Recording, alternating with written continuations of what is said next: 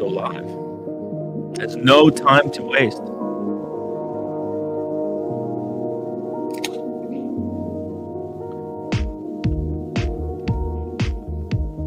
This is the kind of streams I need a drink for, right?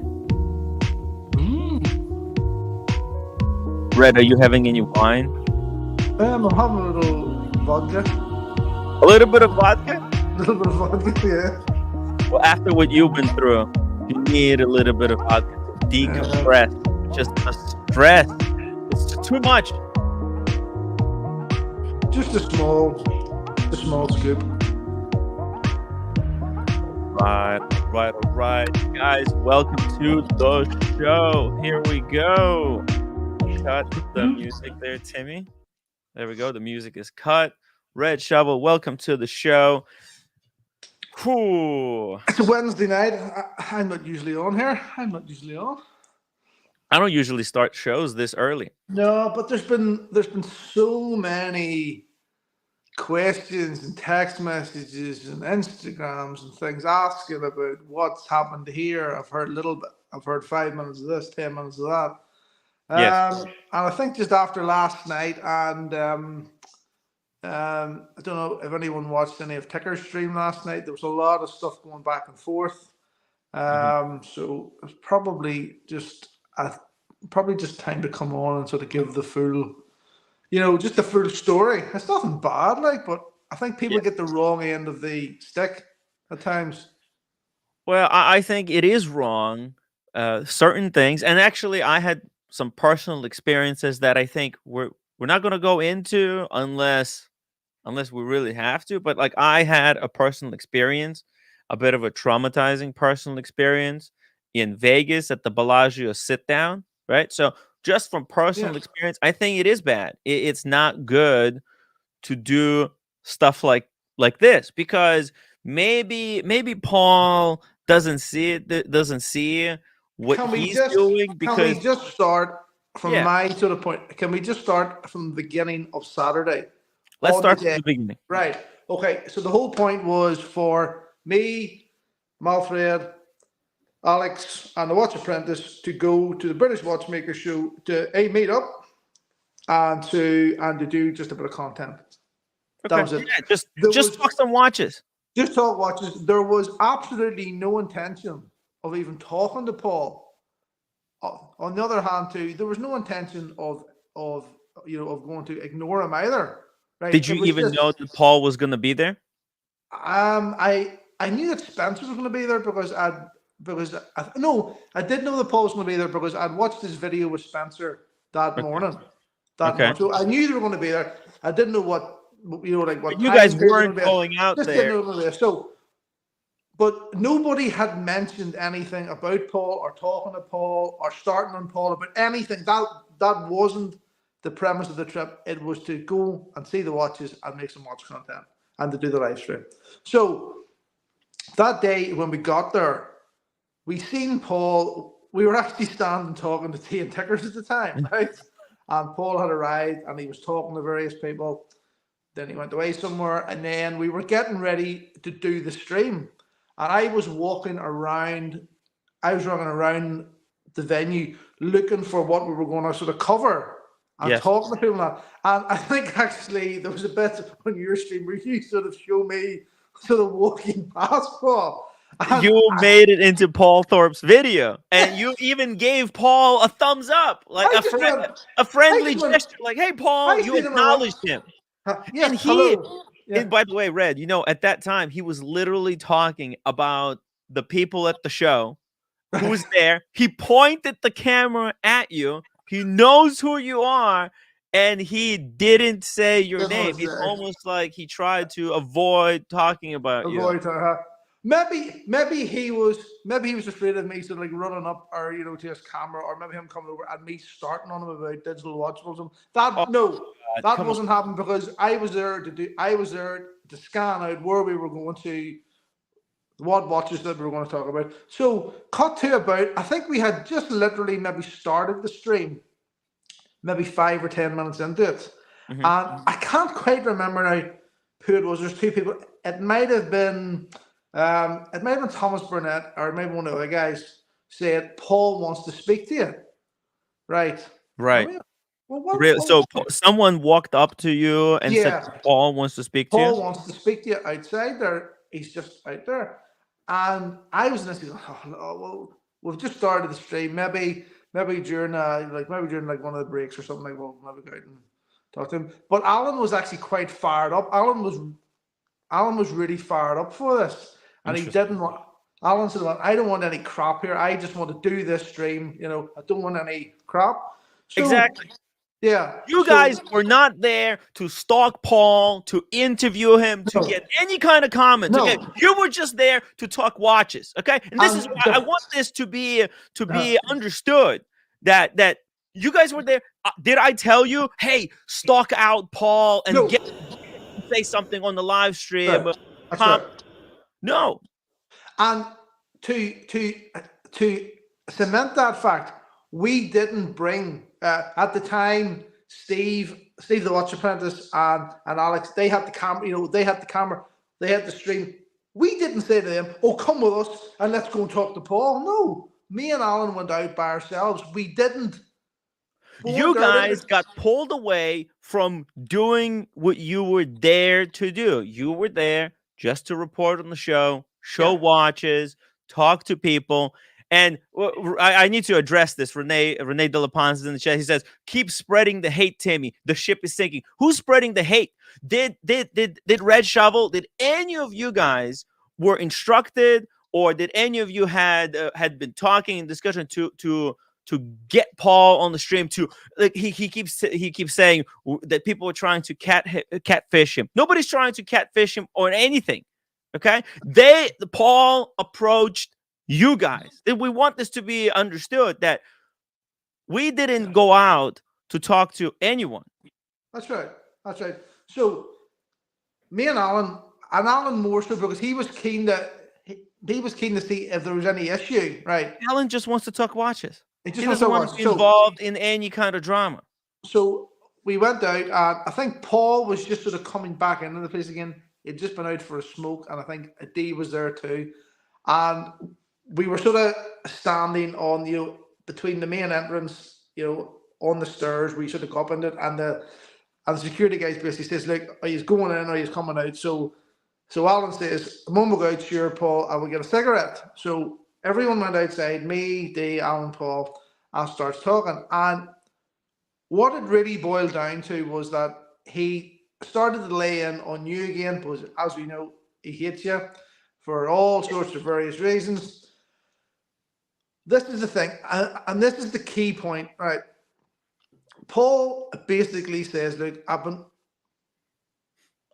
been watching, some of the stuff that you were doing. Very good." For instance, he mentioned the trip that the guy's done to David Khalil's place. Mm-hmm. And he was going, Paul was going, "Yeah, David's a good guy." And Alan was talking about, "Yes, it was really good to be there, blah, blah, blah." And then Paul then said this, right? And this is what and he can deny this all he wants, but this is basically how he put it. You can, like, guys, if you continue on this path with Tim behind this channel, it's only going to get to a certain size because there's so many people that dislike Tim, and there will be doors that will be closed for you, right? And we went, "Yeah, right, Paul, right, okay." And he says, "If you were not to be with Tim, if you were out on your own, let's say, or you were doing this without Tim's involvement," he says, "there would be many more opportunities for you." Right? And he says, "In fact, I could help you there." That's what he said.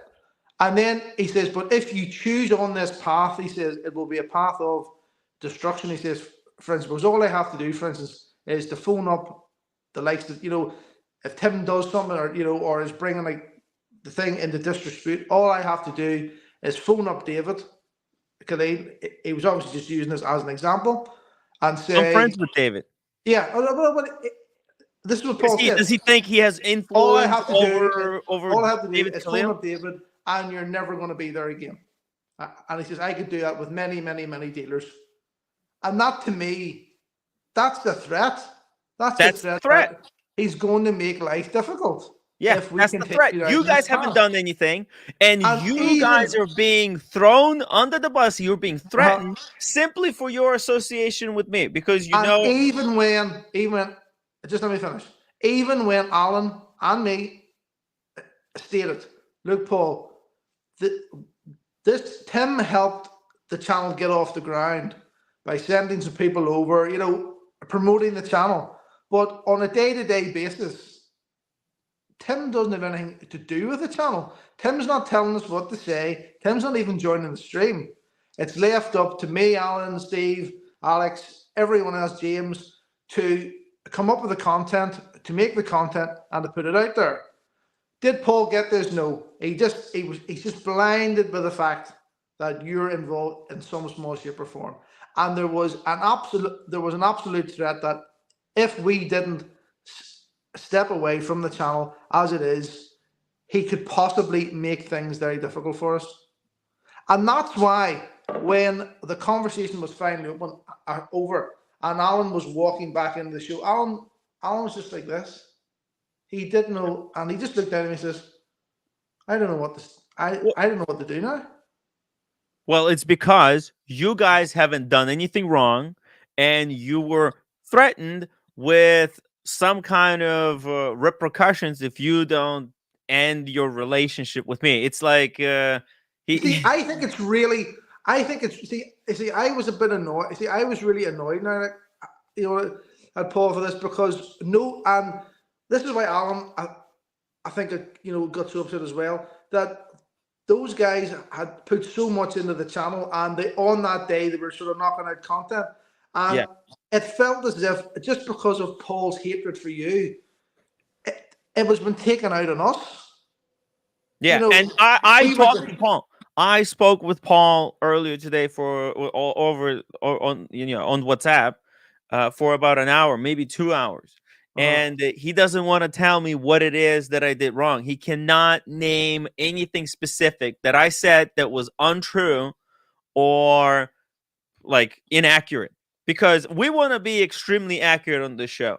Every time something happens, we want to report it and present the situation exactly how it happened. If Paul disagrees with anything you're saying on this show or me, he's free to let me know which moment and I can correct the record.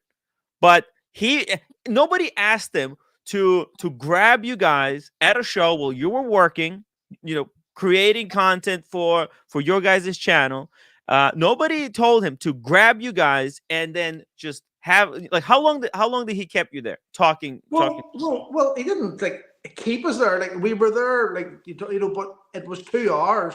But 2 hours. yeah, but you've got to understand that at the points where he was saying that, that he could potentially make things difficult for us, we And obviously wanted to try and.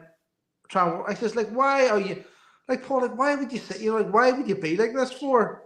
And there was points of the conversation more so like when he was talking about you, where you know, and Paul said like true colors sometimes mhm. come out in that. I think that in the like past, or maybe just in Paul's mind, that there's a lot of things can be finally sorted out. Like by getting into a bit of a fight, a Mhm. physical fight. And I just had to say to Paul at times, like, Paul, would you stop? Would you stop threatening people like with violence? He doesn't think he's threatening. Like I was texting with him, and he's like, I don't feel like I was threatening anyone. And Alan, same thing. Alan's been saying like, well, I don't feel like he was threatened, but he is clearly shaken. Like that conversation has When, shaken when Alan we to were the core. walking back into the show, when me and Alan were walking back up the stairs to the show, Alan was just, it was as if it was as if he'd been tasered nearly. Yeah. He was just walking, Well, but he couldn't move his neck. And that's what happens when someone is in a state of shock after being like threatened. I And says, yeah. and I said that Alan here, we better get back to Steve and Alex, and sort of do the stream. And Alan just and he says, oh, I don't, it's over for me now. It's over. I don't want to do it anymore. Paul is convinced that this is all about the super chat. Look, he's in the chat. There's going to be drama free truth. Where is the drama? This is the There's no truth. drama. This is the Paul, truth. Paul, if you're Paul, listening, Paul, this yeah. is exactly how it happened. I'm not adding anything to it. I'm not, like there's no drama like when I it. This is just what happened This is on the real. day. This is real. Paul, whatever you did, whatever you said to Red and to Alan at that 2 hour, I don't know, conversation you guys had, it was threatening. It was a threat. It's a wrong thing to do. Why would you approach someone in real life and tell them things like that? Like that's not. This is not normal. It's borderline illegal. I don't even know if like this is. I don't even think it's legal, to be honest. Like to I can, to I have can those get, kind of conversations because it's like blackmail in a way. Hey, don't talk about these things or I will close doors. Think about it. Just I can, saying that. That's do it. you, right? Do you see if Paul had left it, for instance, at saying, right, and what we've got to remember is that at this stage we didn't know that Paul was gonna announce his new channel, right? Mhm. If Paul had just basically said and give advice, Paul likes giving advice. He said maybe listen, like there's some advice too, like at times. I fear, but anyway, if he just says, look, guys, I don't think it's good to be with Tim. I think that you're. I think that. I think that that the channel that you're trying to build isn't going to grow, and if you left him, right, I could perhaps open other doors for you. If you Yes, left it at yes, he that, wanted that's you fine. guys to That's work fine. on his 4P's watch Yeah, community. He wants and you guys streaming for him. He saw that wow, Tim helped these guys create a channel and maybe in the future there's going to be super chats and God forbid Tim is going to maybe in the future possibly somehow benefit from that channel. Let me get these guys to work for me so that I could have the super chat. I don't, Paul is I don't, trying to like steal you guys as hosts of the show and I promising don't. you more in return. Like he's saying, "Hey, But even come if to you'd have me, said I'll that, give you that would have been more." better. Even if you said maybe I don't know whether Paul wants maybe want anything to do with me really. Maybe he wanted more so to do like Alan like as a host. I don't know. But if Paul had just sort of said that to us, look, just leave him and I'll give you a hand, or maybe it'll open up maybe more doors. Maybe not been involved with him. On that point, you maybe couldn't argue with him, or there would be nothing to run back at him with. But then he has to add the bit about, oh, I could sort of close the. What's that? Just He's no saying context. there's no context. You're a schoolgirl. In a man's body. Well, Paul, hold on a second. Let me just check if this is real Paul Thorpe because Is that? it is real. I can confirm it. Oh, It for is goodness! real Paul Thorpe Oh, calling you oh, Red come a on, schoolgirl. I mean, come why on, Paul. why would Paul? Come on, man. What is this? What is the why? Why? Right. So, what he shouldn't have said was that he shouldn't have said that. And the bit that has clearly freaked Alan out because um, Alan has been working hard to try and get things organised for the show, and then for Paul to throw his weight around, to use an expression, to say I could simply make a series of phone calls and you'll not get anywhere. In fact, at that time, and you said this, Paul. Paul said this. If I didn't want you back in this particular show here now, I But could just say to but them, Red, the bring it in. reality is he doesn't have that power. Paul can't make those phone calls. In fact, if British watchmakers found out that he's saying these kind of things to people who are paid customers, you guys paid for the tickets to be there, right? Is there tickets? Yeah. Like he doesn't represent British watchmakers. If imagine if they found out that he's speaking on watchmakers' behalf and saying just because you guys didn't do anything wrong, but just because you guys are associated with this other guy that also didn't do anything wrong, but that I don't like because of personal reasons, I can get you guys banned from this show possibly on false grounds because you guys really didn't do anything wrong at that British watchmaker show. No. So, like, Paul could literally get in trouble with the British watchmakers if they were I don't made know. aware of Paul going around and like making such claims, or like imagine it like, hey, you know what now, like what's the name of the gray market dealer that you guys went to? David It was Khalil. David Khalil. Imagine if I David had went to. Khalil found out.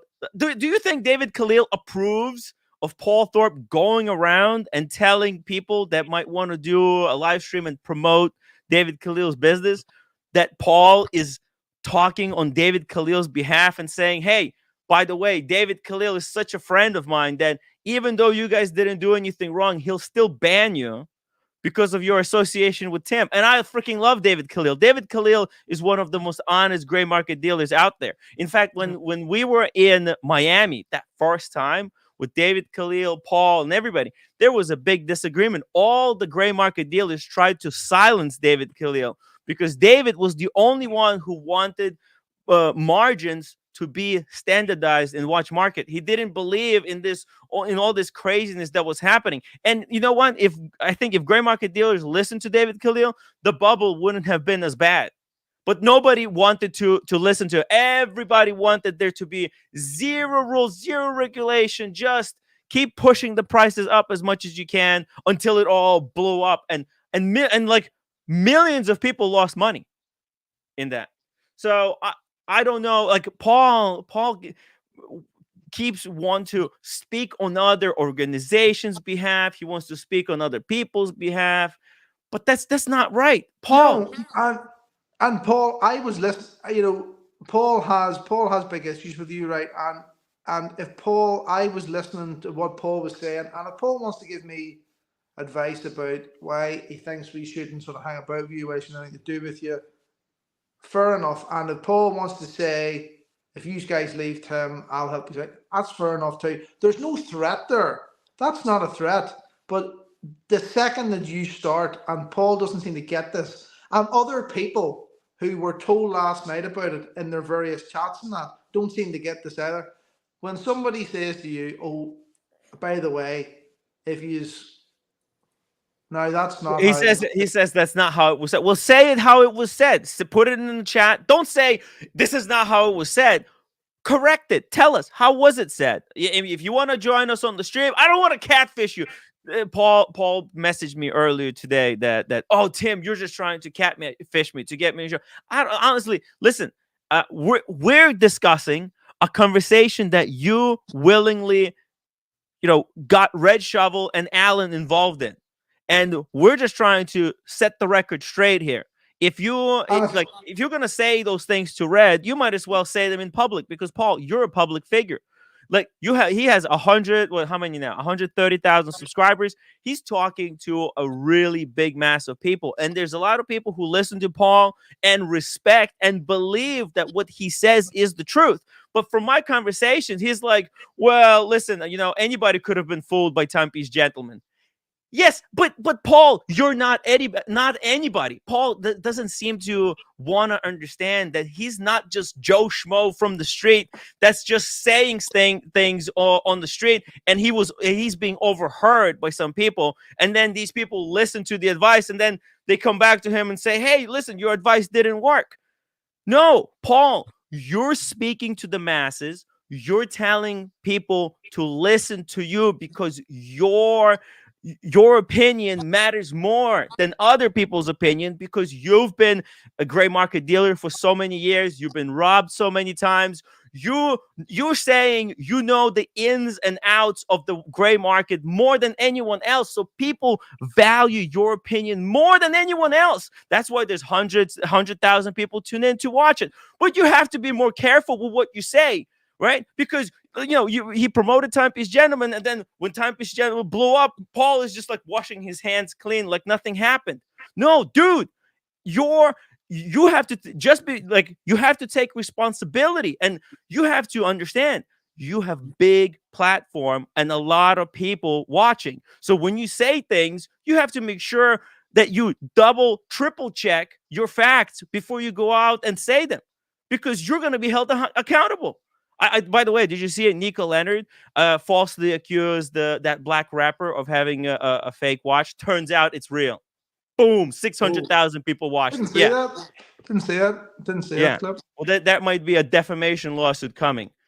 But Well, what does Paul not agree with that you've stated I so wish far. Paul would just come on, to be honest with you, and because We can come you see clear when you're things up. talking to Paul, Yeah. it's a apart from the times where he got a little bit sort of heated in that, in that he starts talking about the olden days, like where people like used to fight each other and all. Apart from that, you can have a reasonable conversation like with Paul, but he does drop in those little things, those little threatening things, right? And they were clearly threatening now, like Alan, where I can make it a bit more difficult for you here. I can make a phone call and you'll not get back Yeah. there again. Those are all But threats. but the more I thought about that sort of during the day and sort of after in the evening time, that was Yeah. completely unfair because we're not you're not in control of me or the other guys. We're doing like what we want, right? I mean, look, I'll And give that you. was I'll show punishing you an us. example. That appeared to be punishing us for things that you have allegedly done. Oh, and what did Or I do? And that's what did I do? I want Paul to tell me what did I do. He told me earlier today over the chat to apologize to him, and I said, okay, tell me what it is that you want me to apologize for. What did I get wrong? And I will apologize. well, I want the well, record to be straight. a I want part of the only facts on this show. conversation, a part of the conversation was Paul talking about things that you had done, and there was things that you've maybe said about Digital Watchful. There's maybe things you've said about him. There's all Did I sorts say of, but something untrue about Digital Watch oh World? well, I do think that sometimes you Look, I do wasn't positive exaggerate. about it. I You do wasn't. exaggerate, Yeah. and for instance, like, and I want to say this to you. For instance, like, there's sometimes that OC like comes on here, right, to talk about Digital Watch. Well, gets you stoked up. Then OC says that he's a friend of Paul's and he doesn't want, and he's not going to say this, that, or the other. And then OC then like will disappear, and you'll just go off on a rant then for about maybe like That's half just an hour. conspiracy theory. This is a Yeah, wild no, conspiracy but theory. there's there's a lot. For instance, on the night before the British Watchmaker show, where you were doing the bit again about Digital Watch Vault, there was a lot of the stuff that you were saying Uh-huh. was true. Yeah. It was just as it was. About the terms and conditions, about all their stuff. There was a lot Say of stuff. look, But then, look, it says say goodbye to watch theft with Digital Watch Vault. Doesn't this give a possible customer an idea? Like this suggests that hey, if you put your watches into Digital Watch Vault, uh the watch theft is going to go away. Like, don't you think this is a bit of a ridiculous? Like, I personally, I feel like this is an exaggeration. No yeah, shot. I don't believe it. and I do and not believe that watch crime will go away if people put all their watches in the digital and watch vault. there's Prove it nothing to me. wrong. And there's nothing wrong with saying that. But I think that Paul maybe thinks that there is something wrong with saying that. What he doesn't like, and we've been down this line before, is maybe you going, "It's a scam! It's a scam!" I didn't He say it's doesn't a like scam. that. He doesn't like it. And in the past, a few times, you've, oh, it's a scam, and he Well, doesn't. And I understand why he doesn't like that. But I it's wait, hold on a when second. I did not say that digital watch vault is a scam. Okay, I didn't say it was a scam. I said it's not. This is not what it is. It's not what they're advertising. It doesn't do what is being advertised. And I said I feel like maybe Paul Thorpe is getting scammed. Right? I didn't say that this was a scam. right, I okay. feel like maybe Paul Thorpe is getting scammed. This is why I checked those numbers. Like, how many people are visiting this website? And we checked yesterday. It's 190 people a month. The whole As an For all investor, we don't you think know, Paul Thorpe for should all know this we kind of know, information? for all we know, the whole thing could be like a scam. It could It be one could of be. those. We don't know. It could be one of those investor scams where they get loads of people, like put loads of money into it, Because build a when I website see that nobody uses. wild, exaggerated promises like this one, right? I get suspicious. I feel like, Who why knows? are these guys Who trying knows? so hard? Who knows? Who knows? Who knows? But that's definitely one of the things on that he doesn't. That he says that you talk about it all the time, blah blah blah. The only thing that I did say was that you hadn't talked about it for weeks, months Yeah, even, I think.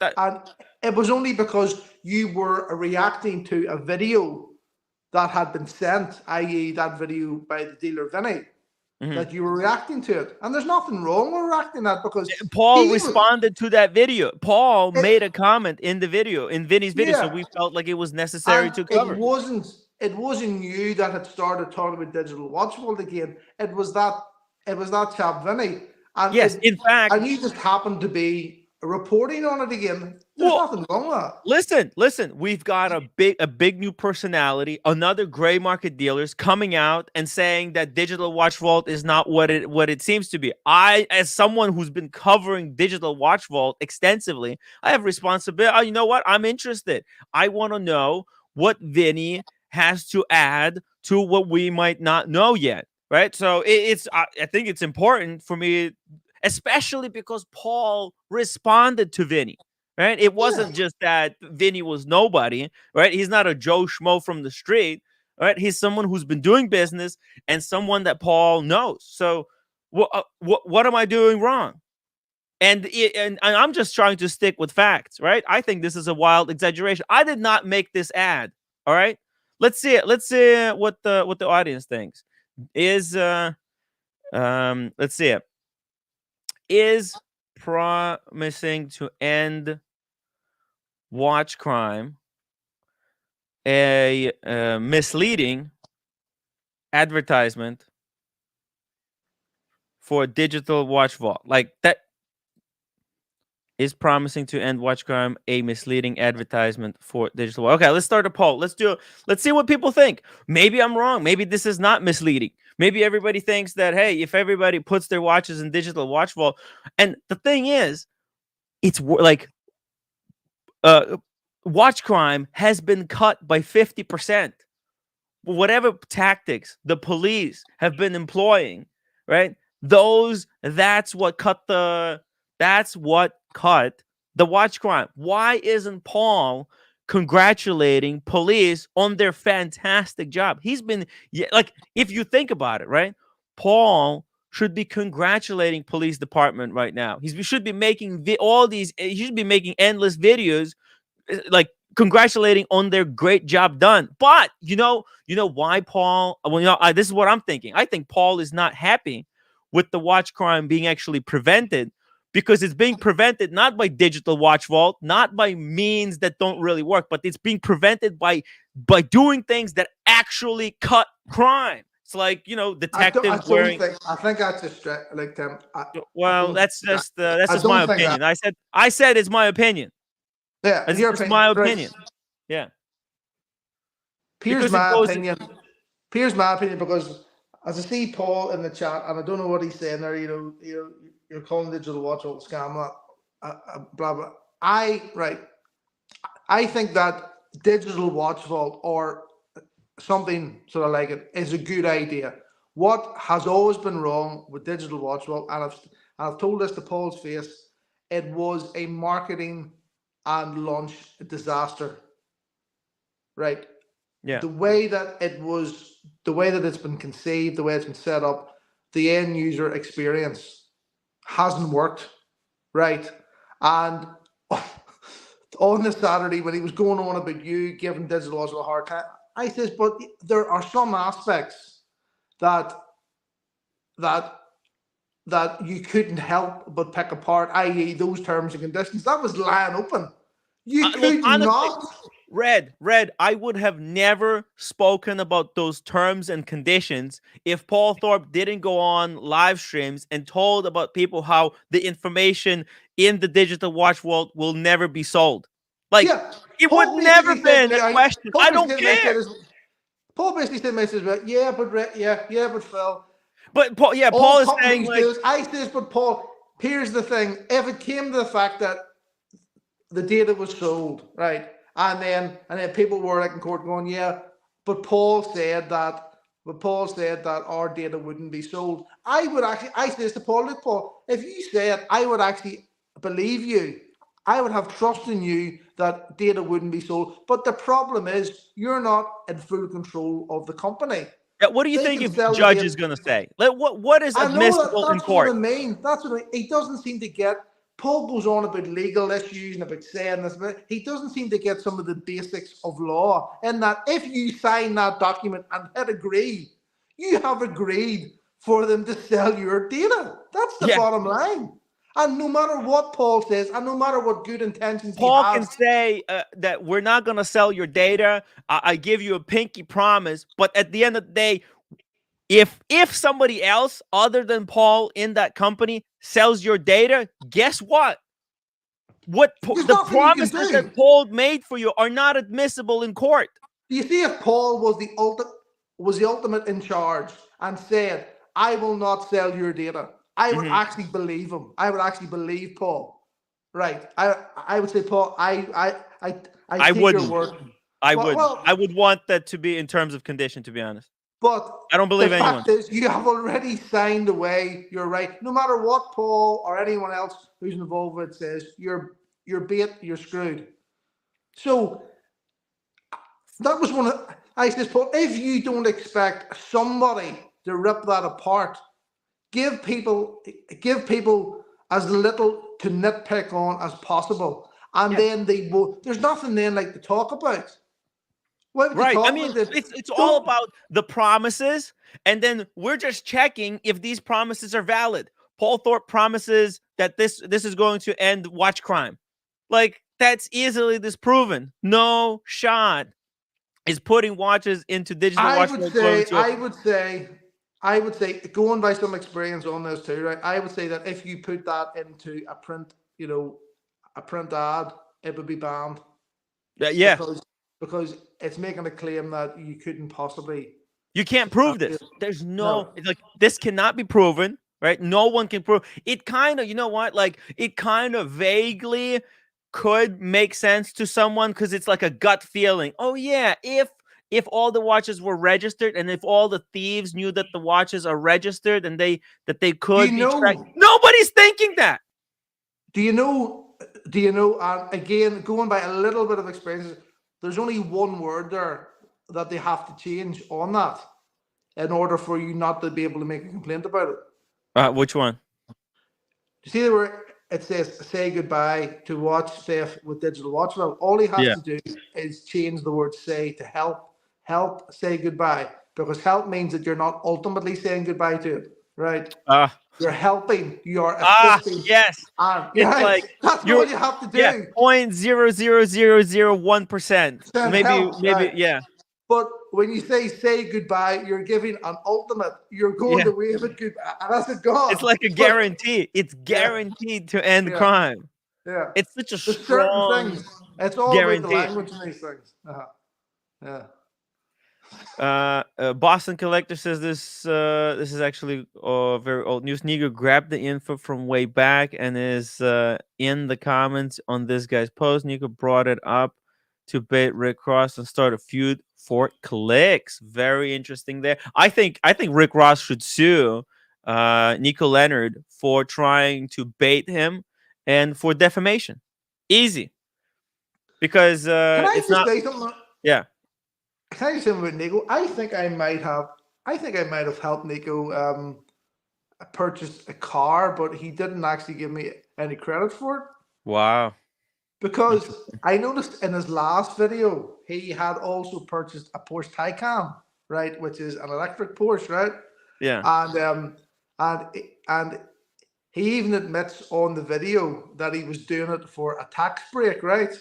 Huh. The last time that I spoke to Nico on the phone and we were talking about cars, right? I was saying to him that I was thinking about buying one of these Porsche Taycans for a tax break, and he hadn't a clue like what I was on about. And I explained the whole sort of like process to him, right? About if you buy this, you can claim it back from your corporation tax, blah blah blah. And I just noticed that he had went ahead and bought one. I think I want him credit for that. Oh my god. Fascinating stuff, Red. Yeah. Let's okay, so this whole digital watch vault, this is just nonsense. I never okay, just to dispel this one right here. Hold on, because Paul was making an accusation that I said to my audience that digital watch vault was a scam. I never said that. I never said digital watch vault is a scam. I've always been very suspicious of Digital Watch Vault. Right, there are a lot of scams in the world. We saw the Timepiece Gentleman famous scams. Right, he had all kinds of scams. Now there's all types of stuff, but there's also a lot of non scams, like the raffles that CRM Jewelers is doing. I mean, that seems to be all legit, although it looks shady, right? It looks like people at the end they're getting their promised winnings, so there's no problem there. Digital watch vault. I'm worried for this company. I like there's all of this. They're saying one thing, but the reality is always seems to be opposite with the whole digital watch vault. Uh, What is yeah, and that? look, I mean, look, this is the threats that I'm talking about, right? What was Like, that? What was that? um, yeah, that was Oh, just Paul saying, if I'm going to use some of his material again, he's going to report it. And I just told him, like, dude, it's what, all. what material? What I don't material? know. Like I think sneak? like maybe like like clips from his videos that he puts out Ah, that we're showing under the fair use. ah. It's stuff like this, and like Paul does this consistently to everyone. And maybe he's not even realizing it, right? Because like Yeah, think about it. I He was don't think calling that you a Paul's only. girl earlier today in the stream. Like, come on, if you're gonna be a gentleman, why Yeah, are but you I don't calling? think that. I genuinely don't think that when Paul is talking, sometimes that he realizes, because I think Paul comes from a time and a place as such where you can get away with sort of you know you know sort of talking like that, Yeah, where you and can get away to no, say anything you want. yeah, and nobody really bats an eyelid. Whereas I think that certainly I sort of realized like what was happening, and certainly Malthred did as well. Mm. That, oh dear, is it worth putting all this? You see, what Malthred's problem is that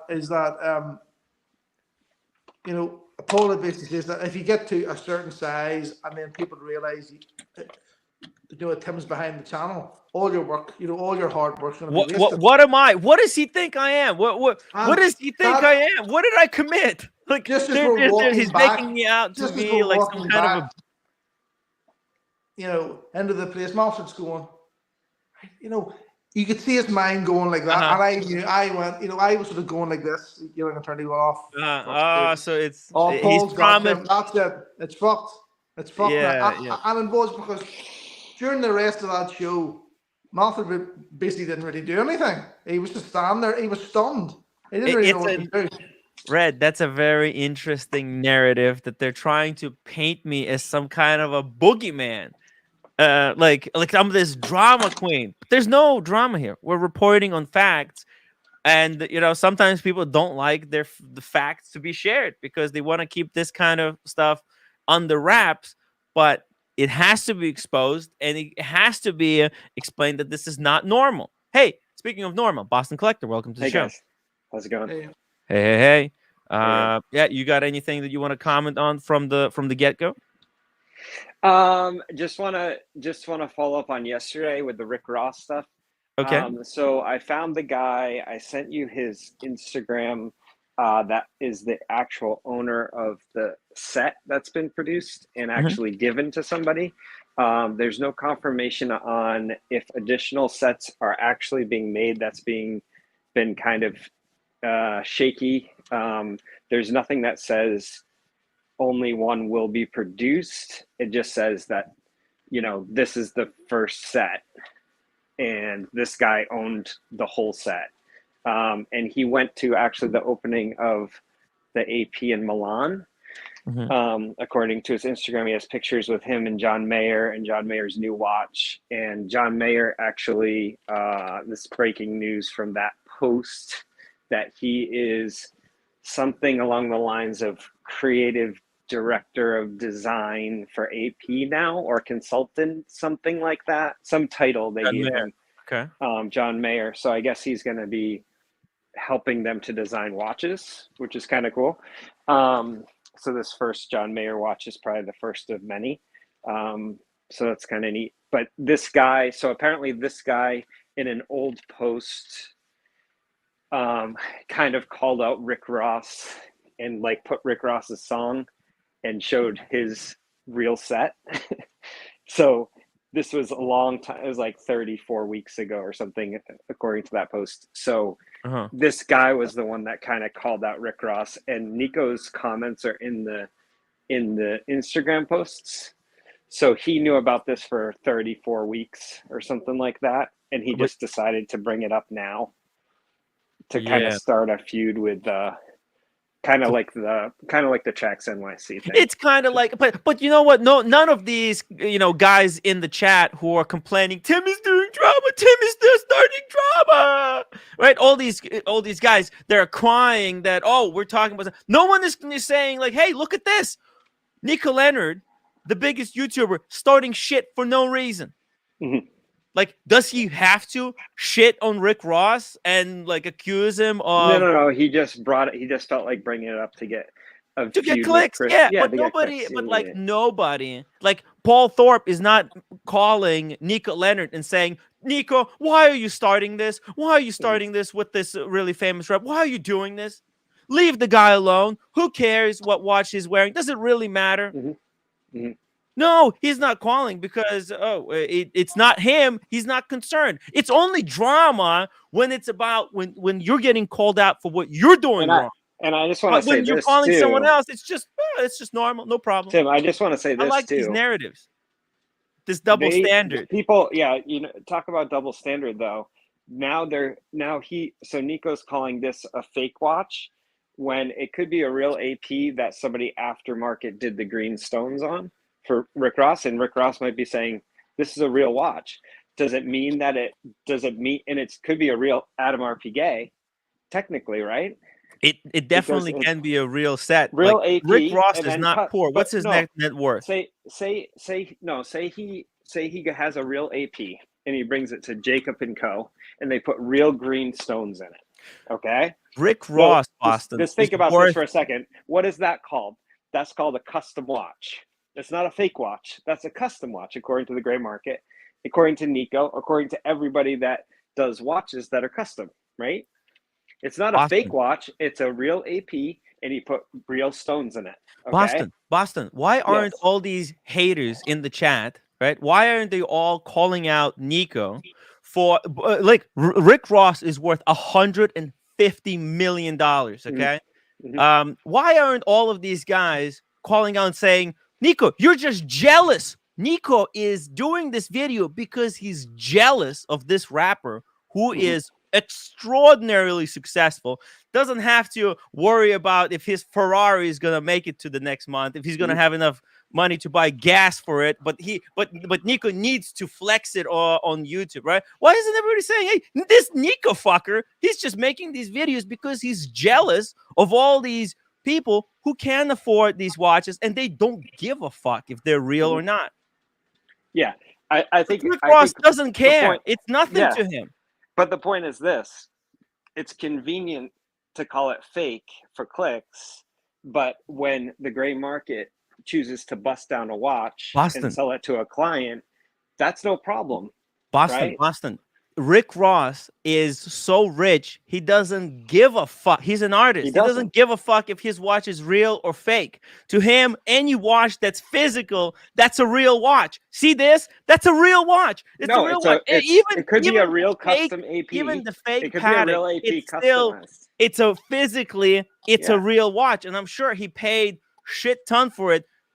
He paid for that watch, something that You Nico can't. Leonard But can't what my do. point is this. Nico My Leonard point is can't this. go out and Nico buy can't watches call like it. Rick Ross is buying watches. Nico should not be calling it fake.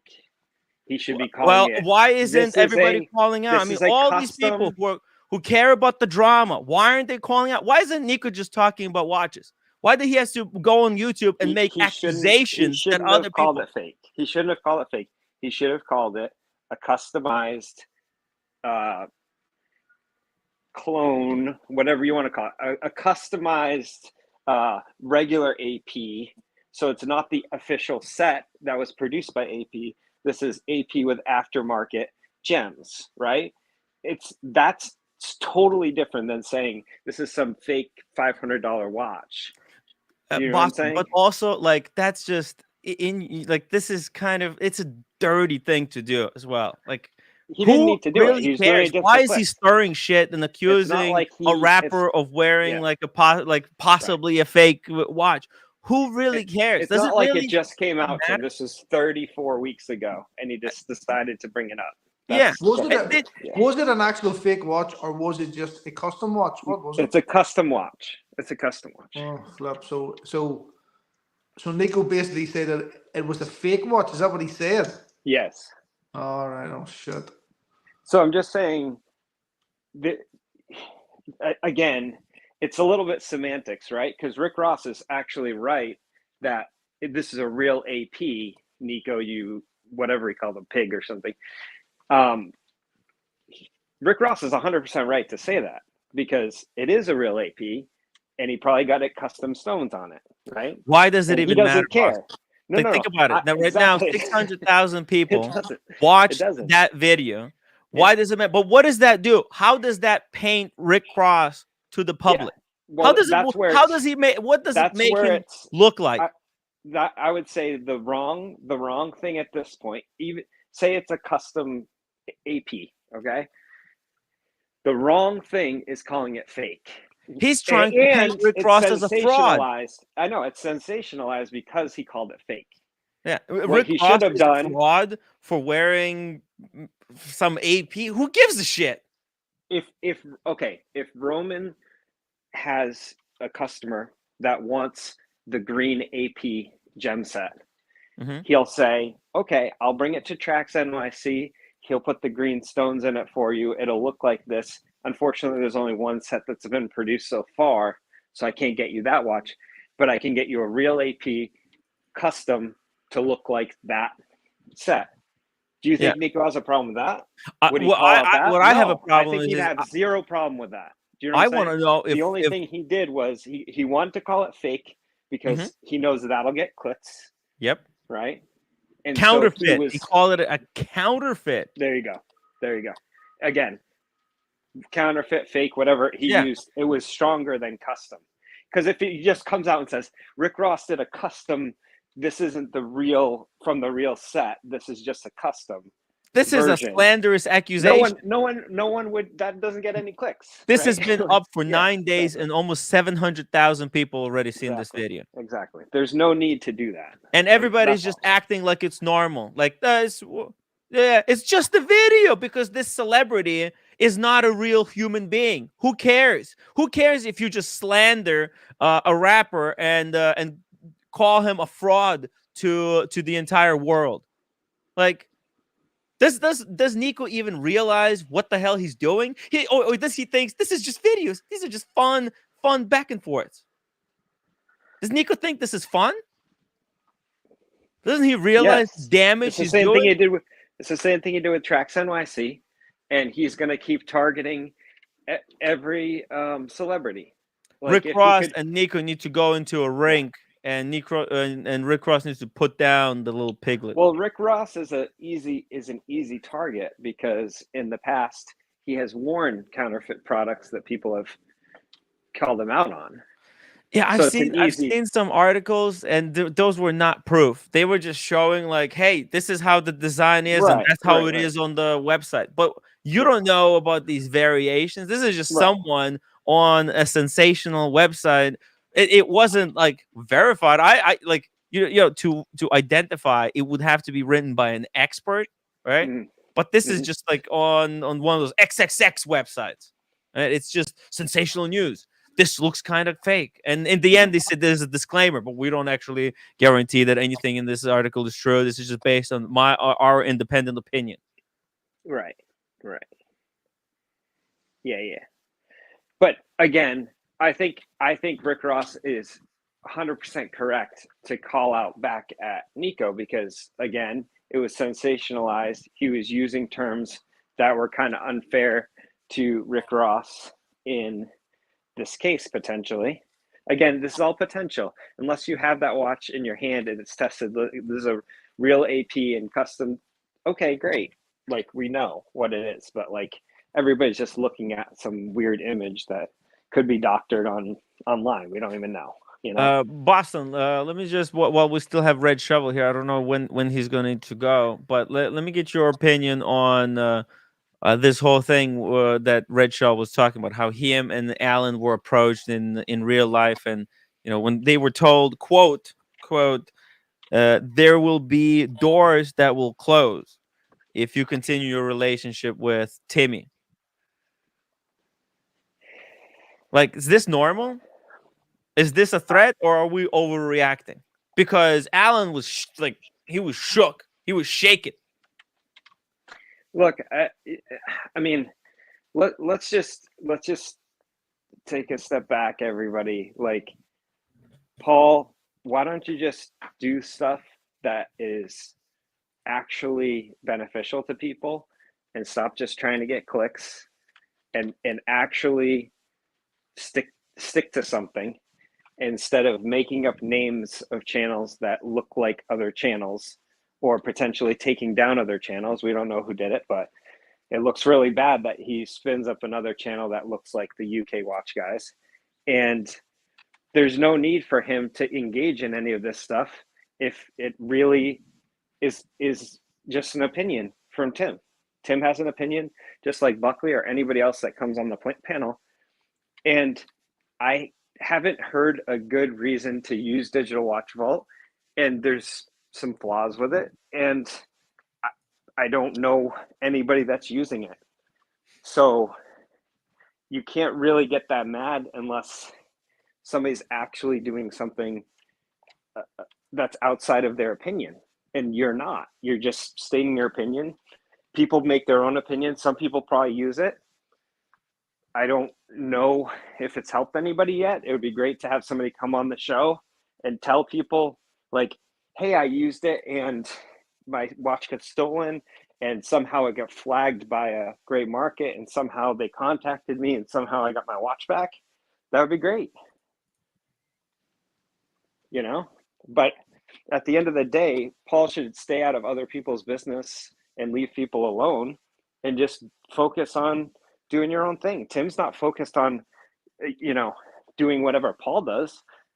He's just reporting whatever news is, but Paul just keeps coming and bringing ridiculous news. He just keeps breaking news every single day. You can't, Paul. Yeah. You can't just be breaking news every single day, starting some new wild idea, right? And expect me to just not react to it. I'm freaking shocked. I'm shocked. I don't understand. Why is he doing this? Is he this is the thing that I don't understand either, right? Paul's argument, one of Paul's things that he was saying against you on Saturday was that he's fed up about you interfering in his business, right? Interfering in his, yeah, I'm interfering in your business, right?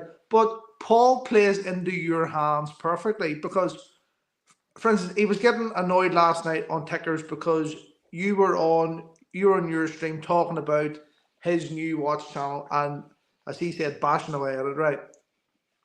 But what Paul should have done on Saturday was, instead of maybe sort of telling, instead of leading the conversation the way he did, was all he had to say on Saturday was, here, I'm actually starting a community channel. I want it to be various hosts. Perhaps maybe Alan or one of the other guys, maybe they want to come on as well. There can maybe be some sort of tie-up.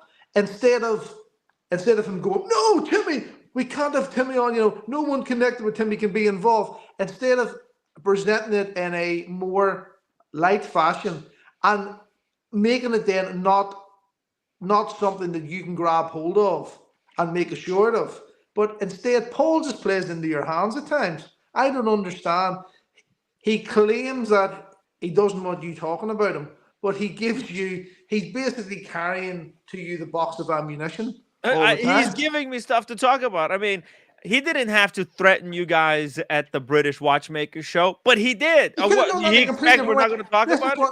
This is what Paul doesn't listen to advice that he's given. For instance, going back to when he was pivoting, on his main channel from the watches to the sort of to the political stuff. I remember sending Paul a message saying, "Look, it would probably Paul be a really good idea if you started another channel for just for the political stuff and let that grow. Oh no, fuck off, basically, right? But he's essentially done that, but be it in reverse, in that he's found that the political stuff, he was losing probably the sponsors from the watch related content, right? Mm-hmm. The fact that the way he done the political stuff was totally, Paul's a good presenter and all, but he done it so one-sided that he didn't get any arguments happening on the stream. He didn't get any. It was all just nodding men in the chat going, "Yes, these people are fucking. I know they're fucking terrible, aren't they?"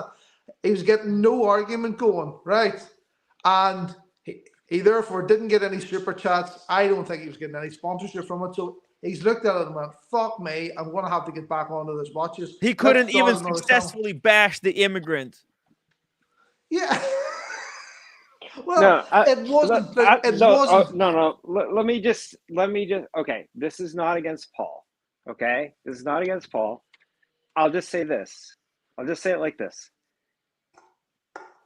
Unfortunately, Paul doesn't listen to other people, and he has horrible idea and execution on his ideas. It's like he has good ideas, it's like, but poor let me tell you something. No, let me tell you listen, why let me just explain. Paul. Let me explain for a second. Okay? Go ahead. He spins up a lemonade stand and puts it right in a good place by the beach, and the sign says Paul's Dirty Lemonade. Okay? And no one comes, and he gets frustrated. How come nobody's coming to my lemonade stand? It says Paul's Dirty Lemonade. And somebody says, "You know what? Your sign's really bad. Like, people don't want dirty lemonade." Okay, no problem. Comes back the next day. Paul's Rotten Bananas. Oh, how come nobody's buying my stuff? I don't know why. It's a banana stand, and I'm by the monkey cage at the zoo, And then people are like, nobody wants rotten bananas, not even monkeys. Okay. And then the next day he comes back with it's just over and over. And it's like, Paul, like, if he spun up a channel that said UK watch, whatever, watch world, and it's like, hey, we're just trying to, have a place that people can come. It's a service that Alex is gonna, check your watches, and you can buy and sell, and we can kind of like create a little bit of a place for watch people, and don't call it Watch Community. That's the same name as a channel that just got taken down because it was close to the other channel that you just didn't like. So then you name it the exact same thing, right? Yeah, like that was not going to stir drama. If you don't like drama, why call it the same name? And yeah, it's like just there's a few. It's just like I called it, for example, I called Digital Watch Vault, like you said, like. Yeah. Don't say that it's going to stop all watch crime. Like, you literally put out a sign that said "Dirty Bananas," and nobody wants your bananas. Whatever it is. You basically don't say things that are not shooting yourself in the foot. Don't say things that are not true. Right? That's what we're saying. But he gets frustrated with other people, but it's him. Like, he is the one who keeps saying things that are not true. And then when he's told, "Hey, hold on a second, that's not true." He gets all flustered, like it's our fault for pointing it out. Like he's trying to say, Tim, they're idiots. Don't tell them that it doesn't make sense, right? He has no respect for his audience, and that's what I find to be like just disgusting, because he has such a big audience, and these people really respect him and take him at his word. But the guy doesn't do any kind of checking to make sure that he doesn't feed his audience false information. Like, when after TPG got scammed, right? It's not like TPG, right, took advantage of Paul. He used him, he manipulated him, and he made Paul Thorpe promote Timepiece Gentleman. And in return, Paul Thorpe got subscribers, he got shout outs from the TPG, right? But Paul hasn't learned anything from that experience. He still doesn't understand that he was promoting him. That people, maybe some of the people that got scammed or were slow rolled, those people trusted Timepiece Gentleman Mm-hmm. because Timepiece Gentleman did a live stream with Paul Thorpe, and Mm-hmm. people respect Paul Thorpe. Think about 100%. Red Shovel. Just what Red Shovel just said. He said, "Paul, if you were a CEO and you said you're not going to sell data, I would trust you."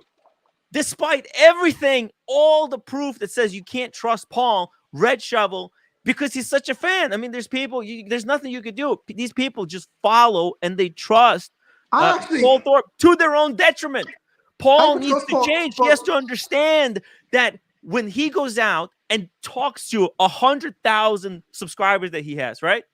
That he has to make sure that he does a little bit background checking to make sure that he got his facts straight, that he's not misleading them. But his excuse is like, oh, anyone could have fallen for the Timepiece Gentleman.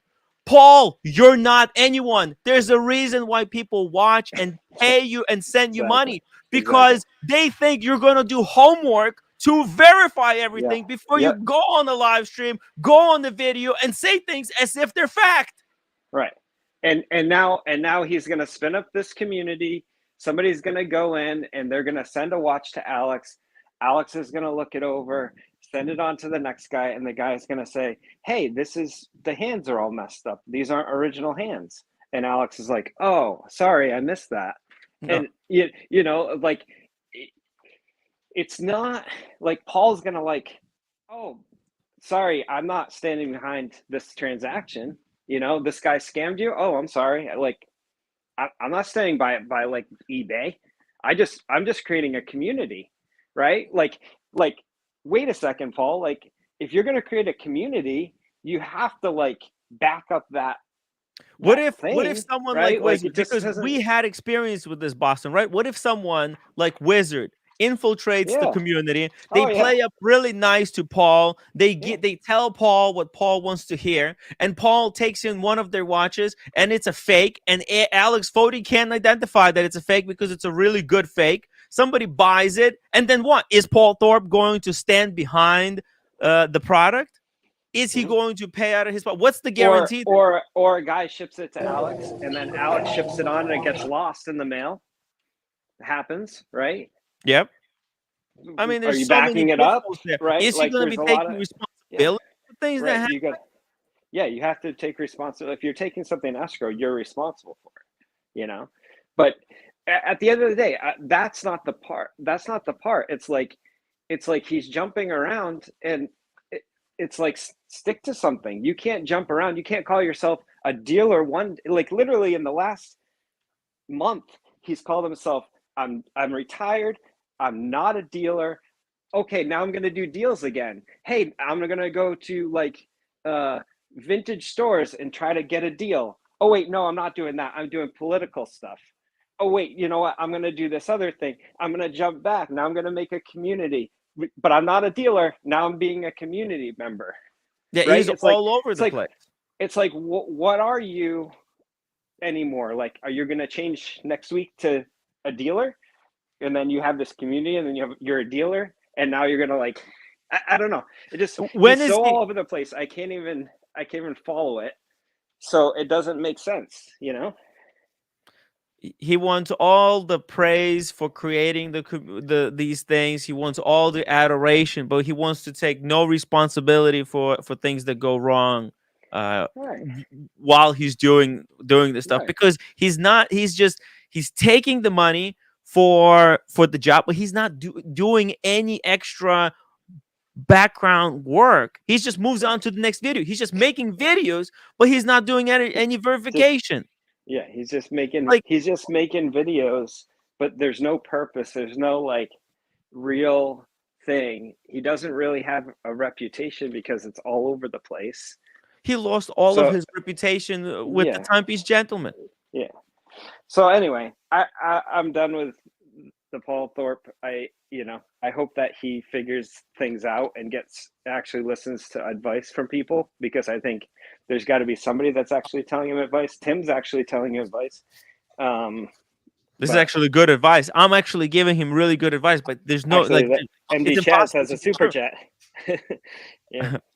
Hey, look at this. We got time. We got Daniel Katz with a All right, martini. I'm Welcome to leaving the show, now. I'm Daniel. leaving now. Daniel's Thanks. on. I'm leaving. All Thanks, right, but Daniel. I'm only here a couple of minutes. But thanks, Boston. Yeah, good to Hey. see you, Daniel. And for speaking up, Boston. Yeah, I hear you. What's going on, Red Shovel, Yes. and everybody here. I'll just get my 2 bits in, and I'll get out. I think there's a lot of potential good with Paul, and I just don't like this hint of patronizing. There's this other talking down to people like we're little children. I don't like that either. He called me a child many times. Oh yeah. Well, there's also, even without saying it, I don't really, you I don't haven't really been care. there, and I just don't like that. So I'm not really involved with this, but hang in there, Red, about what's happened lately, Well, and that's all I wanted to say. So okay, then. Well, it's not Cool. really affected Daniel. me. It didn't really affect me. It affected Alan more because Alan You've been hasn't. through it once. That's why it didn't It affect you. doesn't. It But the doesn't. first time, do you have the letter, by the way? Were you able to find it? Or you don't want to? It was. You know. There's bits in that sort of email that I sent. It was to Paul. It was to Spencer. It was to Gavin, and there was bits in it that, to be honest with you, aren't really relevant now because they talk about events in Vegas, and I don't want to pull all that up again because I dipped my toe briefly earlier on Mhm. into the horror show that is the dungeon. That dungeon thing, right? And Tea and Tickers was on there, and I'm going to have a go at Tea and Tickers for a guy that doesn't want any drama on his channel. Well, fuck me. He's trying his fucking best. He's trying his fucking best to get as much drama on it as he can. Right. Trying Oh, his fucking best. that's the biggest lie that Tim Tickers ever told anyone, that I he don't want doesn't any want drama on drama. my channel's drama free, but yet I'm fucking coming on this fucking channel to talk about all your content fucking 10 minutes. He Right? didn't care about drama when he hopped on the community and called me an anti-veteran just for nothing. Yeah, there's Yeah, doesn't no like drama. what The guy doesn't like drama. and the fact that he was, I think last night he was, Tickers is slightly starstruck still by Paul. Right, there's a Oh, little bit, yeah, he's he's a bit of a back in good starstruck graces. still. Right, yeah, and he was basically, and he was agreeing. What I don't like about Tickers is that if he is somebody on his show or on his panel and it's a bit of a draw for him, he will agree with everything they say. There's Wow. no there's no sort of research. There's no sort of as to what's going on. Even though people in his channel are going, Tickers, stop fucking talking because you don't know what you're talking about. Yeah. He still was agreeing with Paul, and that really, really pissed me off. But TN Takers was probably promised some subscribers. Paul probably said he'll send him a link or something. You know how these things work out. Ticker says that Paul promised him nothing, and even if you take Yeah. that at face value, Ticker should have had the wit to realize that Paul was using him for that thing. Paul doesn't give a fuck about Tickers. Paul was even talking about going live. Paul's live at the minute, right? And Paul Yeah. now plans to go live, right, when other people are on. And even Ticker was going, oh, but don't go live at 9 o'clock on a Tuesday because, that's my slot. And Paul never answered him because Paul plans to go He doesn't care. live at 9 He o'clock. doesn't care. He just came there. Paul came on Tickers' show to steal Tickers' viewers. To steal the 30 people that And he that's what has. TN Tickers thought he's going to get Paul Thorpe's viewers. In reality, it's the exact opposite. It's the But exact hey, opposite. hey, Buckley, you've been listening to this drama, as people call it, as Paul calls it, for a couple hours now. Let us know, what's your take on this whole situation? I gotta say, Europe is a weird place. These fuckers are weird. Yeah, you can't make this stuff up. It's very much a angry on the playground thing going on over there. Yeah, it's as Todd Levin said very long time ago, that it's like people fighting for scraps, and that's what it looks like. Right, with all these guys jumping in, trying to grab as much as they can and get away with, like, so freaking disgusting. But hey, look, Buckley, do you ever talk to people like that? Do you ever approach someone in real life and tell them, "I'm gonna close doors for you if you don't separate yourself from this other guy that you're friends with"? Like, No. people don't say, like, that's not even like, that's like illegal in the United States, I think, right? That's almost like, Well, it's not illegal, but It's if it's just, not recorded, I guess. I don't. but you see, I think Paul is used to talking like that. Paul has been used to talking like that all his life, and it's maybe worked for him.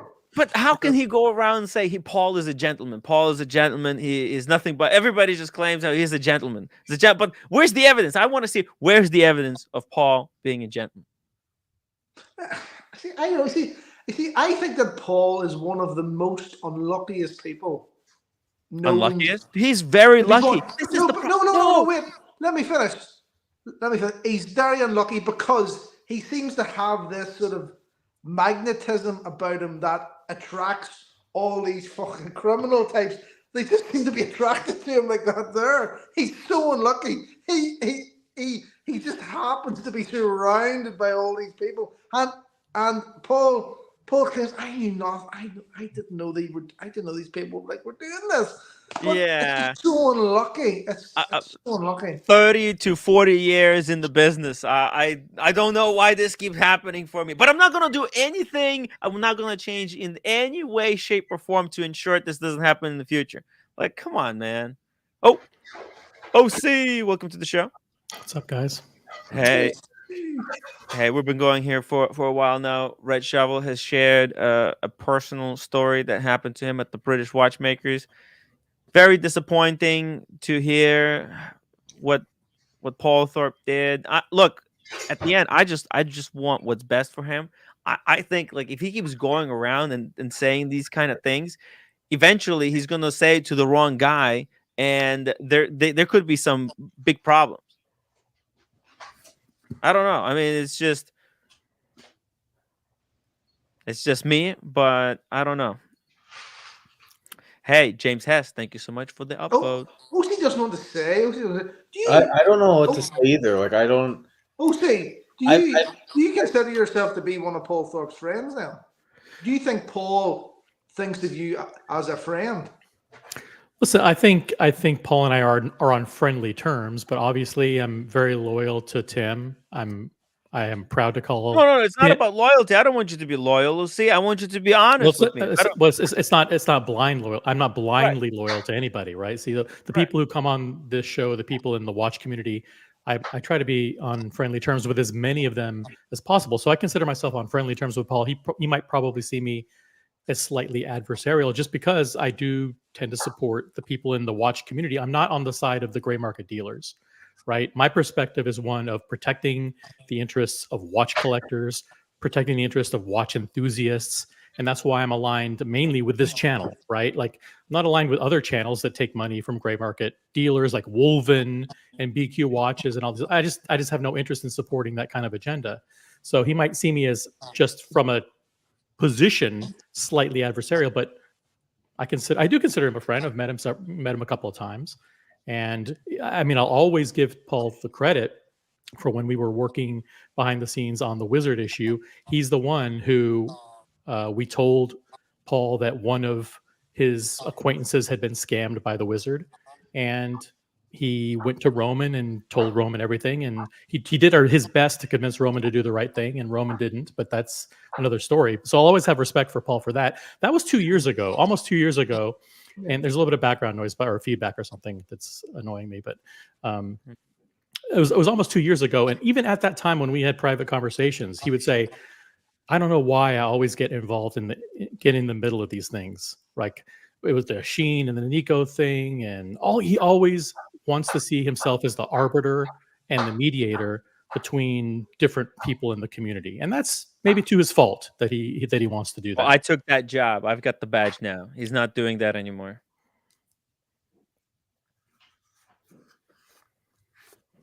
That's what he wanted to do. I see it. He was trying to help people, but I don't really. His interests were misaligned, and I think maybe he doesn't understand that.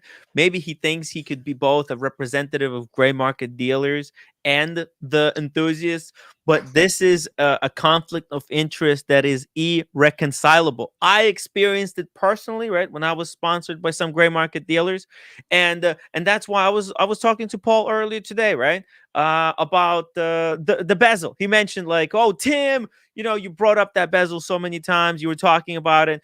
Think how good Spencer was to you." And I'm like, "That's great. I really appreciate that Spencer was good to me, but I'm not going to cover up a story, right? Because that would be against my journalistic kind of principles. Like I just because Spencer was good to me doesn't mean that I'm going to not cover stories that he's involved in. This is not how it works. I don't take bribes, right? If people want to support this channel, they should support it. There's no strings attached, right? That's how people have to understand that I do business here, right? I'm not going to take money from some gray market dealers and say they're great when I didn't do any kind of background check. Like if I was going to promote a gray market dealer in the future, I want to see their papers, some kind of paperwork, right? I want to see some proof that these guys are legitimate. Yeah, and it's not just Paul, but everybody needs to understand that you do a daily live show 7 days a week, right? So you cover new releases, watch reviews, watch industry events, watch industry happenings, news, and stuff that's happening to the personalities involved in the watch space. So yeah, there's going to be always a little bit of discussion about those personalities. If someone does a video talking about a controversial subject, you're going to cover it. It's not personal. It's not animosity. And so I think the issue, I mean, Paul has always responded pretty, I mean, I'm not going to say thin skinned, but he's always been very sensitive about what people say about him, about what commenters say in the chat. He's very, very much like Timepiece Gentleman, always focused on the haters, on what the haters are saying in the chat, what the trolls are saying in the chat. You have to, he's been successful on YouTube for 5 years. He should know by now, whether it's Tim Wright or Red Shovel or OC or Buckley or trolls in the chat or haters or people on Reddit or people in other YouTube, the hate streams, to ignore them. It's your responsibility, Tim, to cover these things. If Vinny does a video where he says the digital watch vault is fatally flawed, or are you just supposed to close your eyes and bury your head in the sand and Just not ever friends with not Paul talk about Ford, it? I can't report on it. That's called that's conflict of interest. Like I think everybody needs to kind of grow up a little bit, understand this is YouTube. It's our job to provide edutainment for people. It's education about issues as well as do it in a lighthearted and entertaining way. There's no toxic hate or unnecessary or manufactured drama on this channel. I can tell you, I've been here on this panel on and off for over 2 years. I've never seen Tim come to me and say, "Hey, let's make something up," or "Hey, let's create a fake storyline about." No, not a single time. Never ever happened. He only reports or wants to cover subjects that he feels passionate about and that he cares about.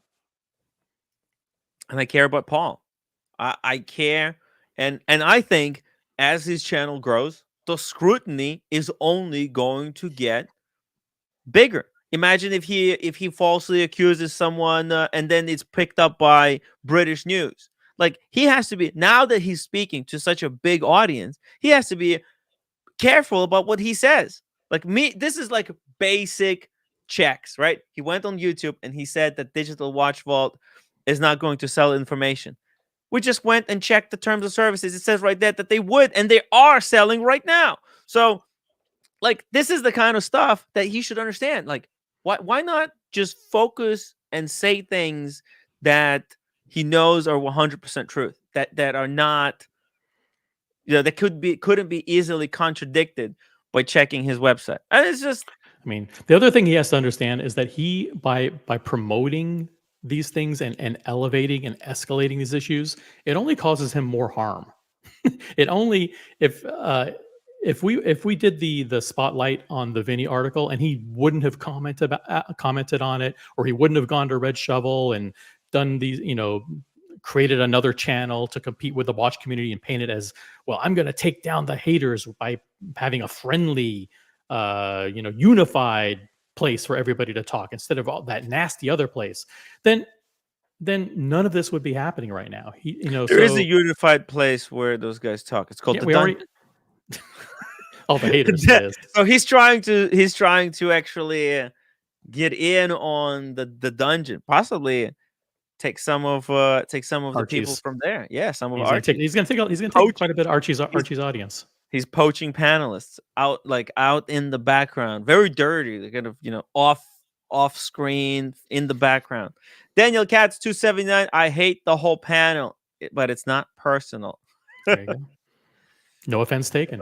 No offense taken. Thank you so much, Daniel. It's hey, and I actually told Paul, let's work together to bring down the wizard, because people don't listen to me. A lot of these victims of the wizard, they don't listen to me. They're not going to go and report wizard to Canadian FBI. But if Paul Thorpe came to them and said, "Okay, guys, now's the time to do it," I think they would listen. I think if he approved going to the police to bring down the wizard, they would do it. But Paul said, "Until you apologize to me, I'm not gonna help you bring down the wizard."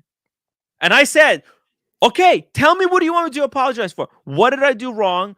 If there's something that I said wrong, if I made some kind of an inappropriate joke about you that you want to apologize, let me know what you want to apologize for, because I want to settle our differences now so that we could take down the wizard together tomorrow." That's what I want to do. And all of this division, him creating a channel so that he can get super chats, this is what he's obsessed with.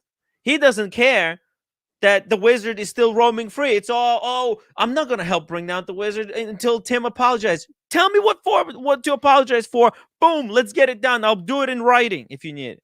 I'll do a video. I don't know if he's saying that. Competition is good. If people want to create new channels and create different content choices for people to consume, that's good. Competition is good for everybody. The good stuff will rise to the top. It's interesting. Nobody accused Paul from stealing my idea, right? Whereas when I created this stuff, everybody's accusing me of stealing other people's ideas. But when Paul is doing it, it's all cool. There's no accusations. None of these trolls. It just shows which trolls are actually genuine and which are just making up garbage. Everyone knows who created the live stream panel format in the Watch community on YouTube. It was Paul. It was Paul. It was Paul. I'm not going to say. I'm going to leave that open ended. But I want to say also, Red. I understand why you're passionate about the subject, because you really care about the friendships that you have with people in the UK and Scotland and Ireland and in Britain. You really do. You enjoy the camaraderie of hanging out with people at these BQ events, these London events. That you care about the people, and so it is hurtful when you see people trying to create division and strife between different members of the community. Yeah, because we didn't go there to have any sort of meaningful interaction with Paul anyway. It was that discussion was led by Paul. He wanted to speak to us, and it was him that basically said how it was. And I'm not going to let someone tell me who I can be friends with, but I think it's unfair that he tried to say that even though we explained to him that Tim has no narrative in the channel, Tim doesn't text us, phone us, and tell us what to talk about, yet we were still going to be punished. In fact, Red, if Paul wanted to unite the Watch community, why doesn't he just promote that channel? Like you said, I have no editorial controls there. And in fact, if he's worried that it's about super chats, I don't even have to monetize that channel. If he wants to promote that channel and let that channel be a unifying place that you guys already running, the one that was shut down, if he doesn't want to create division, he should just he should promote that channel that you guys have, that Alan has. We don't have to monetize, or we can monetize it and spend all the money back into whatever the channel is doing. I don't have to have a cent of the money if there are super chats in there. Listen, I have a lot of respect for Paul, but creating a live stream channel where you have the same cast of characters that's on the shows that have been going on for years and years isn't going to move the needle. It's not going to attract He's, anybody. No, who is no he one, going to bring on there? no one, no one, Curly? no one wants to see a panel with this that same old friend of his. Marcelo. No, it's not Who even else those is guys. washed up I don't think he's that going to Paul attract. is trying to bring there. I don't think he's going to attract any of those people. It's going to be the same guy. It's going to be Dee and Spencer and Gavin and people in the UK. And it's not. They've already done that show before. It's not interesting to collectors. It's not interesting to enthusiasts. It's for people who are who are dealers, really. Well, it's on at the minute. Paul's streaming at the minute, and it's Dee and it's Alex. Well, that's the same show. And he's dropped the link. For 4 years. And he's dropped the link about 20 times, and no one's The The thing is, want to be asked the question what they think about immigrants on boats. Why would anyone jump on there if another subject of that channel is immigrants on boats and hating on the police? What if somebody super chats a question to a panelist member like, "Hey, what do you think about this Paul's hate for these migrants that are fleeing for their life?" That nobody wants to be put on spot to answer that kind of question on the Watch Talk channel, but that's what Paul invited when he pivoted his channel to just talking about this nonsense. Don't refugees take planes anymore? Why do they have to take boats? I think it's cheaper. Yeah. It's riskier, though. JD, MTL, 279 Canadian. We need more drama. Love the panel. Look at this panel right now. Okay, you have Tim Wright, who he's very good at Watch Talk and spicing things up. But then you have me. I'm not a drama guy. Red Shovel, he's the most mild-mannered, friendly He's guy. He's full-on comedy guy. Does he say things sometimes that were told to him in confidence? Maybe once in a while, but he's not a drama guy. Buckley, the least drama guy on the planet. This is the typical panel here on a regular weekday night. Buckley's just waiting until he watches. And you have people like Brian, and Diego and Tim G and the smartest, most successful collectors in the chat. Yeah, I mean, great. The people who are the true enthusiasts are here. Maybe they're not here every single night, but they're here 2, 3, 4 times a week. It's the most successful and the most and with the broadest and most successful collections. Because we don't make shit up. We do not. We want only facts. say to people that if you want to get the full sort of broad picture of how some people interact and think, watch Ticker's stream from last night, and you'll see Paul on that, and you'll see how he reacts to various comments in the channel. Because if there's one thing about Tickers, he doesn't moderate. The guy Chili Badger didn't moderate the comments like too hard, and there were some questions that Paul tried to gloss over really quickly, and it was obvious, really was. Yeah, he has his own narrative, and he just wants everybody to fall into how he sees things, but he doesn't even know whether his view of things is real or not, and he doesn't care to find out. Like, we're telling him, hey, this watch world is more complicated than it seems, right? These gray market dealers, like, you were fooled by Timepiece Gentleman. And Paul's like, oh, anybody could have been fooled. No, but you're not anybody. You have an audience of 100,000 people watching. They're expecting that, first of all, that you know more, that you wouldn't be so easily fooled, and that you're going to go above and beyond for your audience to make sure that stuff you're telling them is true. And it's not just all about, hey, if you say these things, your audience might buy these watches and Spencer will make more money and you will get a cut of it. Like, because that's what it seems. Paul wants to say things that encourage people to do things, but he doesn't want to take responsibility for when people do things that he told them to do and they get burnt. Then he's like, well, it's hands off. You didn't have to listen to me. He's like, yeah, I'm making videos, but if you listen to me, if you do as I say, and it works out for you, I want credit. But if it doesn't work out, then hey, dude, it could have been anyone. Look, By that the way, doesn't work that way. one of the things that was interesting, this is not a negative about Paul, but Paul answered a question yesterday. I believe it was during the Tickers show last night. He was asked point blank because Archie Luxury has been very public in saying, listen, Paul paid me $1,500, so we need to kind of, go easy on Paul, and we need to, not say anything negative about the digital watch vault.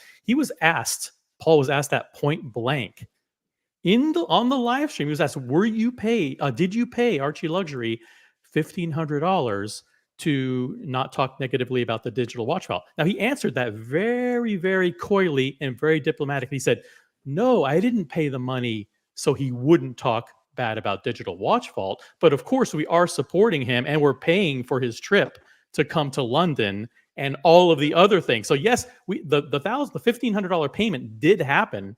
It came, I'm not sure if it came from the company or if it came from Paul directly, but he skirted around the issue. He wasn't straight with the audience.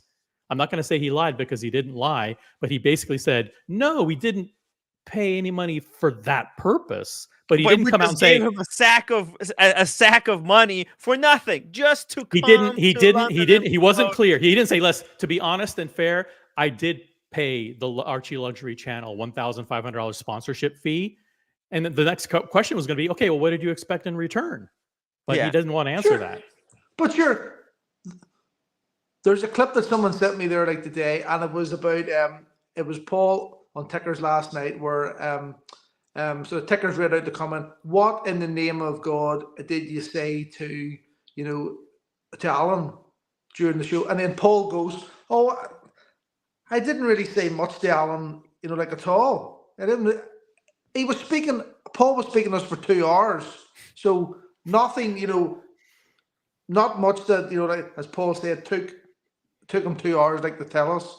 Listen, he paid money under the table, or the company paid money to Archie Luxury to go soft on. This is what my opinion. Do you think you're going to get an honest opinion about Digital Watch Vault on AC3's channel? And if you look at Archie's channel, he's being funded by BQ Watches, he's being funded by Pride and Pinion, and he's being funded by Wolven, those two fat elephants, who I think are shady as fuck.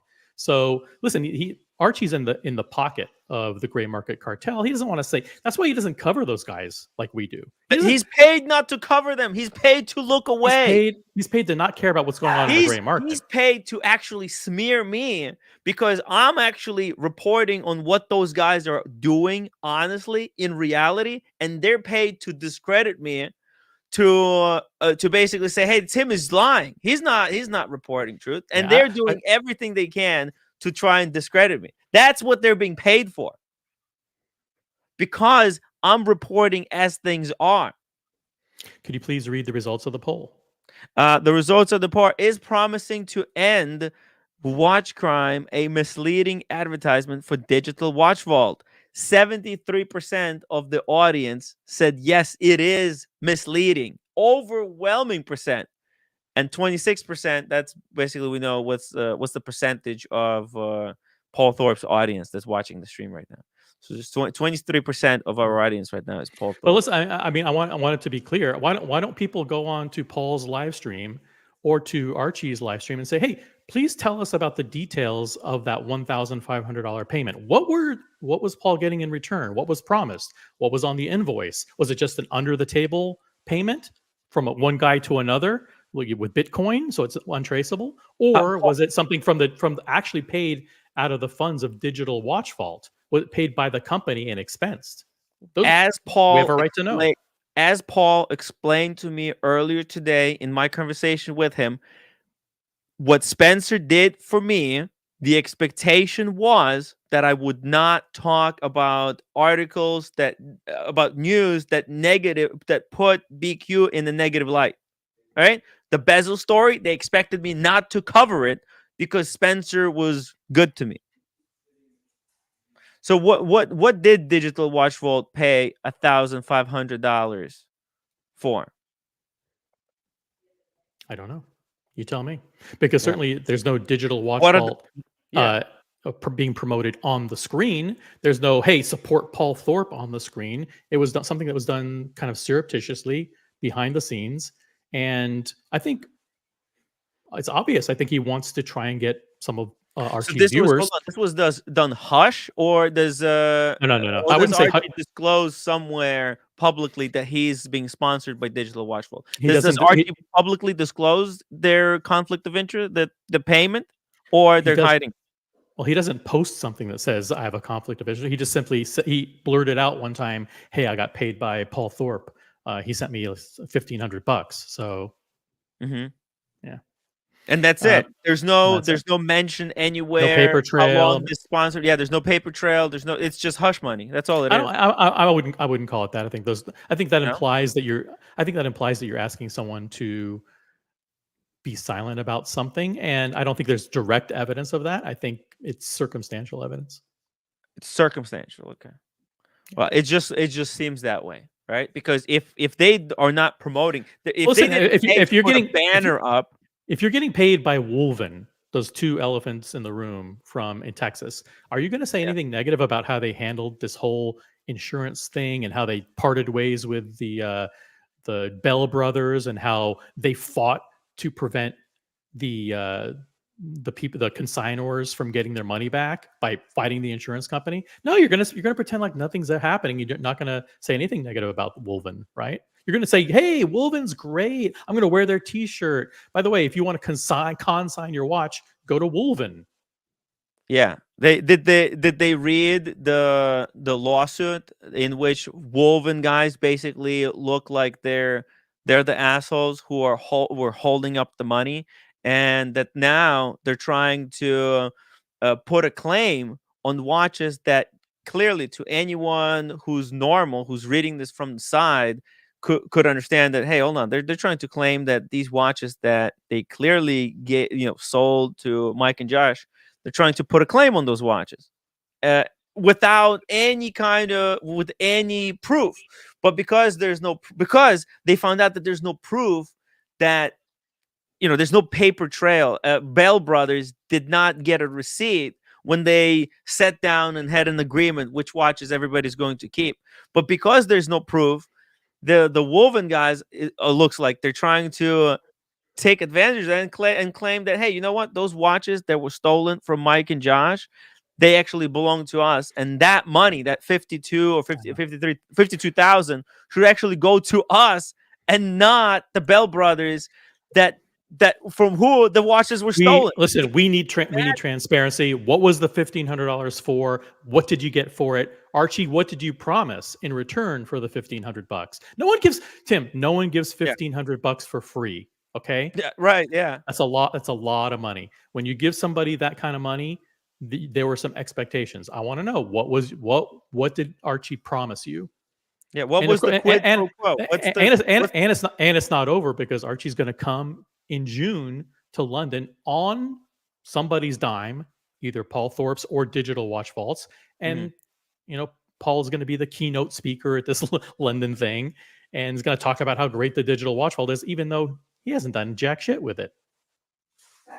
Brody, $5 super chat. All this Forpy talk when there are real victims being lured into a cult and buying code 1159s directly from AP.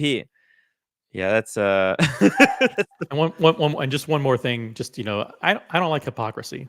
So it's like when I like Paul. I think I'm friendly with Paul, but I think it's a false claim when he comes on here and he says that you do things for super chats, right? I mean, there was one time where he appeared on your show, or you were playing something and you said, "Listen," and he said, "Well, turn the super chats off, Tim," and you said, "Not a problem. Click, click, click. It's not about super chats." Yeah. Paul, it's just about the truth. And his new channel, I hope it's successful. I hope people enjoy it. I hope it's great entertainment. They have 39 viewers. God bless them. I hope it becomes 339. But he's also dual casting it on his monetized channel so he can get super chats. Of course, because Paul is projecting. He thinks just because he's doing everything just for money, he thinks everyone else is doing things just for money. In fact, it would be a lot more lucrative for me to just talk watches, right? And it's to actually a lot of people's detriment that they bought into this narrative that I'm doing things just for super chats. The drama brings in super chats. Well, if this is drama, right? And if I'm doing this for super chats, where are the super chats, right? If I'm doing this purposely for super chats, right? Where are they? If that's what it's for. Because it's not. I'm not doing this just for the super chats. I'm doing this because I think this is the right thing to do. It's important to inform people about what's happening. I've been labeled for doing things for super chats. Yes, and I do. I admit it. I do need super chats. That's how I pay my rent. I need it to survive, just like anyone else, right? And nobody expects to work for free. And for Paul goes around, he says, as if he's doing this all for the watch people. But he's getting paid. He's been getting paid a lot of money this entire time. So who is actually bullshitting? I'm not bullshitting that I'm doing this. I'm doing the show, right? And I do expect, to be paid. I do ask to be paid so that I could do more of the shows, but I'm not targeting these topics because they're more lucrative. I'm targeting topics that I think are important to cover. If anything, I think most of your viewers and most of your loyal viewers will say that you have chosen topics to the detriment of your financial support over the past several months. That's just the truth. I mean, the topics that you pick sometimes can be polarizing. Some people don't like talking about Paul Thorpe. Some people don't like talking about Roman. Some people don't like political issues, like when you covered the golden sneakers. But hey, this is your channel. You're in charge. You have 100% control. You run the editorial on this channel. And if you have a conscience and you have a mission and you have a purpose, and if you want to talk about gold sneakers, you're going to do it. And if super chats dry up, super chats be damned. You're committed to talk about what you want to talk about. And that's called principle. Yeah. I'm not gonna be kind of even I'm not gonna be bullied by Paul into not talking about him. And I know that at the end of the day, the truth will prevail, right? Anthony Farrer is in jail for scamming people.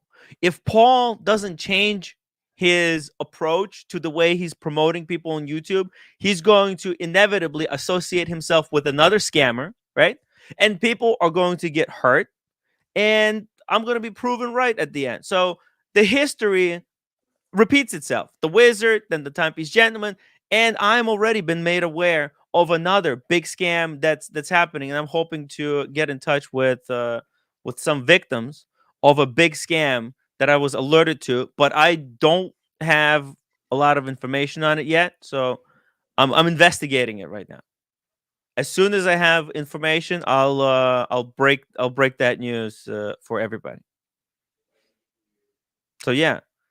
Dirk Dickler says, Tim, the super chats went to iBashers, Oshin. Well, look, there was a lot of Oshin's viewers, so that went back to Oshin, to iBashers. It is what it is. I mean, Tim can only control what happens on this show.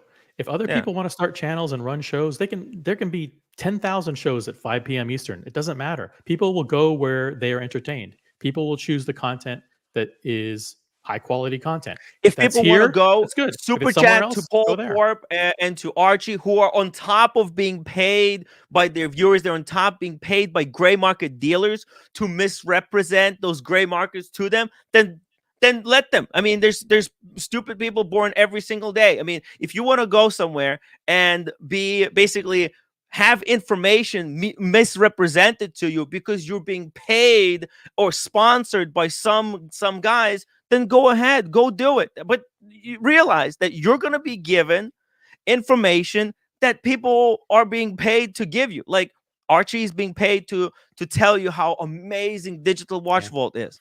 Same thing with those Wolven guys. But these things have real world consequences, because when Roman told the victims of Stefano, hey, don't worry, be complacent, or he didn't say be complacent. Listen, don't worry, give him time. I'll look into it. I'll have Marco assigned to be my emissary to work with the Stefano on getting you all your money back. Don't worry, just we just need time.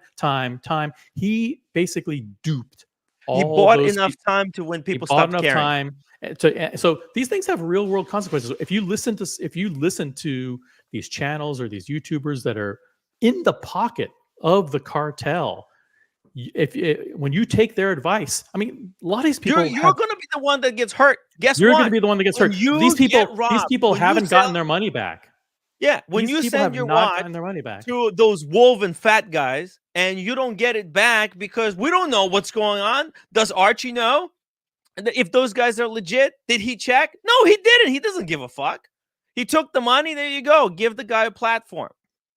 Did anybody verify? And nobody cared. And people are just so like, how could people be so stupid to just believe people who paid to be on that platform? Don't you think that like if someone is getting paid to promote that certain product or service, that they inevitably will say good things about that product or service? Of course they would. Which is why I'm, diabolically opposed, to whenever people send you watches or whenever people try to contact you to give you stuff. It's like, because that stuff can influence you, and I don't want you or anybody to be You're right. associated with You're right. garbage brands, or if there's a good product out there, like Cased in Time, they make great cases, whatever, like then you promote it. But if it's a garbage watch trying to buy influence, from my perspective, I don't want any part of that. Yeah, exactly. Dr. Bob Sniper, $5 super chat. Don't look now, Timbo super chats. Timbo, get mad. Do it. Thank you. Big Tony says you're just upset that you're not. I'm not upset. In fact, not being paid by David SW gave me time to reflect on how it made me feel when I was getting paid, how it influenced my opinion over David SW.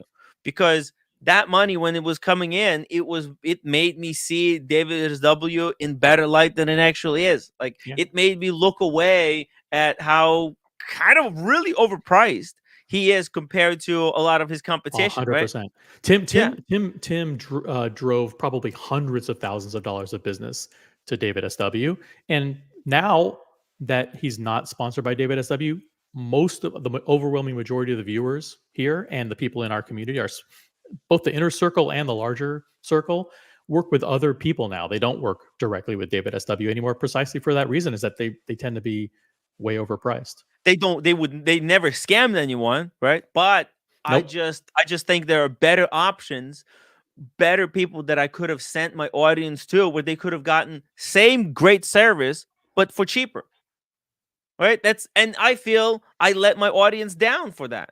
And even still, you refuse to be sponsored by those companies. You're still not taking a penny from any of those companies that we talk about, and we pull up their websites for free on this show every night. Exactly. Derek M, thank you so much for $2 super chat. Super chat for drama. Okay, thank you. No drama tonight, unfortunately. Just facts. Dirk Degler, Tim, you should ask Red for sponsorship for his plumbing company. We could plug Red Shovel's plumbing company. That's cool. I have no problem promoting like some people's. Who says I have a plumbing company? Yeah. The fuck? Lies. It's all made up. Unbelievable. People say these things. Yeah, just get it out. It's plumbing and electrical, guys. Get it straight. Yeah.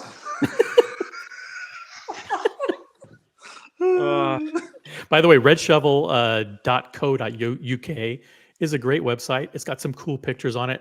Are those images that you... Yeah. You've been to it, right? You've never been to redshovel.co.uk? It's in your avatar. What are you talking about? I know, it was somebody made that avatar. It was actually... I actually had another business, right? I actually had another business, right? And one of the things was we were having a negotiation about branding, and all those years ago, it came down. This is your website. This is your website, correct? What is this? What the?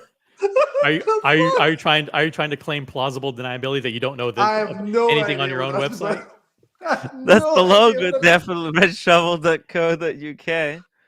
I bought $42,000 worth of NFTs from this website. I have no idea what that's about. I'm going to have to try and change that. That was part. I like this that guy in the middle. The deal, Cam? or the negotiation went so far as they were going to design a logo for Red Shovel, right? And that's what happened. I have no. You don't pay hosting fees for your own website. I have no idea. I have no idea who pays for that. No idea. We need to investigate. That's how you know Red Shovel is a rich guy. He's got these expenses that are coming in. They're so minor he doesn't even pay attention to them because it costs $15 a year to host the website. How much? Expensive. $15. How much would you charge Tim to redo his website and just put some images of the community here instead of images of Cam and Native Americans? I don't even know how I would. Tim's website isn't actually that bad. Look, Tim's website's really good, actually. It's really nice. Yeah. Yeah, Tim's website looks good. I'm gonna drop the link in the chat, guys. Go subscribe to my website. Subscribe you're in the shot actually. It is a great picture. There's me beside a tiny little man. A tiny little man. Where has he been? Where's Diego? Jesus Christ, this guy's been missing for a while now. Hopefully, I actually did get. You see, this is what you should be doing right now because I was actually looking at. I was actually referring to this for the dates. Like the map and all yes. the rest. You see, that's good. That's good. Yeah, it's really convenient. I still haven't got that book, Tim, but I am. I'm like going like, but I haven't got it booked yet. I'm probably actually going to make a bit of a holiday of it. So I'm probably going to go for maybe even up to a week before you arrive. Wow! Yes, do it. Rich is there, as he can meet up with you. Negroni's there. There's so many people who would love to. Mike the Snake is going to come down. Yeah, I still want to do like all the tour. Like go to Alcatraz and all that. Yeah. Crap, so. Let's go get the pictures from the Alcatraz. So I'll probably make a wee bit of a holiday of it too. Then. Nice. Nice. Yeah, do it, and I need to finalize I need to change my flight there as well. So it's been a headache. I was so busy with all of these Paul Thorpe breaking news. I had no time whatsoever to do the Napa. I don't even know. There was a whole big thing with Napa dinner. One place was not reserved. I saw some text messages between Double D and Chalk flew up. I was like, oh my God, this conversation is like a novel long. Such a shame. There's conversations that are arriving in text message form, right, to me, right? And I did reply to about 2 messages, right? And Vodafone, who are my, cell provider, actually sent me a message to say, you have just spent $2. You've just spent $2 like replying the message. And I went, what the fuck? And it's because, why aren't these guys using WhatsApp? They're using text messages. It's because there's some people that don't have WhatsApp. It's amateur hour. I'm gonna make another group in WhatsApp. But it means then that every time that I reply, because you're paying $2 every time. A US cell phone, it cost me $2 a go. Wow, $2 a message, basically. Yeah, that's insane. Okay, we're gonna have to change that. And I don't even know who they are because it's just a number that appears on the screen. I don't even know who it is. Oh my God! Yeah, it's Double D and Truck flew up. It's terrible. Anyway. Hey, Brody, $5 super chat. Hey, Red, how do you unclog the shit out of a code 1159? I don't know. You'd never consider a code 1159. You're a big AP guy, Red. That time we went. Do you remember, Tim, when we went with Goldfinger to the AP? And and was trying, they're nice, but I don't think I would. I just can't see myself buying, like anything, directly from AP now. You don't want to go on the journey. No, I think I'm done with the AP journey. It's too difficult, right? Because you're not in one of the central metropolitan areas where you could easily go to the AP house, have these events and stuff, right? It's easy for Boston. If there was an AP dealer here, yes, I would probably make I might make more of an effort, but it's the fact that when you go to AP London, you're really just another person. You know, you're just you're not you're not one of the you're not on the list as such, and it's too difficult and too expensive, I think, to try and get on. If I really wanted an AP of a certain type, I would just try and buy it like elsewhere. That's Yeah, like all. from BQ probably. Yeah, well, yeah, but Or Nico. I talking mean, about look, they still sell watches. Maybe their customer I service would, is but not the greatest, but I just think it's too. I just think it's too. The APs, the APs in general are just, for me, just too. What's the word? Too fragile. Mm. Too fragile. They break. ooh, They do. break very easily. Your date Yeah. broke, OC. Yep. Fixed What? under warranty, thankfully. Trapped in DC says real first world problems being discussed here. Well, I don't think it's a first world problem. I think the discussion we had about Paul kind of not taking Sort of true. responsibility for what he puts out for his audience, not fact checking his stuff before he puts it out there. I think it's important and it's applicable to the rest of the world. Like that's a topic that could be applicable to anything you guys do in relationship to YouTubers who claim they're providing services, right? Like they're claiming that they're certain things that you should buy certain stock or like any kind of advice, right, that you get on YouTube. You have to make sure that those people, they're not actively being sponsored by those people, and that they're not like saying things about the product that they're supposedly standing behind, that they're not embellishing, and they're not um misleading you. Like I want to like YouTube used to be a place where a customer, like someone, like I would buy a phone or a watch, right? Buy a watch, and people would give their opinions about what they think about watch. But now it became this place where with specialists, right?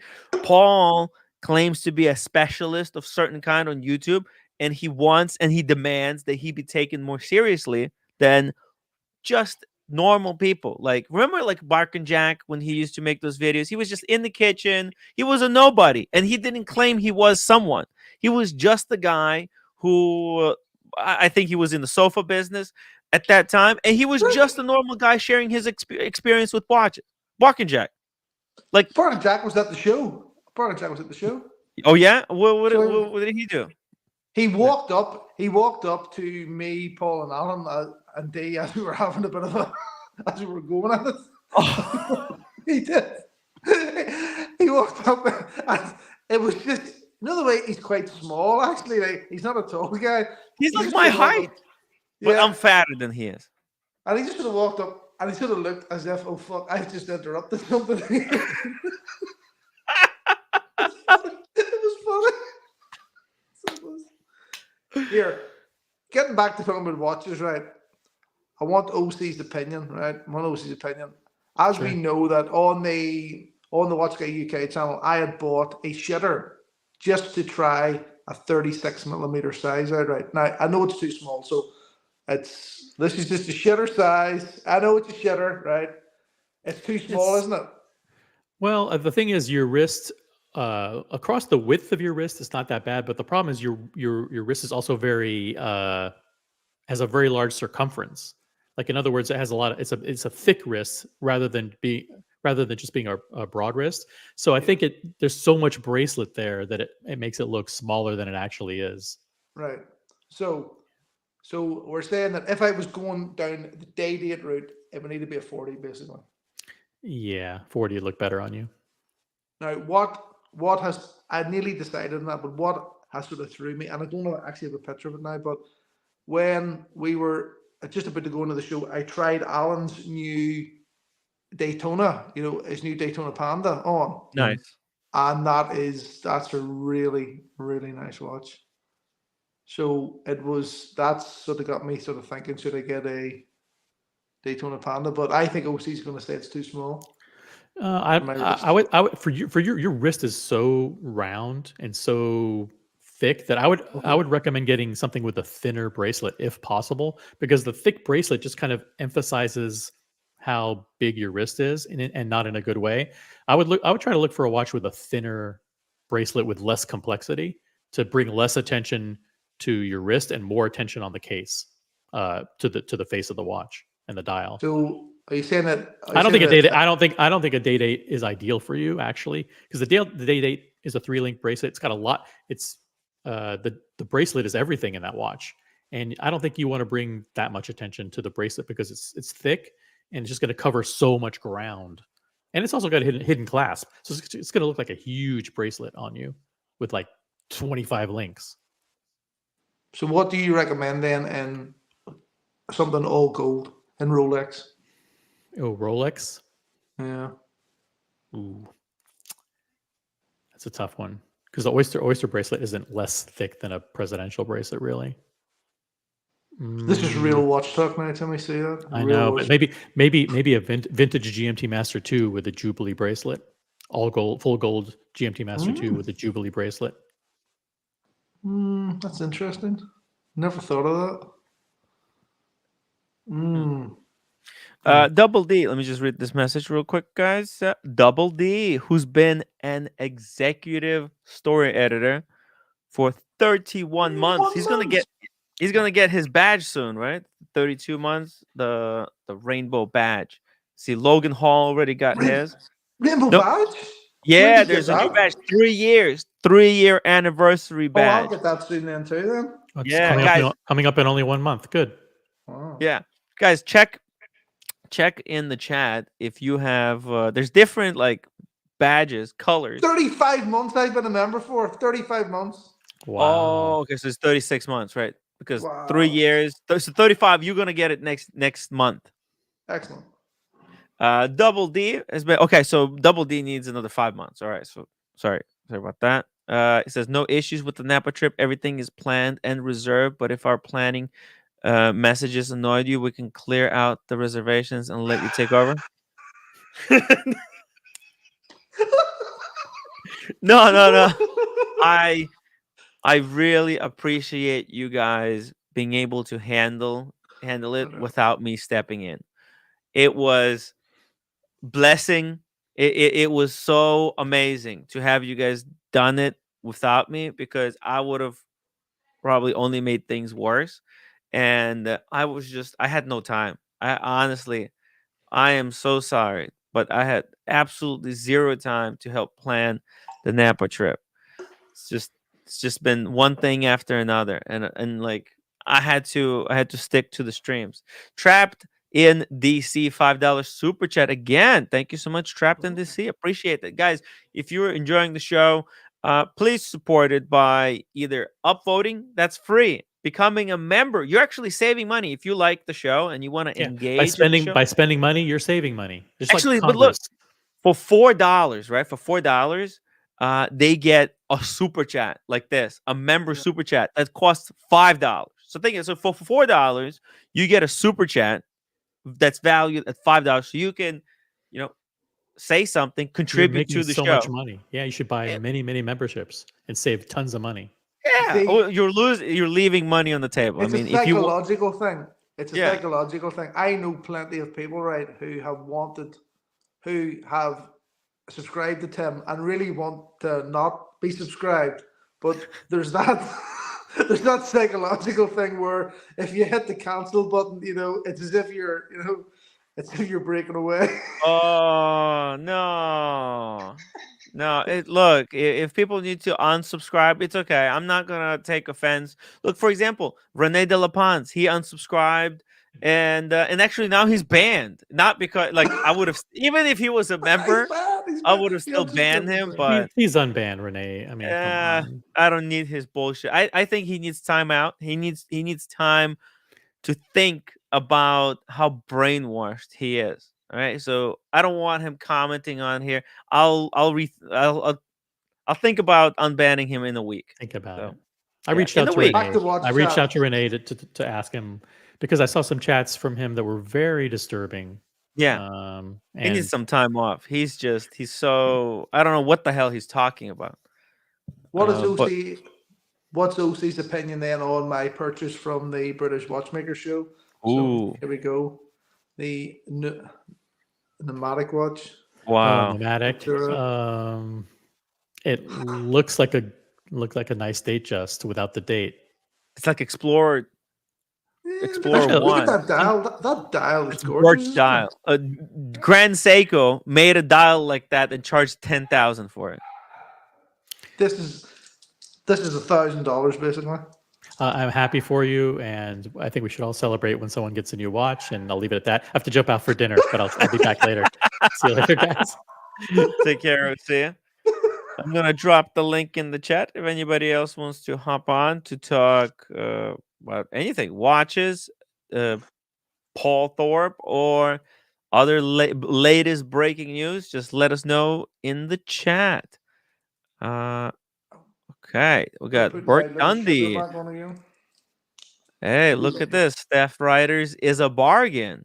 Has been a member for 10 months. Thank you so much, Bert Dundee. It is. It's a lot of value. You get emojis, you get your little icon to I mean, look, Well, it's just a thing. Look, I'm not like I do the odds with like super chat, on your channel. But Mhm. I think that if you become a member, it's just that little way of saying, that you support the channel. And it's Yeah. just a constant thing. And it means then that you maybe don't feel as if you have to super chat then. That you're And it's better for me, Red. If I can have more members, then I could focus more on the show rather than begging for the super chat. Like yeah, because that's I why. want to do a show, right, where I talk about things that I'm passionate about. And if I'm struggling, because I still have to pay at the end of the week, I still haven't paid the rent for the last month. My God, it's $1,500 that I have to send to my mom. So I've been really hit hard this month. So and I don't wanna be like, encouraging people to super chat to help me out because I want to be focused on the job. So if you guys could become members, if everybody could be a member, then I could bring you guys the best show that I possibly can. Yeah, I think Brody, it's better. Oh, whoa, here we go. Red, $10. PSA, if you're on AP Journey, here's the AP Journey, to get a Royal Oak, and are offered a code 1159 to achieve an OT one state, there is a way out. Contact Cult Escape for help. Yeah, that's what Rene de la Pons needs to do. Don't. Yeah, it's best to buy code 1159 on the gray market. Actually, they're extremely cheap. I think. You see, Yeah. I like the code 1159, but Mhm. it is so much better to buy it on grey market. Even Yes. round. Do you remember the one that I was looking at during the? I think it was one of the Miami antique shows.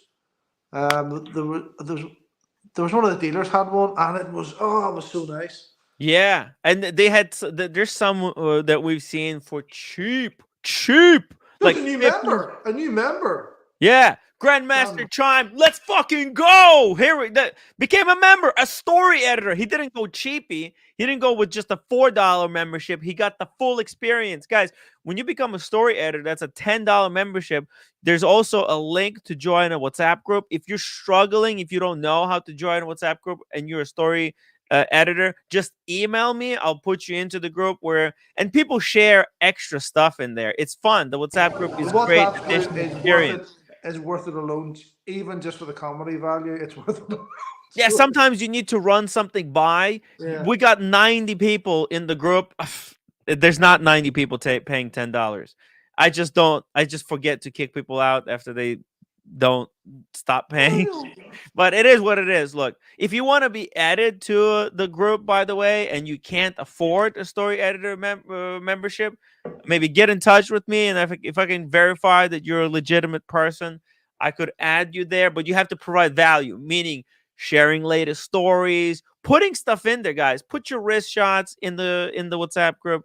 We like to interact, and I check it every single day. So get in, guys. $10, it's worth it. Hey, Daniel.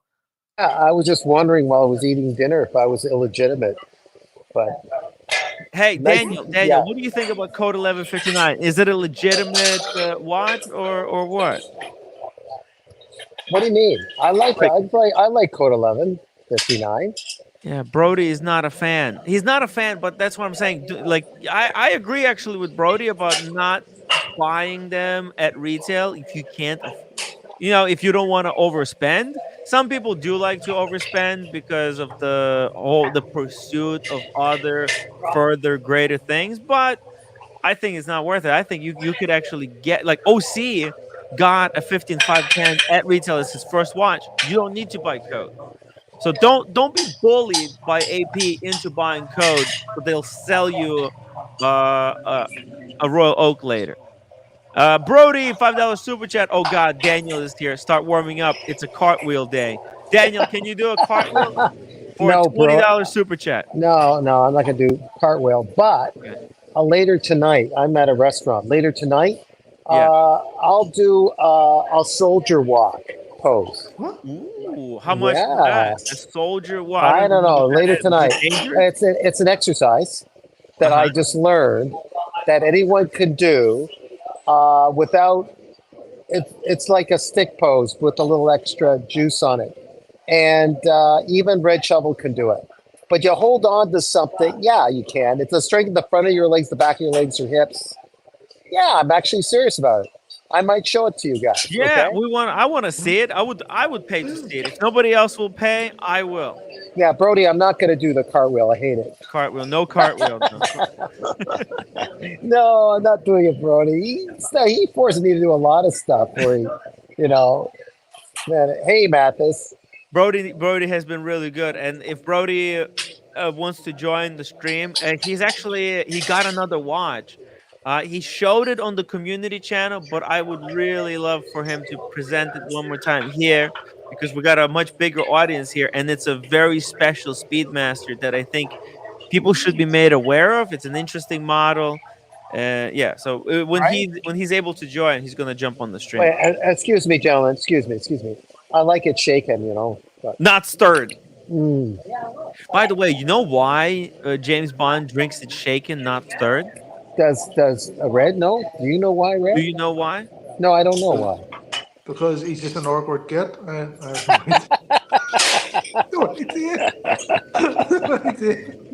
Why is Good it, answer, Daniel? Red. Yeah, good Why is answer, it? Red. Why is it? Why? Apparently, when you stir, Yeah. then more alcohol goes to the top, and you get more drunk. You get drunk quicker when it's stirred than when it's shaken. Yeah, And he this does. is something I Oh, was told. maybe. And so he wants to be lightly inebriated. That's what he He wants. doesn't want to be Like, inebriated at all. He wants to oh, be I see. sharp Okay. as possible. Yeah. Okay. All right. Okay. I mean, Because it has to do with when you drink it. So if you drink from a yeah. glass like you have there, Daniel, if you Yeah. shake it, if you have it stirred and you shake from the top, you're just gonna be drinking. Okay, here we go. Here we go. Here we go. We got Vimal Lear saying shaken alcohol sinks and water is on top. There you go. See, alcohol sinks in a Okay. shaken drink, leaving water Mm. on top. So when he drinks, and if you watch in the video how he drinks it, he drinks from the top, meaning he's not drinking alcohol at all. And he makes sure that no angel dust was snuck in the glass too. Yeah. James Bond's good that way. Hey, Awesome Pawn, welcome to the show. Hey, Awesome Pawn, can you take over just for like the just tell us what you think about what's happening so far. Give us your take on Paul Thorpe situation. Ask Red a question, and I'll be right back. I just need to use the restroom. Okay, man. Hey, Red. Hey, Daniel. Hey, awesome. Hey. It's an So, honor to have you as the anchor guy for the moment. The anchor man. yeah, I just wanted to talk about Hodinky. Did you guys hear about Hodinky? No, give us a heads up. So last week they had another round of layoffs. How many? 100? I think they laid off 50 to 80 people. Wow. Mm. And Wow. there are some interesting stuff that has been said about the Hodinky management. Well, my understanding is that Benjamin, was it Benjamin, what's his name? Ben He, Clymer.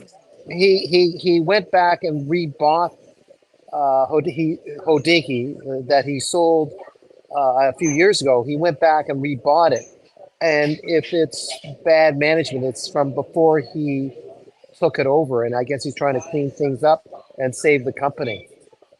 I guess But that's I'm pretty, what he's. yeah, Daniel, I'm pretty sure he's not getting his way because there is another round of layoff, and I don't know how long it will hold on.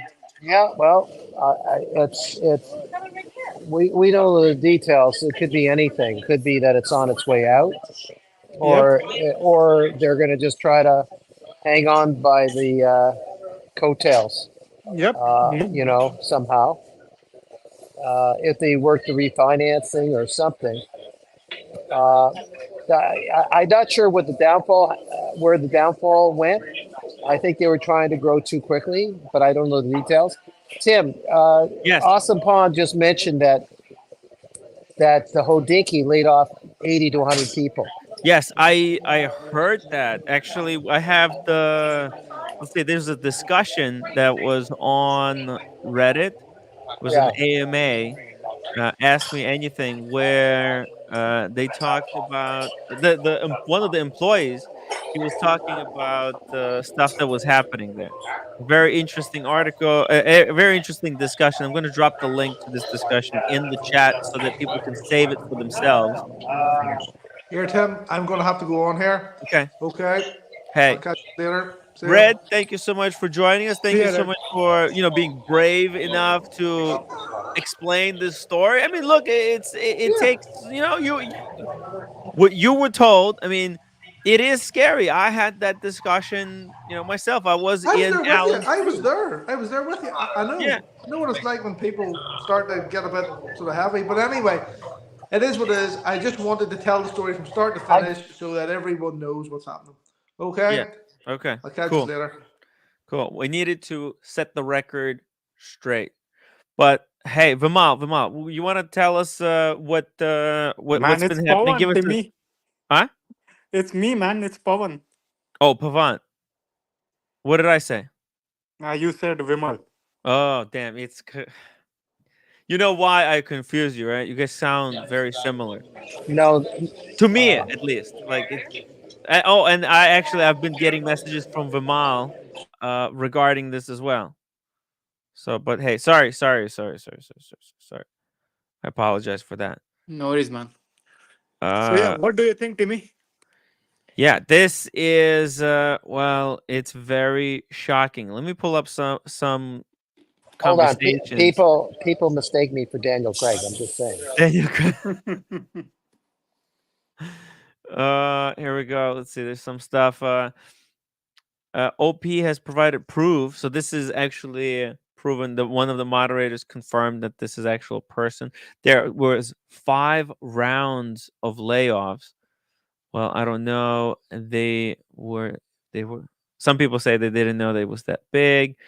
At their peak, it was like 160 employees. Each round has been between 10 and 20%, just gradually chipping away. I mean, like this is important stuff that I think watch watch people should be aware of. I mean, Hodinkee laying off people.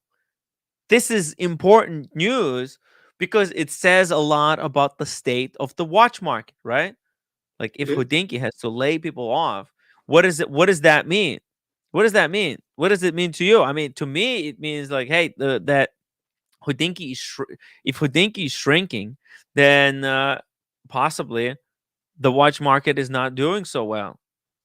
And if it's not doing so well, then I would be a lot more careful about who do I listen to and for which reasons I'm buying watches. If I was buying watches as investments, I would be worried. If I was buying watches as a collector, maybe this could be good news because the prices might fall down even further. You don't Yep. see Ben Clymer in the chat saying, "Tim, don't report on this," right? You're Yep. making us look bad. The watch market is gonna suffer because you're telling the truth about the Hodinkee shrinking the company, right? To be fair, Timmy, Ben Clymer is educated guy. He knows what's up. The Yeah, gray he's running market a deal, business. yeah, yep. The gray market dealers, not so much.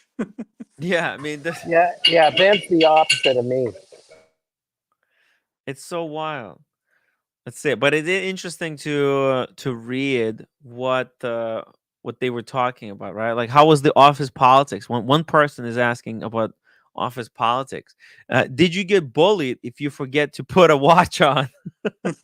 uh, on the watch in the rush of the morning. And so this guy says, I'm going to tell you the perspective of someone who worked not in New York office, right? So there was two offices. There was the New York, and he's saying the office politics weren't great. There was this major disconnect between the two offices, and it was felt by everyone in Atlanta. So Atlanta, that was Crown and the caliber, Timmy. the Crown and Caliber, exactly. The way it felt was like the New York City office was the golden child, and we were the ones kept shut away in the basement to silently work away. Atlanta was majority of the operations for pre-owned and new watch sales, as well as the LEs and vintage before they canned it. There you go. So I mean, look, it makes sense. They were acquired uh by by Hodinkee, and Hodinkee New York office. They're the bosses, right? But it kind of sucks that Hodinkee acquires Crown and Caliber, right? And now the market turns, and Hodinkee's just like, you know what? We'll just cut it, right? So all those people's jobs, boom, evaporated because they're not, that for them, they feel like it would be more expensive for them to try and save Crown and Caliber than just getting rid of it. Well, let's get this straight. You think it was that adjunct, the retail part of it that sunk Hodinkee, the whole retail section, Yeah, right? the gray market is dead. The Yeah. Hodinkee is basically cutting the entire uh, portion of their business, the watch flipping business. They're getting rid of it Well, because there's I no know, money in flipping. I understand, but the sad part of this whole thing was that it was meant as a journalistic, like a New Yorker version of watches, like a I think that magazine. part is going to survive because that was the New York office, Right. So, or maybe some of it will be canceled. Hey, Uh, my Brody, welcome to the show. uh, my apologies to Up, Brody. boys? I am hey, not man. going to do the Ferris wheel, Brody. The Ferris Anything wheel, else, or cartwheel, whatever it's called. I'm not doing that. cartwheel, Daniel. Cartwheel, yes. Daniel, I'm not super chatting to watch you goose step like a Nazi soldier, though. Just telling you right now.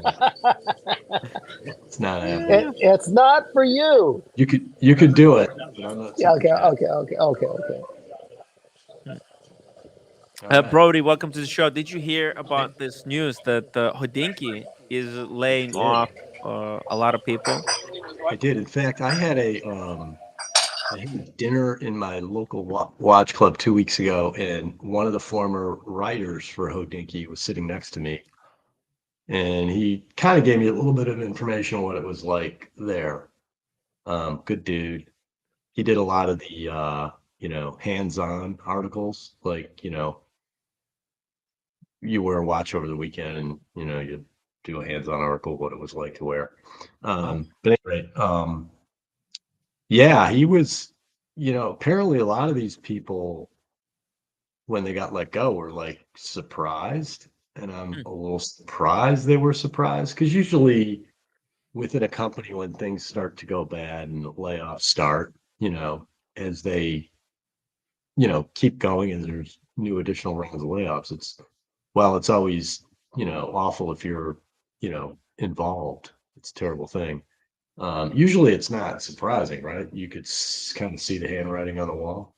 Yeah. I think that this particular layoff was a little more shocking because they let go a bunch of people that are on the masthead of their website, like like some of the higher ups. Oh, actually, I And, think there's. Are they letting go of some of the higher ups? well, I mean, if there was a video that OC sent me Hmm. of I don't know what it was. Was it from? I mean, he sent it to me on Instagram, but I don't know where he got the video. It looks like it was, it Oh, looks like TikTok. I have a clip. I have something from Instagram actually here. Let me see if I They can. let go of the COO of. They let go of. I think. Man, they let go of about 4, 5, 6 people that were on their masthead of not just writers, right? I mean, a lot of the early rounds were staff writers and things like that, more staff people. This wasn't staff that they let go in this latest round. So I don't know who they're keeping an eye on, what direction they're headed in. They're clearly trimming,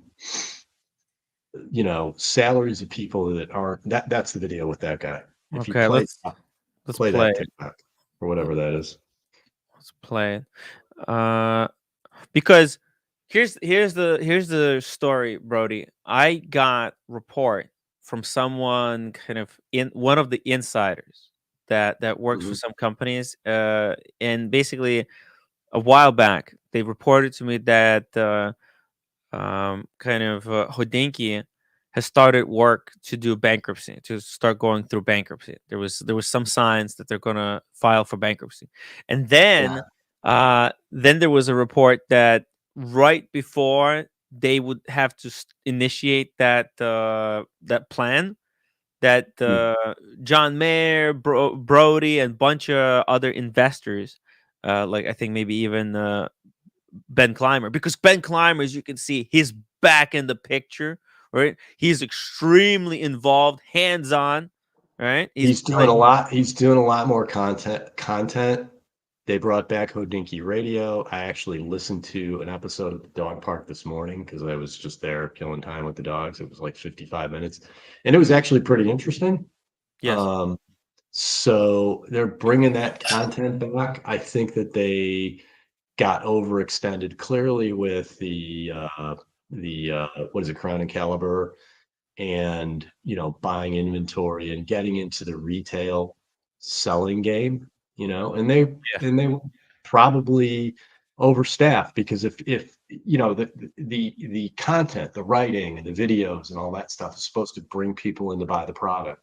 If that's not bringing people in to buy the product, then you got to come up with something else, or you just got to take a different direction altogether. And It was also easier when it was just the editorial. It was easier Right. to write these articles because you didn't have the conflict of interest. Now they have to Right. write articles and bear in mind that they're also selling a lot of these watches. So it's like it becomes Right.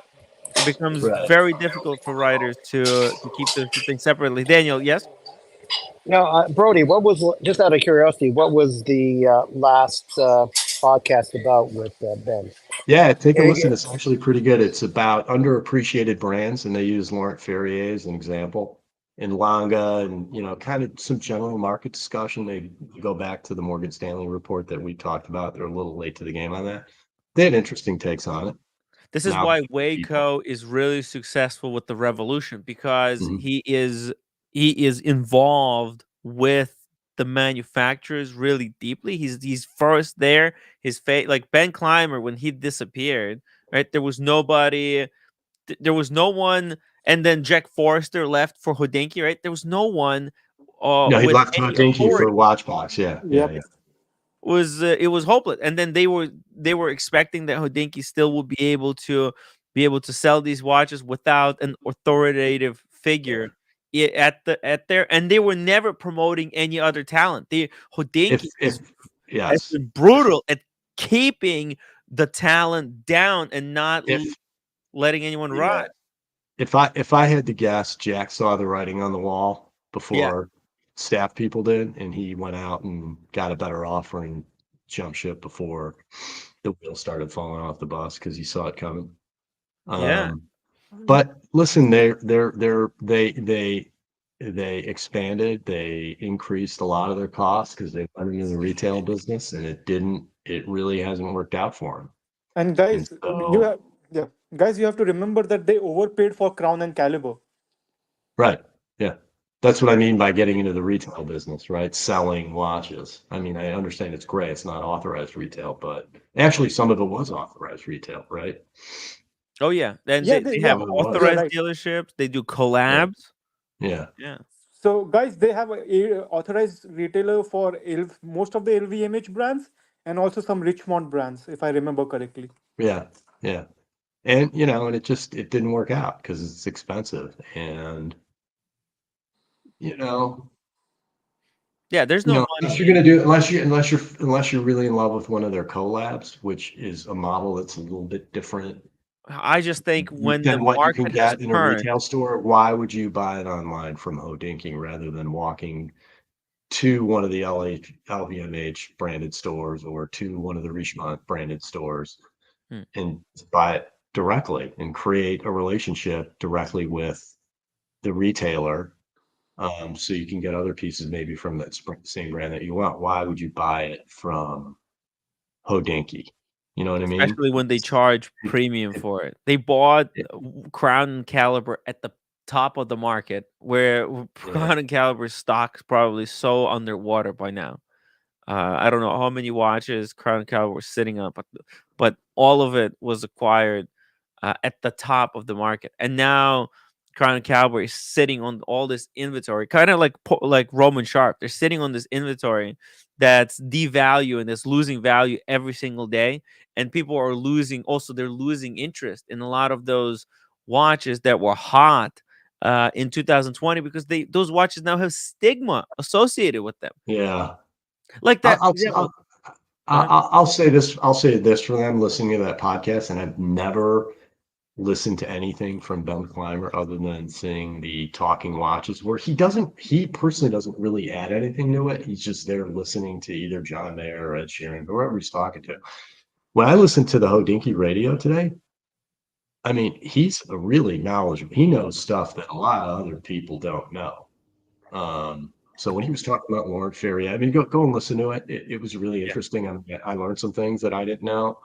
About We some might watch it after this unboxing. Actually, which one was this? Ben Clymer. it was the most recent one that they just released. Okay. Tim said They released Spotify. it either today or yesterday or Oh, something. why some watch brands underappreciated? Uh, Okay, that was yeah, just yeah, released 5 hours ago. Okay, yeah. I listened to it this morning. It was a really good 55 minutes. It was we're gonna interesting. we're gonna watch it together here after after your unboxing. By the way, guys, Okay. if you want to see the speed, you have the Speedmaster there. Okay, now that you told everybody what it is. Oh, okay. Well, I didn't say what kind it was, so we're gonna watch this video. What an idiot. Wait a minute. I just want to say quickly, I was okay. very impressed with Ben Clymer's knowledge, almost as knowledgeable as Tim Wright. I just want to say that. Okay. No, I think people. Ben Clymer doesn't talk a lot. He's very reserved. He keeps a lot of his opinions to himself, and then when he makes a statement, it's very impactful.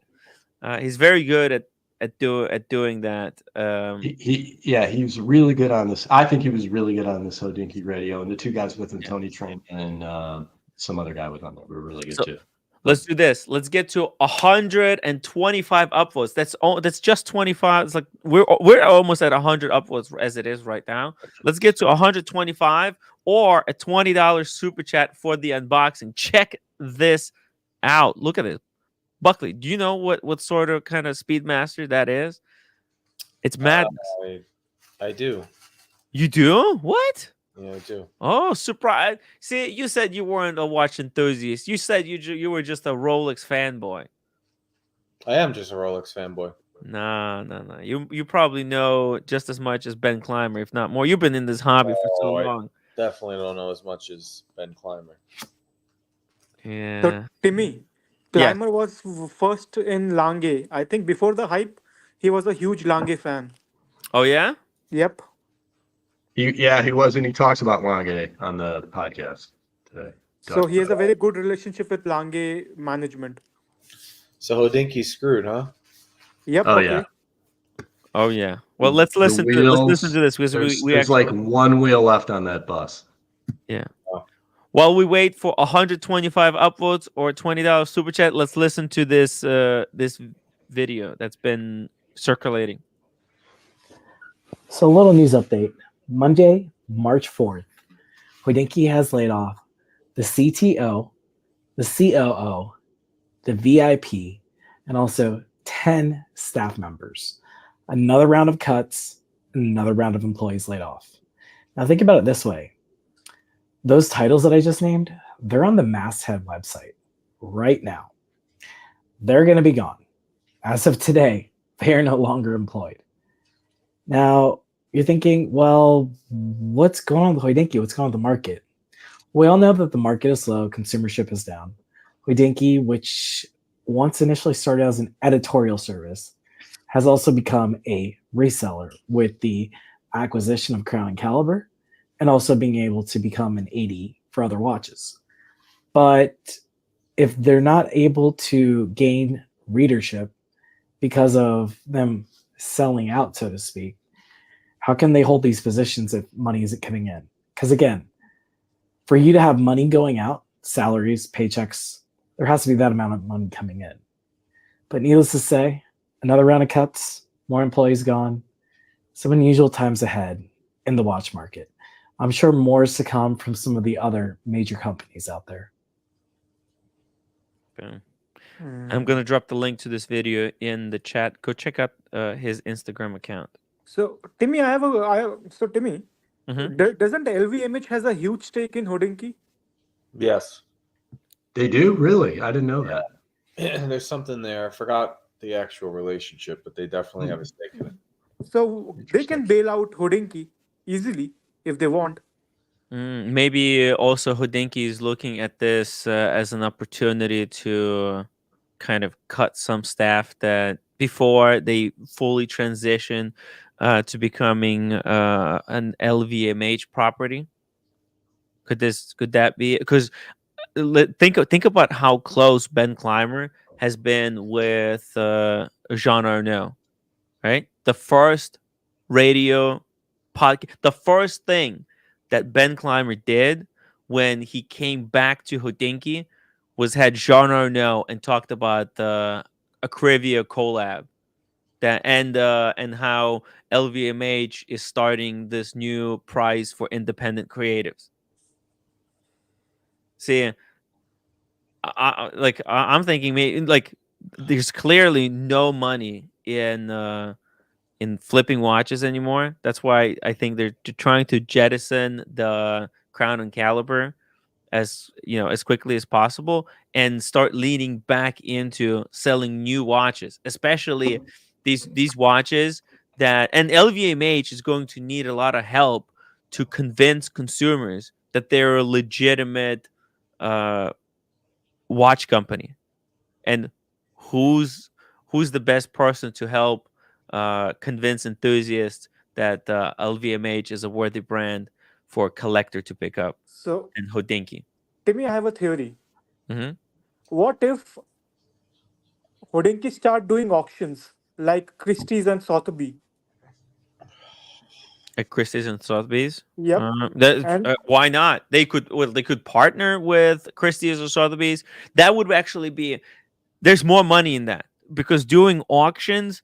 This is the clientele that you keep going back and forth with, because you could be buying those watches back from the people that you sold them. Like a lot of watches on auction, they're repeat auctions. Somebody buys something on Sotheby's in 2008. Now they're bringing it back to sell it in 2020. Like it's a circle for them to have a wristwatch auction of their own. That would have been the most brilliant thing. Because then LVMH can control the auction house, basically. Yes. They will have a direct pipeline to auctions. Wow. But LVMH is so big they can buy Philips. Like why like that would have been so much better. Or do you think there's more advantage for them to have their own clean in-house auction house? I think they will want to have a clean auction house because Sotheby and Christie also sell artworks. And I'm pretty sure LVMH doesn't want to be in artworks. Bamal Lear, $2 super chat. Why are all watch journalists allergic to barbers? This guy, I honestly, you know what? I thought OC sent this to me in the I morning. don't get I it. thought he sent it to me to show how I'm going to look in a couple of weeks.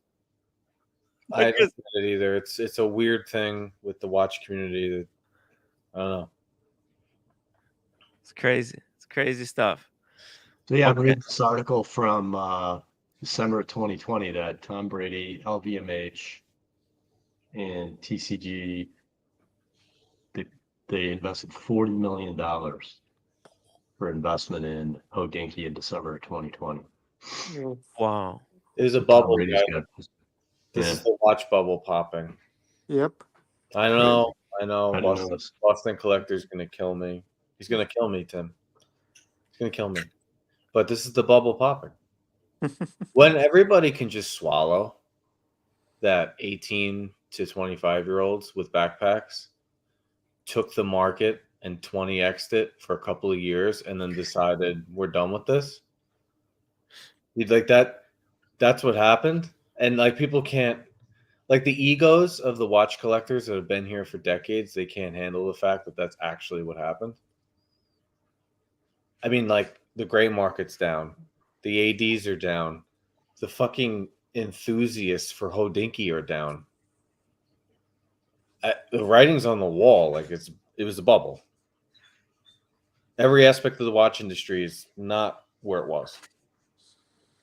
So, Buckley, do you think when President Trump comes back, we will have a very good watch market? No, because I think it was something where people ran to it because they couldn't lose and it was fun and we had a ton of money in our market.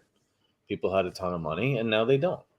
But Trump would be good for economy, Buckley. No, it wasn't a Trump thing. It was a hey, we put $5 trillion US onto the street and everything went up. Real estate in South Florida tripled. A Toyota Camry sold 20% over sticker. This wasn't unique to watches. I hate when we talk about this because it's like everyone has the blinders on for watches. Guys, the economy's fucked up. No, you have to say this because if nobody else sees it, see, I'm not really paying attention to the economy. I'm busy reporting on Paul Thorpe what he's up to. So you coming on and explaining this, that's how people are going to find out, right?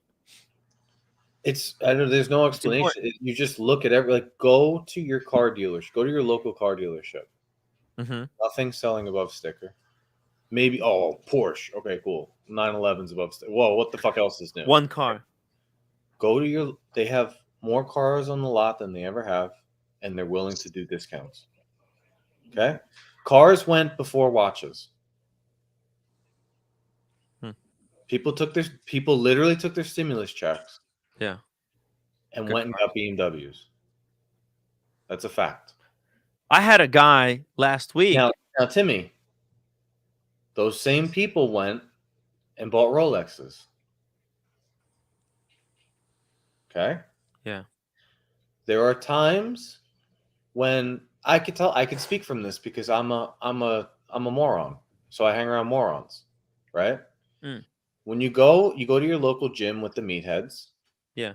You do your workout at night. Everybody's off of work. You go in the sauna. Sauna has 15, 20 people in there. Sometimes there's discussions. Yeah. You know what's happening? People used to talk about Bitcoin in the sauna. They're doing it now. They're doing it right now because it's going up. In the sauna, they were talking about watches. 18-year-olds were wearing Rolexes. Shit. It's a bubble. It's a bubble. It's only a matter of time. Unless they put trillions of dollars in. And don't talk to me about Patek and AP and RM. I get it. They make no watches. Fantastic. But there are Pateks that are selling at 50% off of retail. And there are APs that are selling. There's not one code. And I don't think there's an offshore that you could flip at this point. Not one. Yeah. Not one. The Boston said that Patek makes only 10 to 15% of their catalog is Nautilus and Aquanaut. Yeah. Probably the only 10 or 15% that's above retail. And Paddock, if you think about it, they were the most restrained. Think about it's like almost Paddock has been through this bubble before, because out of all other brands, Paddock has it's not. worse than that. It's worse than that, Tim. Yeah. During the greatest time ever to sell watches, when it was easy as pie, Patek was forcing people to buy things they still couldn't sell. So think about that. Yeah. The best time ever in 100 years, where there was no watches, there was still like no demand for these Patek dress watches. So they made you buy them first. And they packaged it all up so that Brody feels good, even though they've been sitting in the fucking safe for 6 months because nobody wants the AutoZone. They package it up and they try to root out the right people that they think they can give the watch to. It's all very elaborate. It's all well thought out. There's sales trainings coming from the brands. The ADs, these are salespeople, guys. They're not your fucking friends. The ADs are not your friends. You don't have a relationship. You have never brought a fucking cupcake to any other person you've ever bought. You have literally bought homes. You have bought homes from real estate agents, and you have not given them a fucking cupcake. But you bring it to the AD because they hand you a watch and they hand you a check. It's a bribery. Okay? Okay, They hand you a watch and they hand you a check. Let's be honest. Now there's no fucking checks. So you know what happens? People don't buy watches. Buckley, quick question. Who is giving cupcakes, man? Just tell me, who was the person that was giving cupcakes? A lot of ADs got trips. They got cupcakes. They got Johnny Walker. They got cases of wine. They got cash under the table. They got Bitcoin. They got Ethereum. They made more money. I have an aide. She's been fired. She got fired. Damn. She went from a Honda Accord that was 10 years old to an X5M BMW. Right? In like 2 years, right? How many people do you know that sell retail products in the mall drive an X5M? No one, man. No one, Buckley. No one. Yeah. So this is all I know that there's going to be people that are like, oh, the rich people are fighting over watches. I know that's like for 0.001%, but everything else, it's coming down. It's not going up. It's common sense. It's fucking common sense. Can I just say? But even the rich people are only buying the foundation. They're only buying the rich people because they're the ones that can get the really desirable pieces later. They're the ones that are willing to buy 5 Pateks to get to a Nautilus. That's the only buying the shit that they're not going to lose on. That's it. It is not like there is a watch sitting in the case that people, every time it goes in the case, people pick it up. Right? That doesn't exist. Right? Nathaniel just super chatted. Before you read his super chat, he had a time, I think it was like a year or two ago. Was it a year ago he got that Speedy? Mm-hmm. He's got the best Speedmaster maybe ever. It's the most beautiful Speedmaster ever.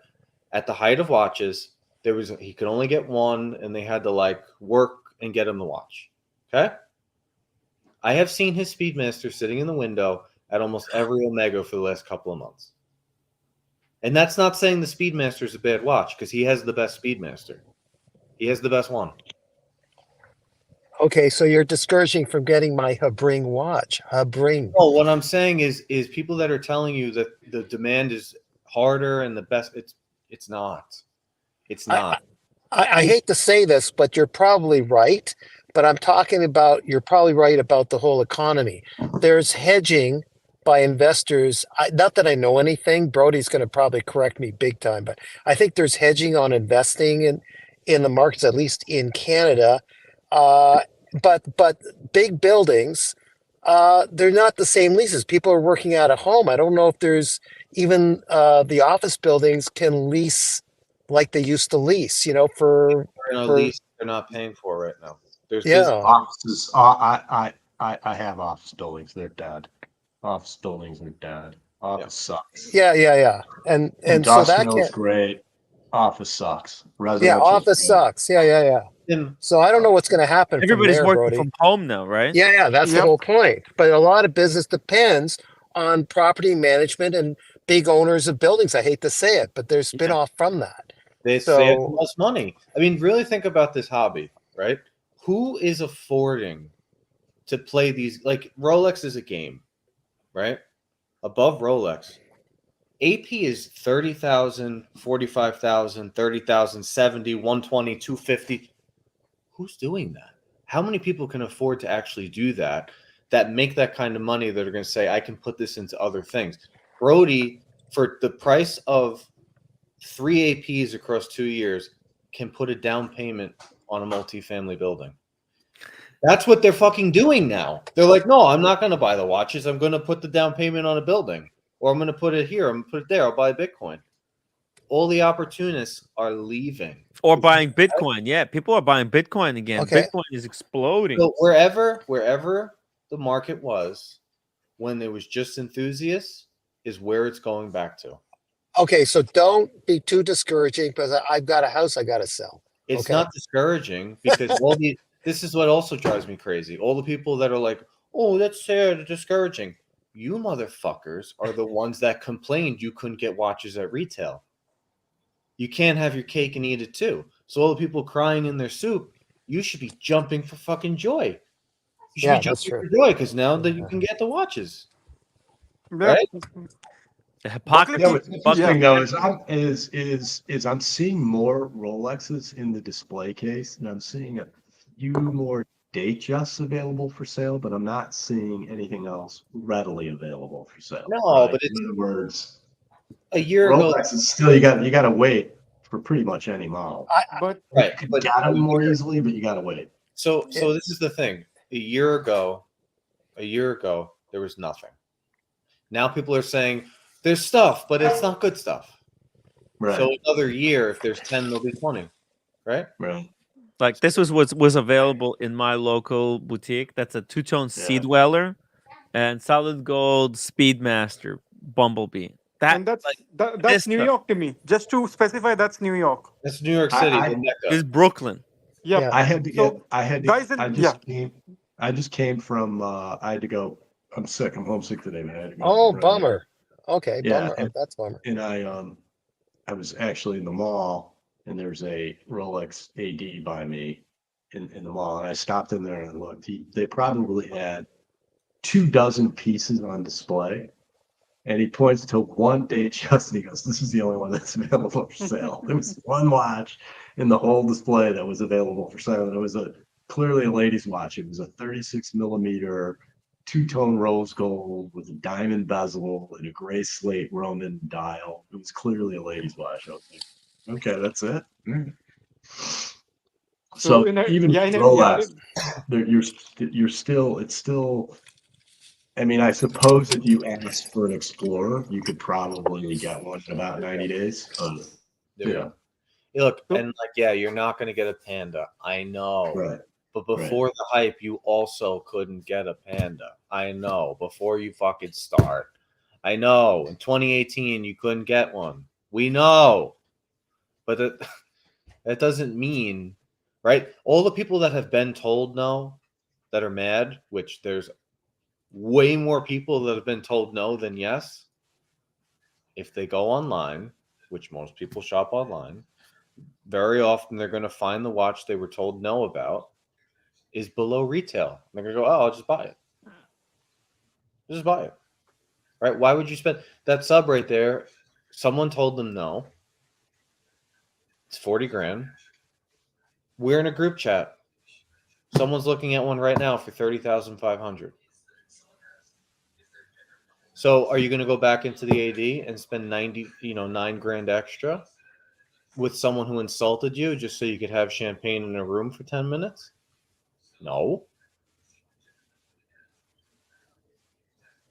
Whatever. It's not gloom and doom, and I'm not going to keep saying it because I know people are going to get upset. But I think it's good news that people are just patient. Just be patient. You don't need to. You don't. Whatever watch you want, you don't need to get it right now. Just don't. Be patient. Yeah, Tim, I'm putting in May. I might put a little down payment of 10% on the Habring you don't want me to get. so Timmy, the Okay, Rolex be AD careful. Timmy, Yes. the Rolex AD in Atlanta has started giving discounts on Tudors. Oh, wow. They've all started giving discounts. The boutiques haven't, and they're going to literally melt. They're going to melt because who's going to go in and spend full retail on a Panerai right now? Who's doing that? What am I waiting for? What? Oh, Pepsi. the roommate is home. I'm She's waiting wearing for- Pepsi. Wearing Pepsi to work. How Bring back cool to is that? home. And bring it back to home. Whenever I fell asleep, Yeah. you came to room quietly. Don't bothering me. Okay, I'm not Don't bothering. make me wake up. Could Okay, you make me- I didn't wake you up. I No, was I fine. woke up when You you woke called. up? Okay, Yeah. I'm sorry. So don't close to me. Just Okay. I'm so tired. Look. Brody, let's do the unboxing. Let's show that Speedmaster. That's the only way to pivot from that. I'm speechless. No, I love it. I totally love that. To tell you the truth. Timmy, you got your hands full. Stop eating the popcorn. Look at that. Timmy, we need to get you the domestic violence hotline. All right, so I've actually shown this before, but all right, so tell us a little bit about it. It's a really special watch. Yeah, so I always wanted a Speedy, and I was gonna pull the trigger on just the new, black dial, regular Speedy with the bracelet, and I started researching all the, there's like 9 zillion different Speedies, so I started researching them, and I came across, of course, Tim Massa video on this, and I thought, well, this is pretty cool, and maybe I can find one on the gray and get a decent deal on it. And so I started searching Chrono 24, and it's a special edition Speedy that it was limited edition, but it's not all that limited. They made 1,957 of them for the 50-year anniversary.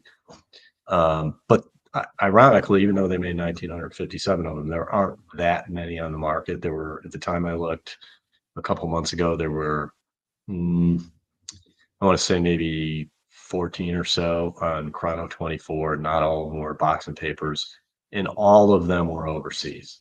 So I didn't pull the trigger on it right away. I kept coming back and searching and trying to pick the one that looked the best, because you're taking a chance on buying something from Japan or Italy or Germany.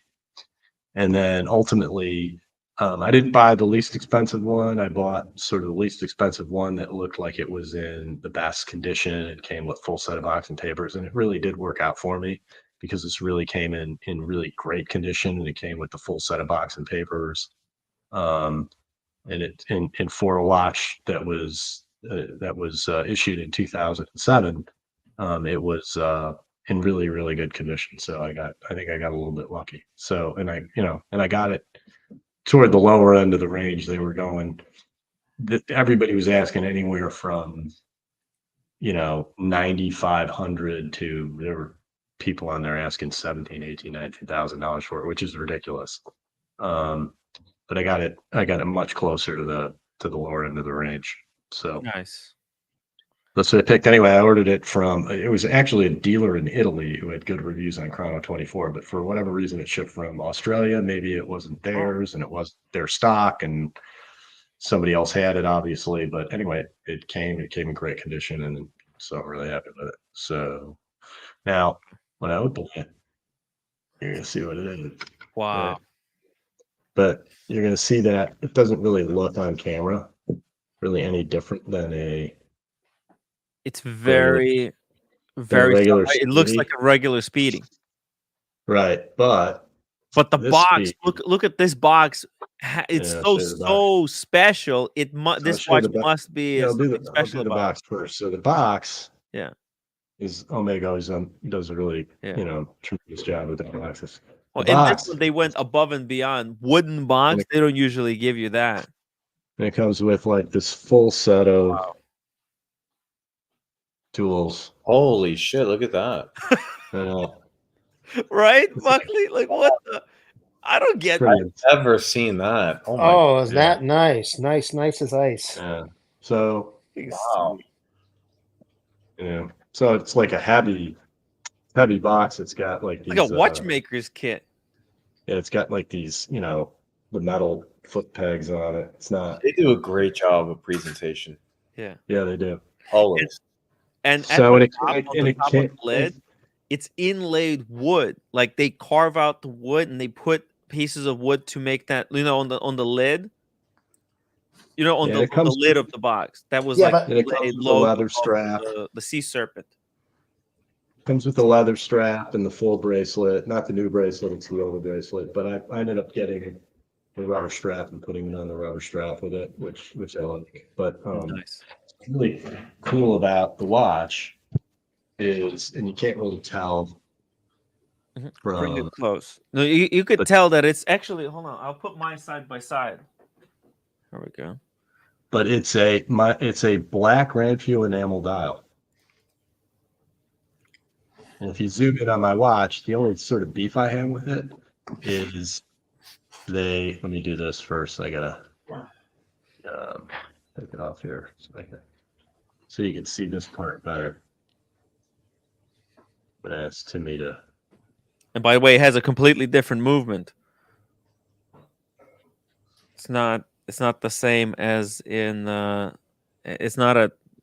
Yeah, I'm gonna talk 3/8 about that in a second. Mhm. Let me start the chrono and get it out of the way of the top part of the text.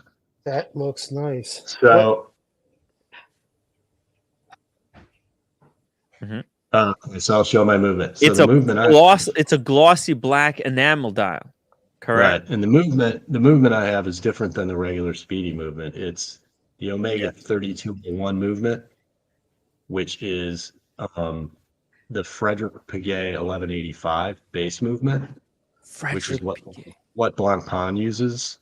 Only Omega took the rotor off and redid it and did a manual line. What was unusual about this movement back then is back in 2007, this has the coaxial column wheel escapement, right? And it's a vertical clutch. It's not a lateral clutch like the regular Speedy. So the different kind of visually is, it's hard to see, is the different visually is you see a lot more plating. You don't see as much of the movements on a vertical clutch that you do on a lateral clutch. But it is a more robust movement than the older Speedies. Not so much the newer ones, because the newer ones also are coaxial now. But it's really well finished. It's got super deep Geneva striping in it. I don't know if you can see how deep the screws are. And it's got some pretty high polishing on the bevels. So it's really cool. It's a hair thinner than the regular Speedy, and it's also got hacking, which the regular Speedies don't, and it's 100-meter water resistance instead of 50. So in dial wise, the big difference visually is it looks much glossier than the regular Speedies because it's enamel. Hard to see on the screen. Anyway. Yeah, it's a glossy kind of finish. That it's like on the Breguet, right? Like I had the Breguet. So I with was going to say, you can see my only beef is they put the edition number on the enamel dial under Speedmaster, and you can't make the numbers out there. I like it on rubber. Yeah, looks good on the rubber. So that's my only beef with it, but it's okay.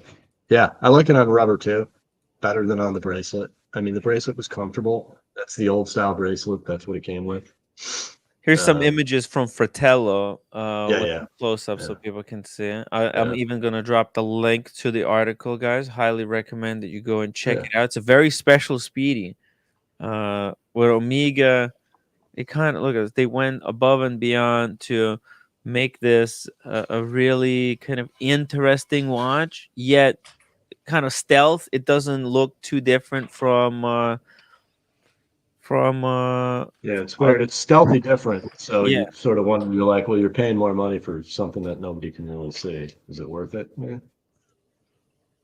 Hey, I missed the super chat from Ryan Vlogs Live. I'm trying to see it here, and I don't see it. How did I miss it? Well, I don't see it. I don't see it. I don't know. Where did he put it? It's not. It's not in the list. Is that your first Speedy, Brody? Yeah, that's my first one. I always wanted one, and I was just gonna get a regular edition, and then like I said, I just happened to start looking around, and I caught a Tim Massa video on this one, and I'm like, and I just started searching around, and I spent like 2 months kind of narrowing down which one I wanted to do that. Yeah. I've never owned one, but I always, I always think about it. Yeah, they're comfortable, but definitely rubber strap, I think, is the way to go. I think just anything but the bracelet, unless you have a gold. Like if you have the gold, cool. No. But if you have the Yeah, regular, the newer bracelet might be better. I don't know. I know the Ed White has the flat link bracelet, which people say is the most comfortable one, but yeah, slightly better. I think they're all interchangeable. I think you should be able to put the 3861 bracelet on this one. If you put that rubber, right? The rubber has no issues. It's perfect fit. yeah, you can do it, but the bracelets aren't cheap. They're like $900 or $1,000 to get a bracelet. Yeah, but that bracelet did it perfectly fit in between the links? Like, is that a perfect fit, or did you have to kind of jam it in there? Because that's how you'll know whether you could put the like you could probably go to Omega and get the new 3861 bracelet. Those are $750. That's what I want to do. That's why I sold my bracelet for 500 to Bright Blue, because I'm hoping to buy a 3861 bracelet with the Easy Link micro adjustment for 750. Yeah, I think I'm just gonna go. I'm gonna leave this one on the rubber strap, and I'll go and get Okay. at some point the white Speedy, the new white one, and I'll either keep that on the bracelet or I'll put it on that perforated racing type strap. Yeah, that's the way to go. And that'll be it. If anything, Yeah. if you buy the white Speedy, you could interchange the bracelet from the white one onto this one, and you could put this one on rubber. You could put the rubber onto the white Speedy. Yeah. That's gonna look really good too. Yeah, you could. Yeah, they're all That's interchangeable. enamel. So I think they're kind of both two enamel. You'll have two enamel Speedmasters, a black one and the white one. That's the way to do it, Brody. Yeah.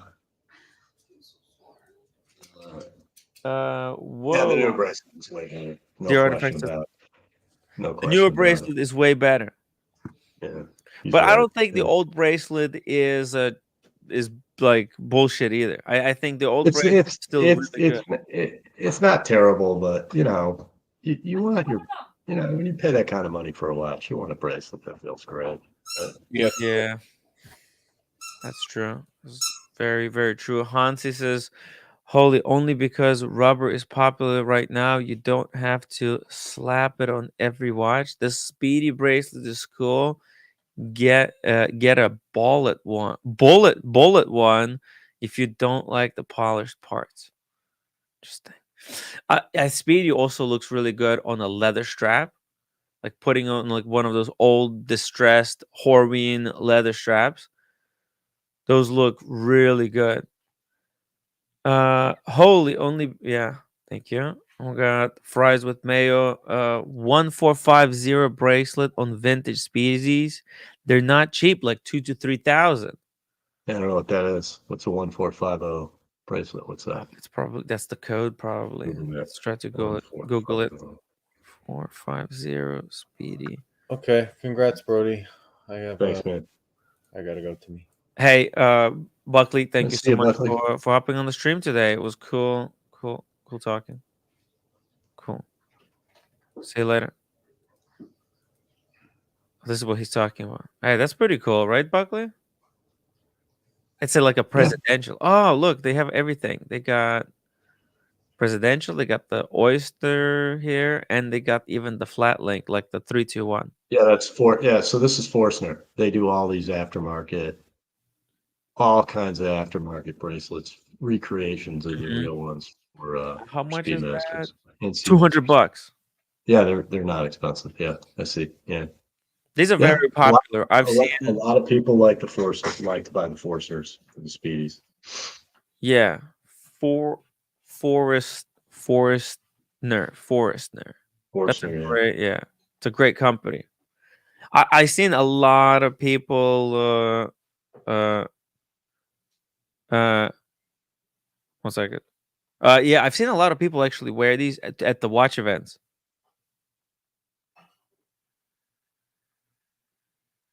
Yeah, Yeah, I have a they're guy in my club built his own Speedy. Like oh, he sourced authentic parts. He sourced the authentic movement, uh, authentic case, authentic dial. He damn. wanted a particular dial with a particular movement. And so it's a Frankenstein Speedy, but it's all real Omega parts. And he built his own Speedy, and he put a Forstner bracelet on it. Were like did the all parts fit together, or did he Yeah, have to do some kind of no, no, it all fit. chisel some There's stuff a up? No. there's like a really great site if you're interested in doing something like called Swiss Fine Timing. If you go Mhm. to their website, you can get real Speedmaster dials, real Speedmaster movements, 1861 movements, real Speedmaster. It's probably a replacement case for service, but it's a real case. It's the same case. Mm. Yeah, all the different hands, and you could start mixing and matching. So if you have a white dial and you didn't like the fact that it had silver hands, you can go get the black hands for it. To get more Wow. contrast. Yeah. There's.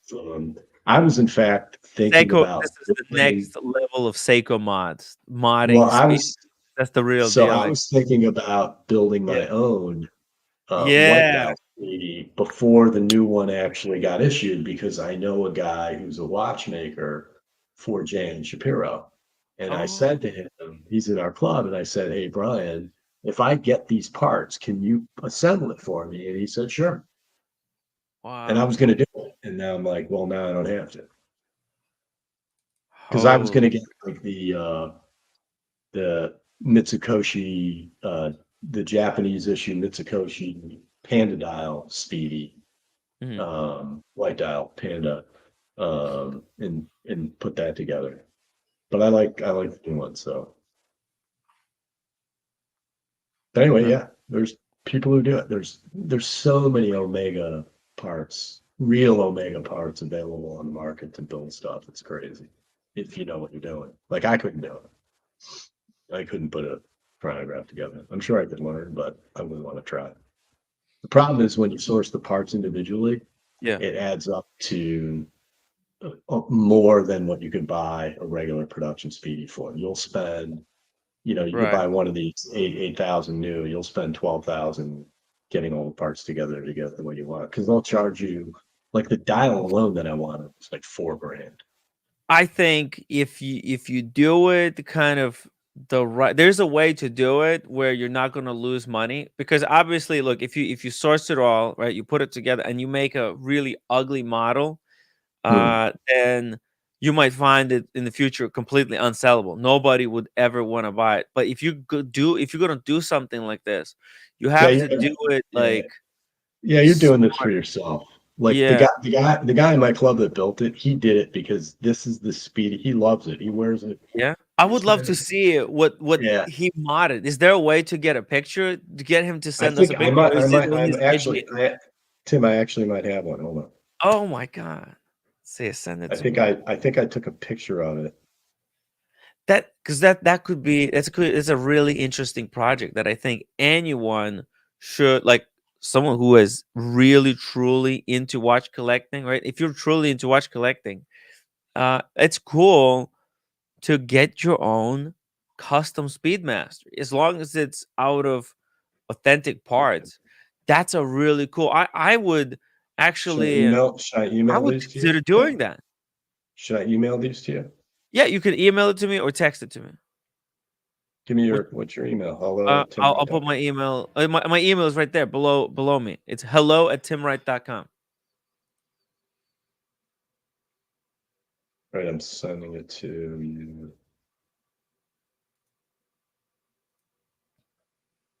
Yeah, he put on one of the it's like the dark blue racing dial. Pretty cool. I just sent it to you.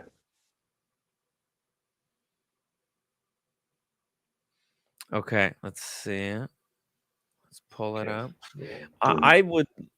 I need to sit down and think about if I and what's the website for this thing, because I want to drop the website as well, and I'm where you gonna get the try. parts. Yeah, because I Well, think it's a great he experiment. sourced he took a lot of time to source his parts Yeah, to get me a much better deal. But if you go to, it's called Swiss Fine Timing. Swiss fine timing. Right. Swiss fine timing. Okay. I think that's right. No, that's not what it is. Never mind. It's called Swiss Limited Editions. Sorry. Swiss Mm, Limited Editions. okay, Swiss limited editions. Let's see here. Let me put it on the. I mean, look Is at that all the look at it. You get movements on here. dials, hands? Oh, okay. New dials, Seamaster dials, Speedmaster dials. You can click on the Speedy dials, right? Look at On the that. dials. Just do the Speedmaster ones. That's the one he chose. That's the one he did in the photo I sent you. Oh yeah. Oh Yeah, I just shit. sent it to you. That's the I didn't dial he get the used. photo yet. I'm refreshing the email. I can't get it. It didn't come yet. It's hello@timwright.com, right? Yeah, it's showing sent on my end, so you should get it. Maybe it's a big picture. Sometimes when it's like a 15 Yeah, megabyte, I did the full that could take a full minute. thing. Hey, Yeah, roommate. but that's the dial he used. And Wow. it was really cool. Cool. Thank you. I was And, busy earlier today. I was busy getting yelled and at. I said to Brian, I said, "Can you do this for him?" And Yeah. he's at the Jay and Shapiro workshop. We were at an event, and he opened his little workstation. He opened his drawer. He had the movement I have in my watch, the 3201. He had the 3861 movements. He had different Speedmaster dials. He's like, because he's going to build one for himself. Wow. So he's like, This "Yeah, I can do it." That's a nice dial. Yeah. Oh yeah, it's very special. And imagine getting this dial in like a sapphire sandwich movement. Because one thing I'm not a huge fan of about the Tokyo limited editions is that it's got a Right. Tokyo engraved. Yeah. If I was gonna have one, I would actually like to have one with the open case back. I kind of like the open case Yeah, but back. then you go to one of these websites, Tim, and you you buy a case back and you just put, Yeah. that's what you do. Yes. I know guys who like the Hasselite, um, they like the Hasselite crystal instead of the sapphire crystal on the front, but that comes with a closed case back. They go out and they buy an open case back, OEM open case back for the Speedy, and they just swap it out. I know people who do that. So then you get the Hasselite and the open case back. Because these Mm. case backs, see, look what a case back costs on here.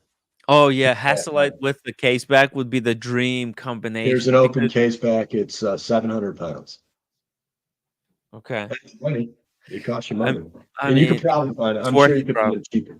These guys are expensive, but I like to go here to look because they have everything. They have dials, they have hands, they have case backs, movements, crowns, pushers, they have everything. Wow. They have incredible stuff here. I Yeah. mean, I'm like I used to like the thing is, I think this whole idea that you have to buy new and your watch cannot be scratched, otherwise it's going to lose value. This is a wrong way of collecting watches. Those are values that gray market dealers have. And gray market dealers, they're trying to bestow those values onto collectors. And I think this is Mhm. the wrong way to look at the hobby. This is the way that never you're never going to be happy because you're always going to be spending more than you have to. So these dealers will might praise you for having that perfect watch that costs so much, but in reality, normal people they don't really care. That's the thing that people care least about, how much your watch costs. They want to know what's the cool story, and making your own custom watch. That's a fucking cool way. It's a cool story to tell. Like, yeah, look at this. This is a Seamaster. It was originally with some ugly dial. I swapped it up for purple one, and it's authentic one. That's cool stuff. Like, this is Yeah. cool. Yeah. If you don't like the dial, if there's a different dial that you want on a particular case, Yeah. Yeah, listen, I'm a fan of modding to get the watch you want. If that's something you want, you're gonna wear the shit out of it. Do it. Yeah, and you're doing it for yourself, not for Yeah. anybody else. So, I mean, it's funny every time somebody comes out with a watch model. See that Mhm. those panda ones down there, Tim? Oh, yeah, Yeah, look at this one. I wanted to that's the pull this one reverse up. painted Wow, owl, yeah. what a sexy combination. Thank you, roommate. You're welcome. Queen. I got some Anytime, tea. it doesn't matter the brand. They come out with a new model, and we're watchmakers, and we start picking fly shit out of Pepper. Like, oh, I wish they had these hands instead of the ones they put on, the hands from this model or whatever. You cannot Maybe, say that. you can swap them out. To throw out the garbage. Find a local watchmaker; they can do it for you. If you intend on keeping it, you're going to wear the shit out of it. Exactly. And then look, That's and what you want. if you are planning to sell it, then you better, like, you could create a contingency plan, right? To You just sell a keep, no, certain, you keep the parts and you switch it back to OEM. yeah, you keep the parts, you take care of it, and then when you sell it, you can sell it as a set. You Or might you not sell it, ask or for you sell it. You sell it the way you modified, and you disclose the modifications you made. Sorry. Yeah. I think if It's you just not- disclose how it was, you tell the story of the watch, and you could take pictures of it on Instagram, take and keep detailed records, and then if person has questions about it, you could point at your Instagram and say, "Hey, look, this is what was happening with the watch." It's a great way to kind of prove that the watch is authentic. I don't know. It is. Everybody likes to have a good watch story and how they got the watch, and a lot of people find that meaningful. But building your own custom watch is probably a cooler story than a long fucking journey in an AD. You know what I mean? Yeah. Yeah. Oh, the story is I'm just saying. they made me buy code 1159 before I could get it. I'm sick, so I'll spend all my waking hours until I'm better shitting on the code. But I like code. I'm not even really one of the talking about biggest code right proponents now. of I'm code. not even talking about. I'm just talking about anything. The whole journey, and it makes you feel special. But if you design a watch, even if you're not the one to build it, and you find somebody else who did build it, and you source the parts, and you spent the time putting it together and designing what you want, and then you find the watchmaker to put it together, that's a pretty cool story. Okay, hey, there was a missed super chat from Ryan Vlogs Live. I don't know why it got. Maybe it was flagged by the algorithm, but the super chat was that Paul needs some psychiatric treatment, which I kind of agree with. He needs help. Paul needs some help. He says crazy thing. He called me a c word like 100 times in my exchange with him earlier today. Really? Yeah. The Brits love to use that word, man. The Americans, we are not cool with that word, and the Brits love it. It's He's insane. the one texting me and says, I I'm understand. gonna sue you for harassment. I'm like, I dude, understand. don't you realize the lawyers will take a look at the messages exchanged and they will see that you're the one contacting me first all the time? Tim, It's he would have to come to America, hire a lawyer, sue you.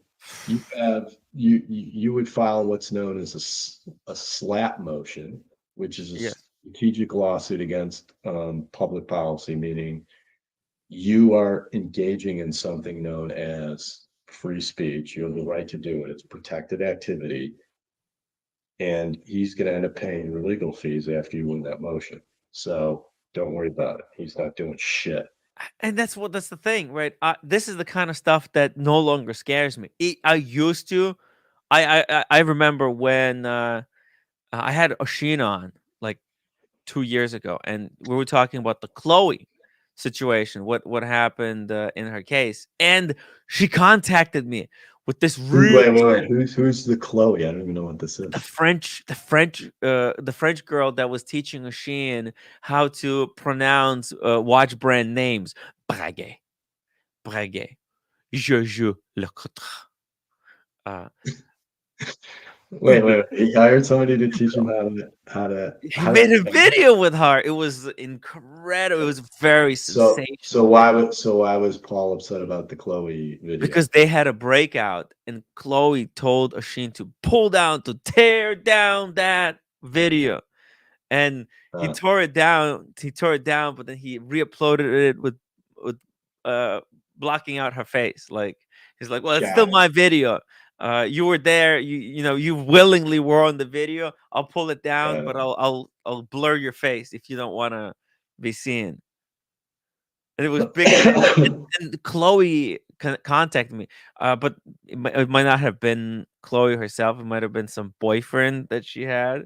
I gotta say, Tim, when I started watching watch videos, I thought it was going to be like just super nerdy shit, and it is. In a lot of ways. You know, I'll nerd out on watches. Certainly, my wife doesn't want to talk to me about this shit. So, and then all of a sudden, it's we're sending Paul into therapy, and she's beefing with every girl he ever gets involved with on the channels. I mean, it's wild stuff like, because, come like, on, man. Brody, like, can you imagine? It's so like these are like watch stories, right? Oshin did a video. Like, this is a great video, by the way. French girl pronounces watch brands. We talk cigars in infidelity. Like, this video. You haven't seen this video, Brody? Hold on 1 second, Timmy. Hold on. Okay. Hard to believe. But I believe, actually, because it was tore down. There was so much drama surrounding this video that I understand that. Hey, Daniel, you're back. I'm just a substitute for Brody since he had another call. So yeah, Daniel, do you remember this video with Chloe? Yeah, I remember her. I think she picked him up out in Venice or something, charmed him, and so he played ball, something like that. And then he got to do a video with her, and she kind of liked it, but she was an unusual character. Let's put it that way. I don't know enough. Yeah, and but what I found fascinating about this is that this was the first time that I was threatened legally, like that I'll be taken to court. I was threatened with legal suit, so it scared the shit out of me, guys. It was really empty threat. Don't worry about it. But that's why I'm no longer scared of, like, when Paul Thorpe says it's an empty. I don't care anymore because I know it's an empty threat if it's from Daniel Katz. So don't worry about it. But it is scary when it's done to you the first time. Yeah. Unless he sues you for defamation, and even then he's gonna have to get back past this. But I'm under LLC. Yeah. I did my YouTube through an LLC as well. That doesn't matter. That doesn't. Well, he could sue me, but there's really nothing. I didn't say that's why I only say things that are true. Well, the funny thing, Daniel, is that, like, that's why I'm not scared of any lawsuit, because I know that I only say things that are true, and I base everything that I say here in fact. Yeah. But the thing is, what he doesn't understand, his friends don't. They just literally make shit up. They'll say anything about me. Now, I don't go around threatening them, but I find it really hypocritical that he would say those things. That's just a warning. He may hire a very tough lawyer, like Alina Haba, who's available now. Oh, really? That's breaking news. Alina Haba was fired? Is that true? Well, it's going to be close to that, maybe, because she's already lost 91 million or something in the Trump cases. So. I just throw that in. Daniel, nobody's hiring her. Nobody's ever hiring her. I know. But yeah, it was a crazy story, and this is a great video, Brody. If you haven't seen this video, no. Oh, okay. Let me play like a few seconds. I will confess I do not watch Oshin's channel. Well, okay. Watch this. This is a great segment right here. This is the most rewatched segment. Okay, I think for other reasons than the watch pronunciations. Yeah. Good. Seal of approval. The next one is everybody's favorite watch brand to hate. It's not Hublot. It's not Hublot. It's Hublot. Hublot. You don't pronounce the H. Hublot. Don't The pronounce Italians don't the H. pronounce H's either. They don't even. Yeah, they have H. They have it, but they don't pronounce it. Great moment in this video. Unfortunately, some parts had to be blurred out. That was her best behavior, though. Oh, I mean, she doesn't look very enthusiastic doing this, right? Like, No, bro, but that's still her best Wait, wait, behavior. Wait. I'm just picking up on this now, Timmy. What? Was she exposed during the videoing here? Is that why that's blocked off? That was a little bit. And then there's actually a part where she changes her feet around, and it was a little bit. Is this like a Sharon Stone moment for her? What's going on here? But it's not. She didn't want the video taken down because of this part. It was for other reasons. But Okay. But she So she do you is want it taken down having anything to do with the video, or was it ancillary issues? no, it was other issues. It had nothing to do with the moment video in the itself. video. Yeah. Got it. It was just retaliation. She wanted something to be done, and as one of the things that she decided to go for is saying, "Hey, because you're not doing what I'm telling you to, I want you to pull down that video that was on, because otherwise I will report this to YouTube. You recorded me without my permission." Like, I withdraw the permission. Sometimes people use Really? that. There's the camera sitting there, and she didn't know about it. Right. I mean, come on. Was the camera invisible? No, of Was course. it in camera? It was I a don't big think so. camera. It's like they're Yeah, doing it didn't- together. didn't- They're even there's like some creative shots where Yeah. she's wearing the watch. Like, watch this. She's posing for the camera.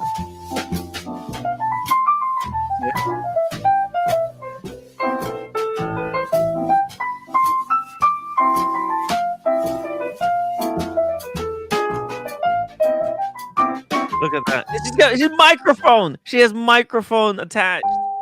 Yeah. And they're shooting this kind of a romantic. Yeah. Venice is romantic by definition city. I have a confession. Oh man, this is the music that we got to strike for. I gotta shut it down. Just we can play a little. Look at this. She's doing a. Look at this. I have a confession. God. I have a confession. First of all, there was more than one was it with Michael Douglas moment type of thing here. Sharon, what's her name? Stone. But also, I really thought that, if I could have only bumped into her or someone like her in Venice, wouldn't that be wonderful? I'm saying to myself when this video was released. And I'm romanticizing about this before I go to bed. And then I discovered the way she was, the way the story ended up. Yeah, So, it is really unfortunate. Daniel. Yeah.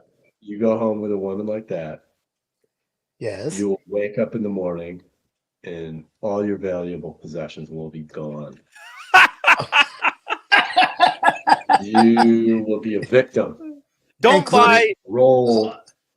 Oh, wait a minute. I'll add to that. And then I'll get a phone call from some stranger, and I pick up the phone in the middle of the night and they say, "Sir, if you notice, your body has stitches on it and you only have so many hours to get to the hospital. Your kidneys are gone." Daniel, please do not go to Paris. Daniel, the only thing that's safe from not being stolen from you are your binoculars. Those are good. Nobody's taking those, dude. Nobody wants them. Trust me. Do not go to Paris, Daniel. No offense, man. They want the young stuff. They want the fresh stuff. Okay. Nobody wants your liver, man. All right. Okay. Nobody wants your kidney. Don't worry about it. You're good. Okay. All right. Let's watch a little bit more of this video. Apparently, there's a new. Danny, are you home? Are you ready Stunt to do a art. cartwheel yet? What's going on? Huh? Daniel, are you home? Are you ready to clear out some space and do a cartwheel? I just ate, and it's not going to be a cartwheel, man. I'm going to get sick. No, See, there was I no can't. I can do a lot of stuff, not the cartwheel. I can do squats. I'm not going to do the cartwheel. No. A 10-year-old can. Hold on, Brody. I'm being honest with you. A 10-year-old can do a cartwheel, and they do it well. For some reason, I'm horrible with cartwheels. I can do headstand. I can do a bunch of stuff. Don't All right. ask me to do a cartwheel. It's just the way it Okay. is. All right. Okay. No cartwheels. That's cool.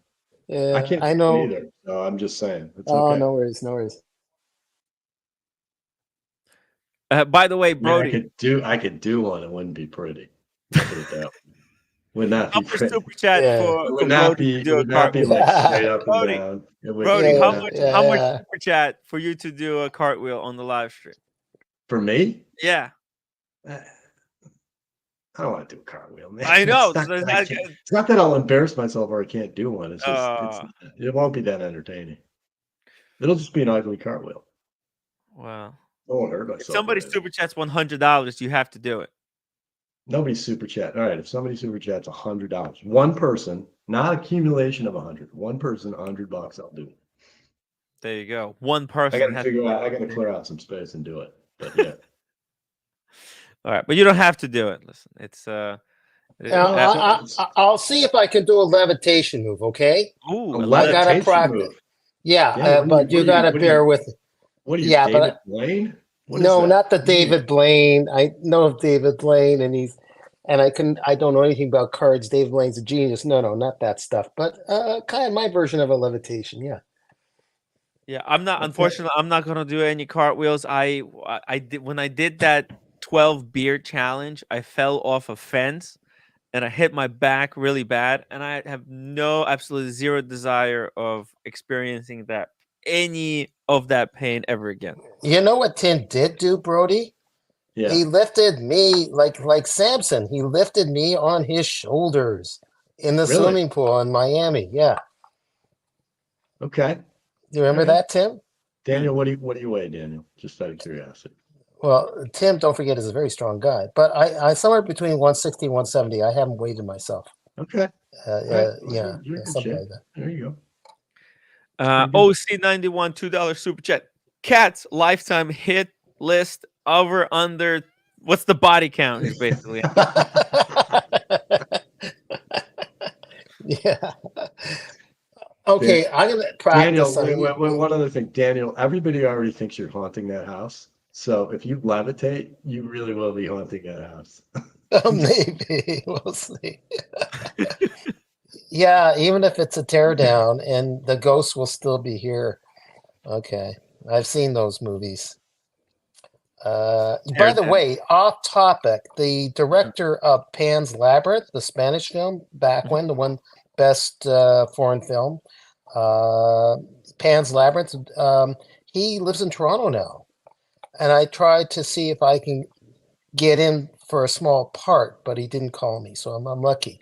But he's a weird director, so you never know. Maybe I can meet him and talk him into making some film about some ghost at my house or something. Oh, so this famous director from Spain moves to Toronto. Don't ask me what Mexico or and you're considering stalking him. Yeah. And creating a movie about you haunting your own house. Yeah, that's right. That's right. This can only end well, Daniel. That is Yeah. an awesome plan. Film the whole process. Yeah, it'll be like De Niro that tries to go after Jerry Lewis so he can become famous, and called The Comic way back when Jerry Lewis. No, it was De Niro who plays the guy that goes after Jerry Lewis. That's right. He was the struggling comic.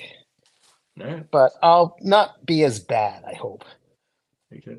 Yeah. Okay. I got that email, by the way, Brody. I'm like checking it. I got. You know what? I'll send it again with a smaller size attachment. Yeah. Crazy. Okay, Tim, I'm still here, but I'm gonna shut off the video because I want to practice. Okay. Okay. Go practice, Daniel. Okay. Bye. Daniel, I'm still here. Do you have a life alert? You know what I'm talking about? No, man. Damn. Okay, just checking. That's my 'cause you're dad around had. there and Well, no, thanks for asking. Actually, that might be a point, but whenever I go on a trip, I try to arrange where I'm with an entourage now. Like Tim, it was great to be in Miami. Tim stopped me, pulled me back from walking into a telephone pole a couple of times, and then a couple of times. and then well, maybe 3 times. Okay. And then 3 times. yeah, and then while I was talking to Tim while I was at the yoga retreat in Costa Rica, Tim overheard this, and she's a young, gorgeous woman. The head yoga person, Simone, was barking at me, "Put on your shoes!" Like she's like the young mother of everybody. What you're gonna walk into some spider tarantula or something? Put on your shoes. And that Tim overheard that and said, "Is that your mother?" But yeah, we have people kind of watching over me if I go to certain things. So there's a few days where I'm alone, but I try to be with someone.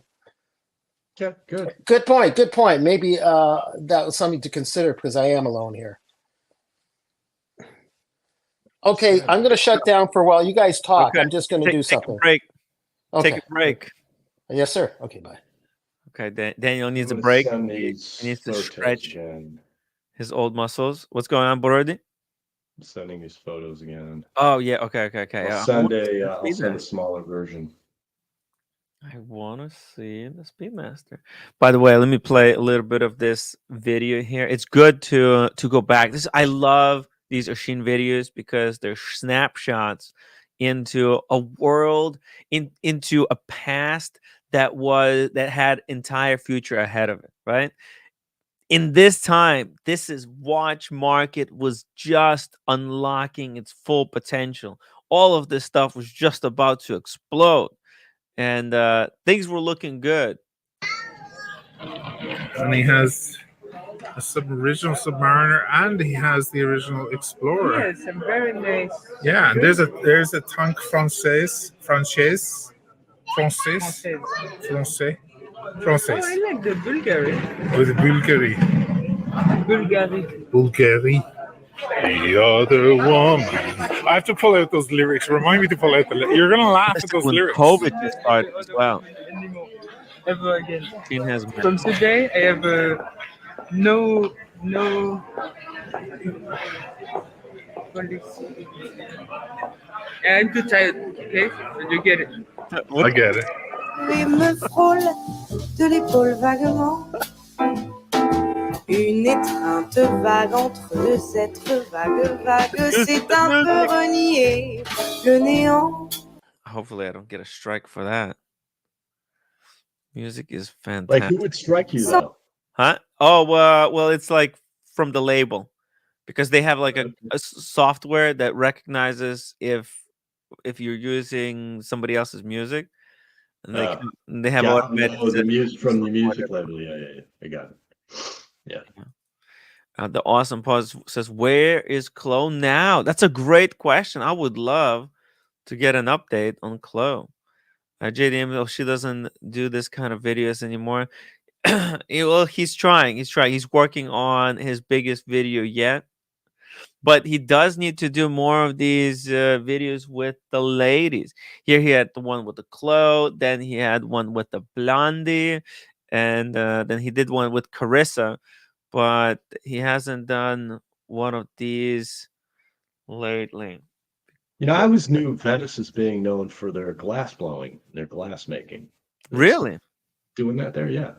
Oh, I didn't know. They have, I mean, yeah, they gotta be specializing in some kind of obscure arts, right? It's such a unique city, right? Yeah, Like, the Murano glass. yeah, like who decides to live there, right? It's only people like Gene. That's one of the things they're known for. Right? Like, who makes I don't know if it's considered special anymore, but back in the day it was considered pretty special. The glass blowing? The Murano glass. I mean, in the age of like YouTube where everything is collectible, if they do it in a very artistic way, right? There is a possibility. Like, yeah, look, I bought look at this. Let me show you something.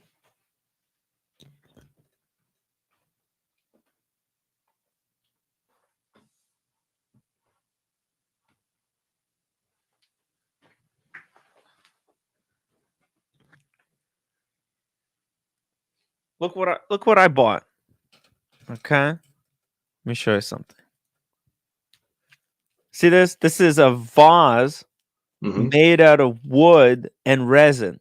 It's wrapped up Mm-hmm. because they coated it with some kind of a really smelly adhesive on the inside, and it's just toxic poison. But it's a piece of art that was made on the Oh lathe. my god. You understand? It's a lathe vase. It's got glitter on the inside, Okay.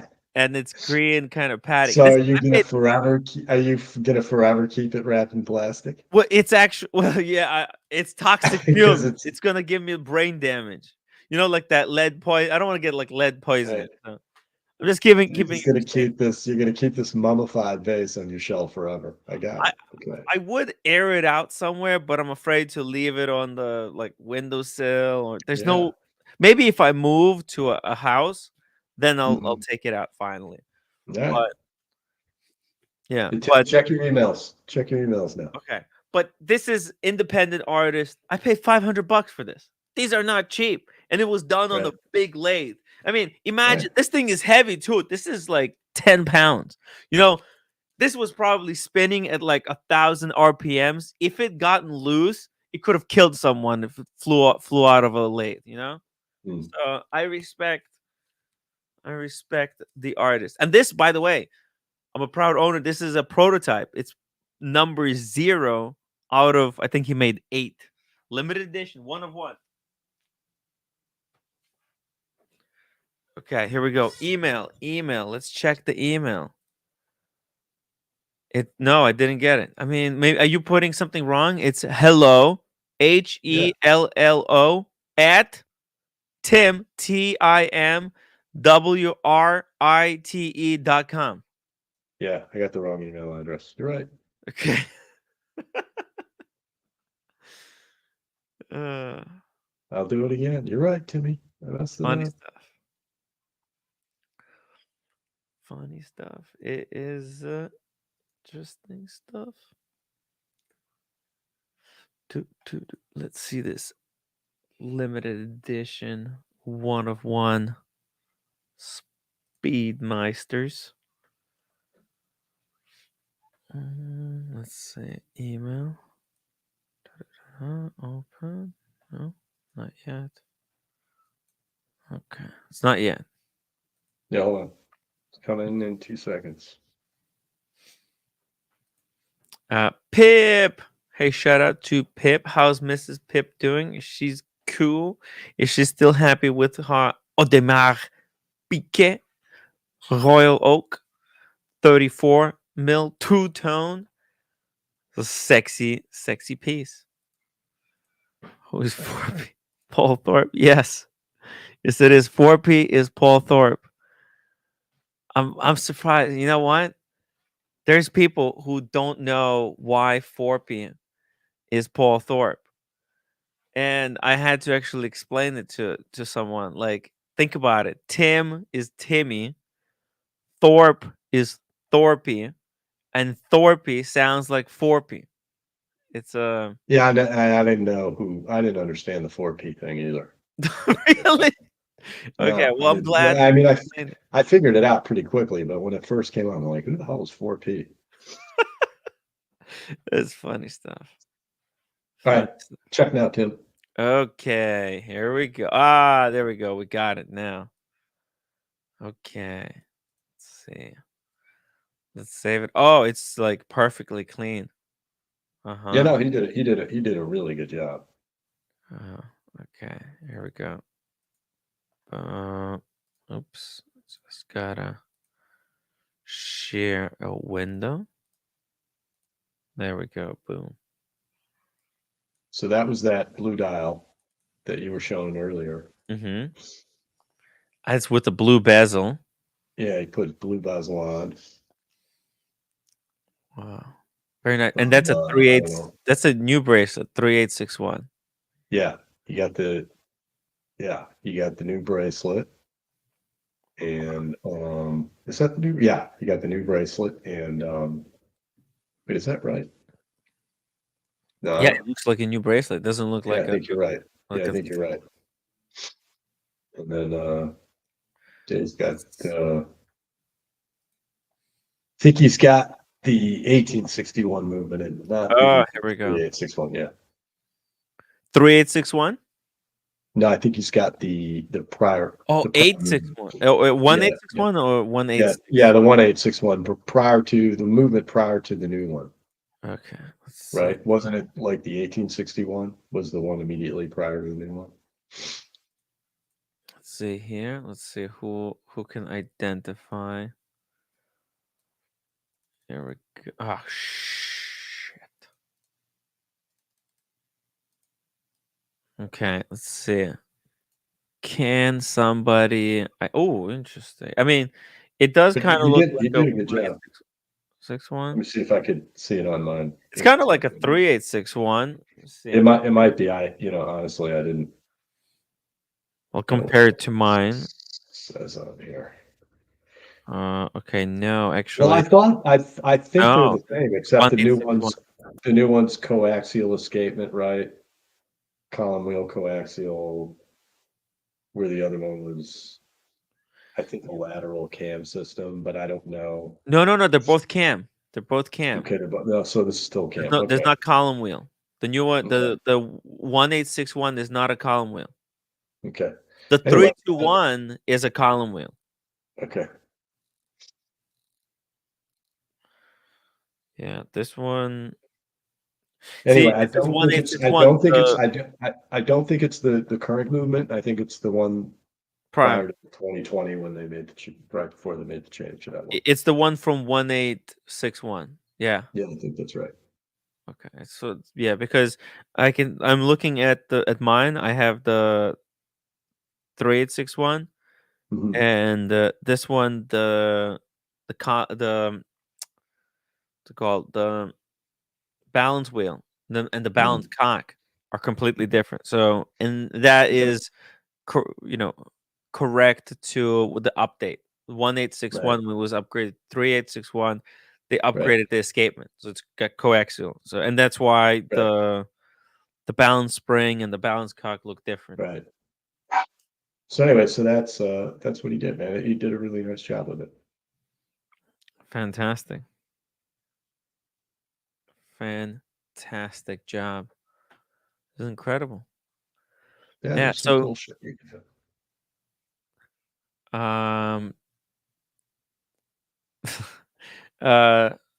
Crazy stuff. So, guys, think about it in the chat. Think about what kind of combination would you want to create if you decided to make yourself a custom speedy. All right. What would you go for? Because this could be a great way to do it. Oh, wow. Cool comment from Theme Pro. Keep on exposing the bad apples. Boom. Exactly, Theme Pro.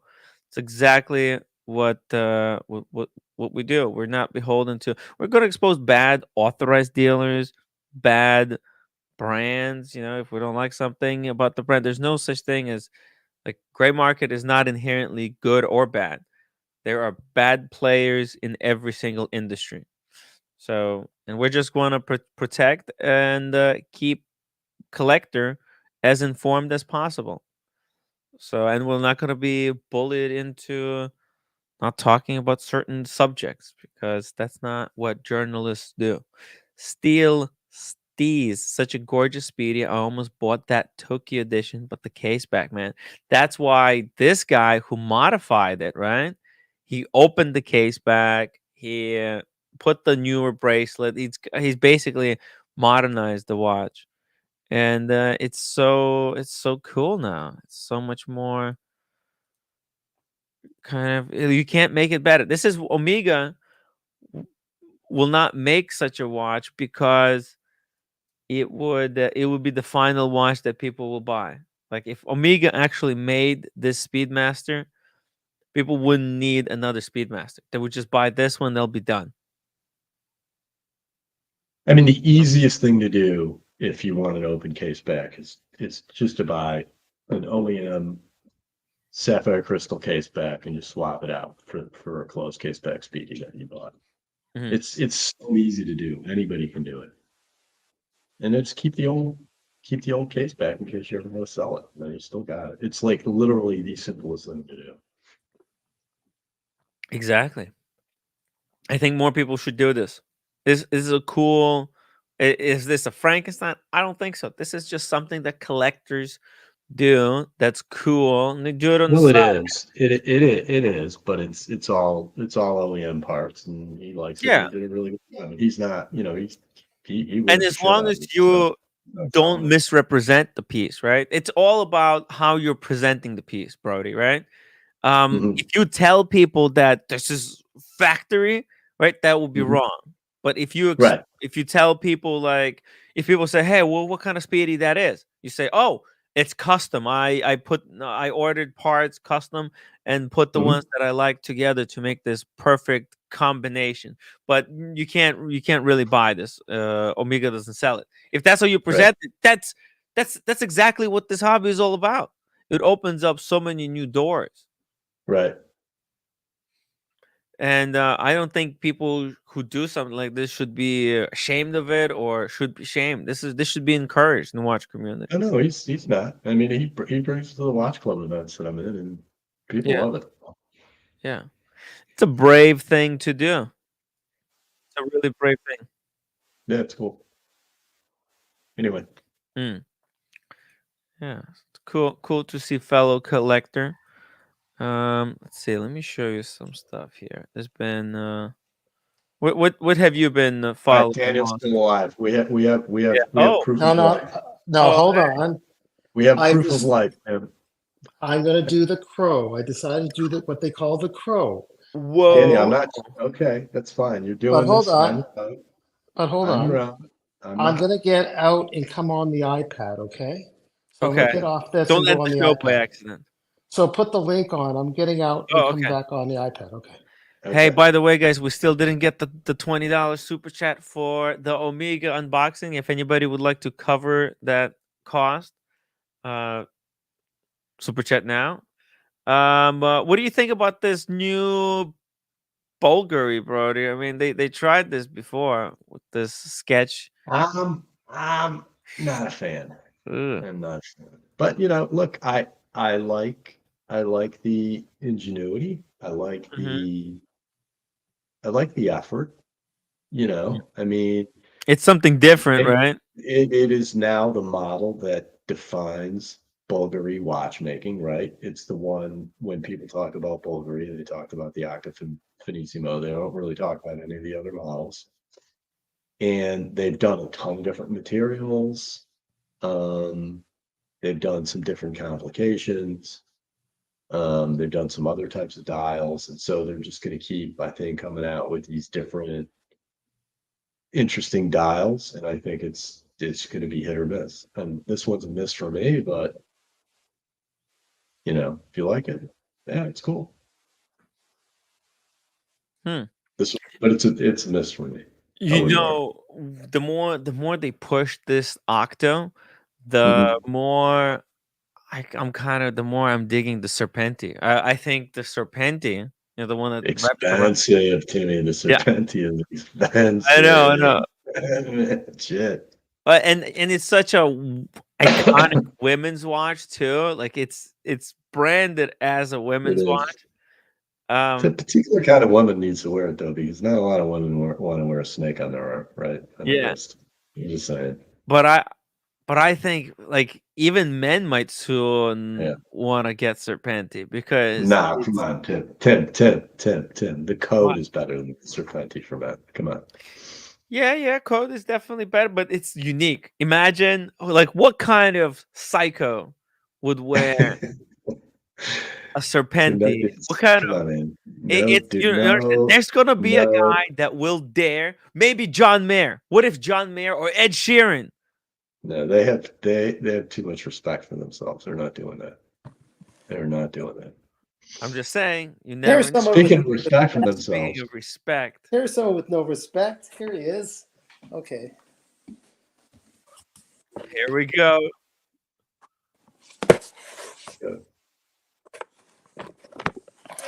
Okay, there we go. Yes, ladies and gentlemen. Oh, here we go, guys. Be careful. Hold on to something. Everybody who's watching should be holding on to some solid object as well. It's good to do moves beforehand, but we'll just go into it. Okay. I need this. Okay. Squat. It's a squat. Okay. Okay, that's the squat. That's a squat. And then this. Oh my God. Oh! There's the crow pose. Into a headstand. God. Boom! Into a headstand. Did it. Down. Look how balanced he is. Back into crow pose.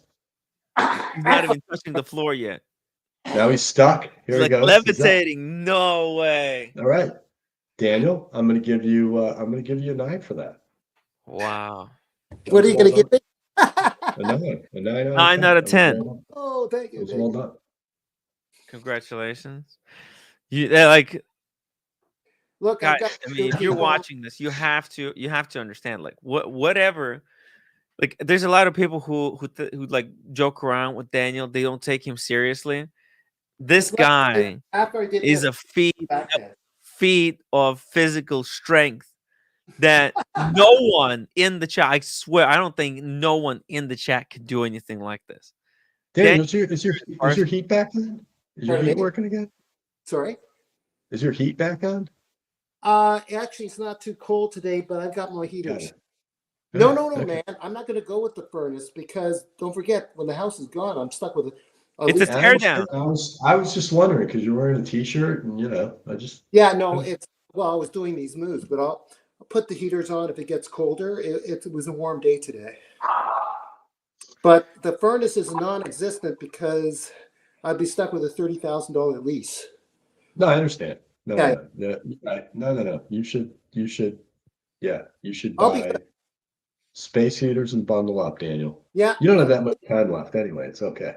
Yeah, you don't have that much money right in the house. That's right. Some girl. There you go. Quick. Tim, I'll be fine. You're gonna be okay. Yeah, It's actually a warm day here in New York as well. Actually, that kind of scares me because man, this is too warm out here. Like the global warming. It's for real. It's gonna be really hot and unbearable really soon. Right now is the best weather, guys. Enjoy this because it's gonna get really nasty soon. Yeah. Well, okay. So please enjoy this weather. I'm gonna have to be cranking up the air conditioner soon. This is the best. By the way, huge shout out to JDMTL for $28 Canadian super chat. This is for an unopening. Enjoyed, people. Thank you. Wow. Thank you. For Brody, the speeding. The unopening. The unopening. The unopening, not the opening. Yeah. Thank you, and JD. The unboxing, I got it. The unboxing. I got it.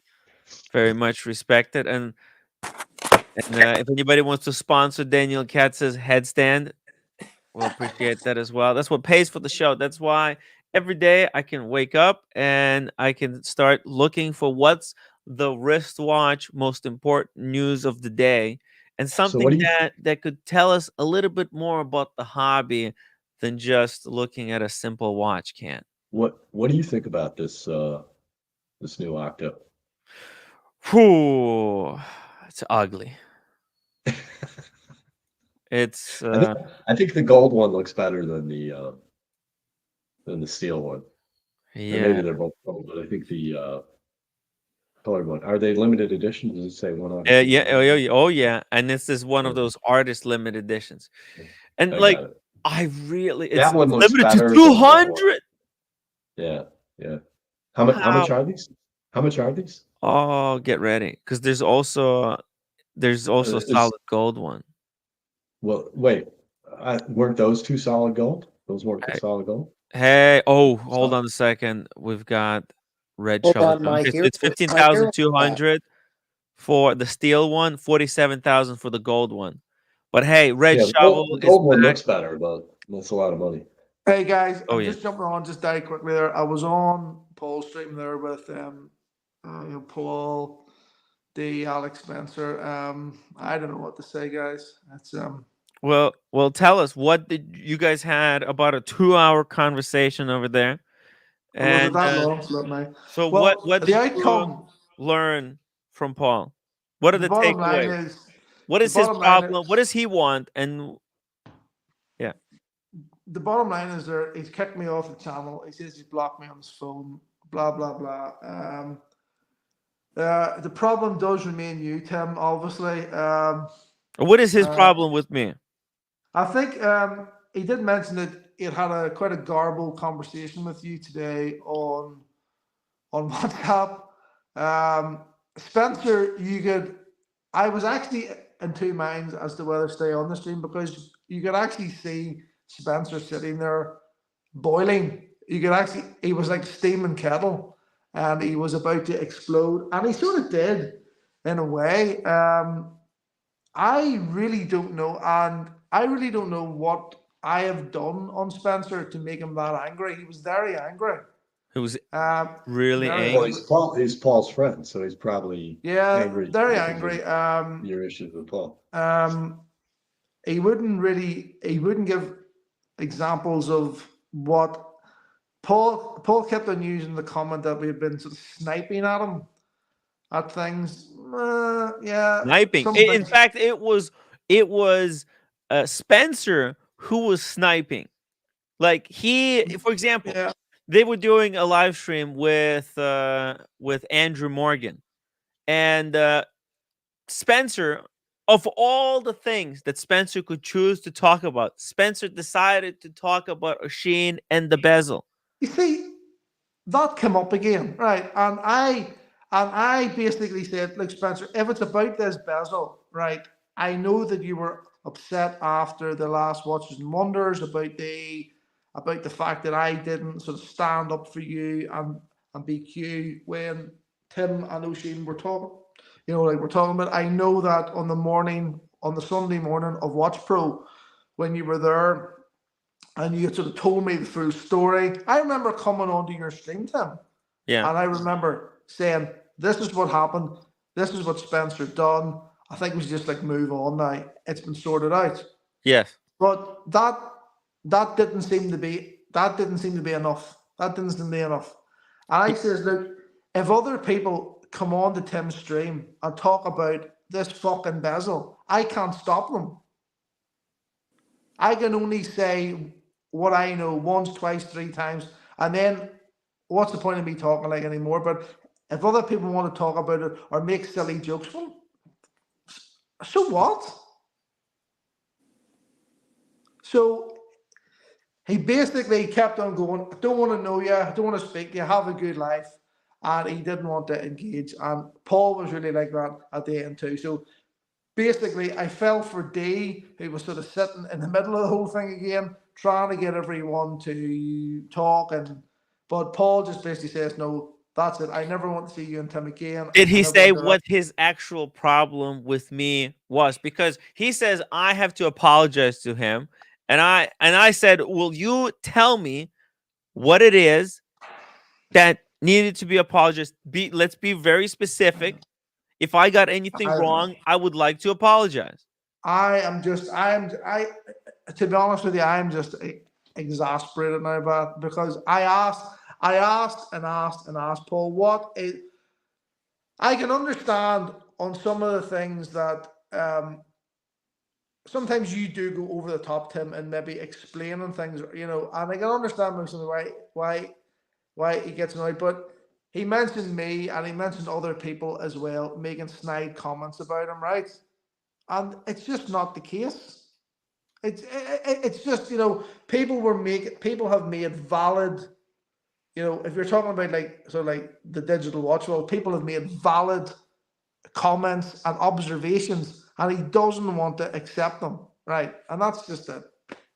Well, listen, he made certain assertions about digital watch world. What, people are not allowed to think about those assertions? Like Red, what does he expect that people watch his videos where he says that digital watch world is going to end all watch crime, and people just supposed to take that and just accept it as is, and people are not allowed to question. Like, wait, hold on a second. Well, What is I'll this tell guy you who for was in real? it. Alex Foley was there too, and he was very calm and he was very collective, and he basically said, "What do you want out of this?" And I just says, "Look, I don't think there's any need for all this fucking about." And he sort of made the point where, like, he says, "I just think this is one of these cases where no one is going to get on, and we'll just have to move on from it." And I think that's basically the sort of lead that Paul took.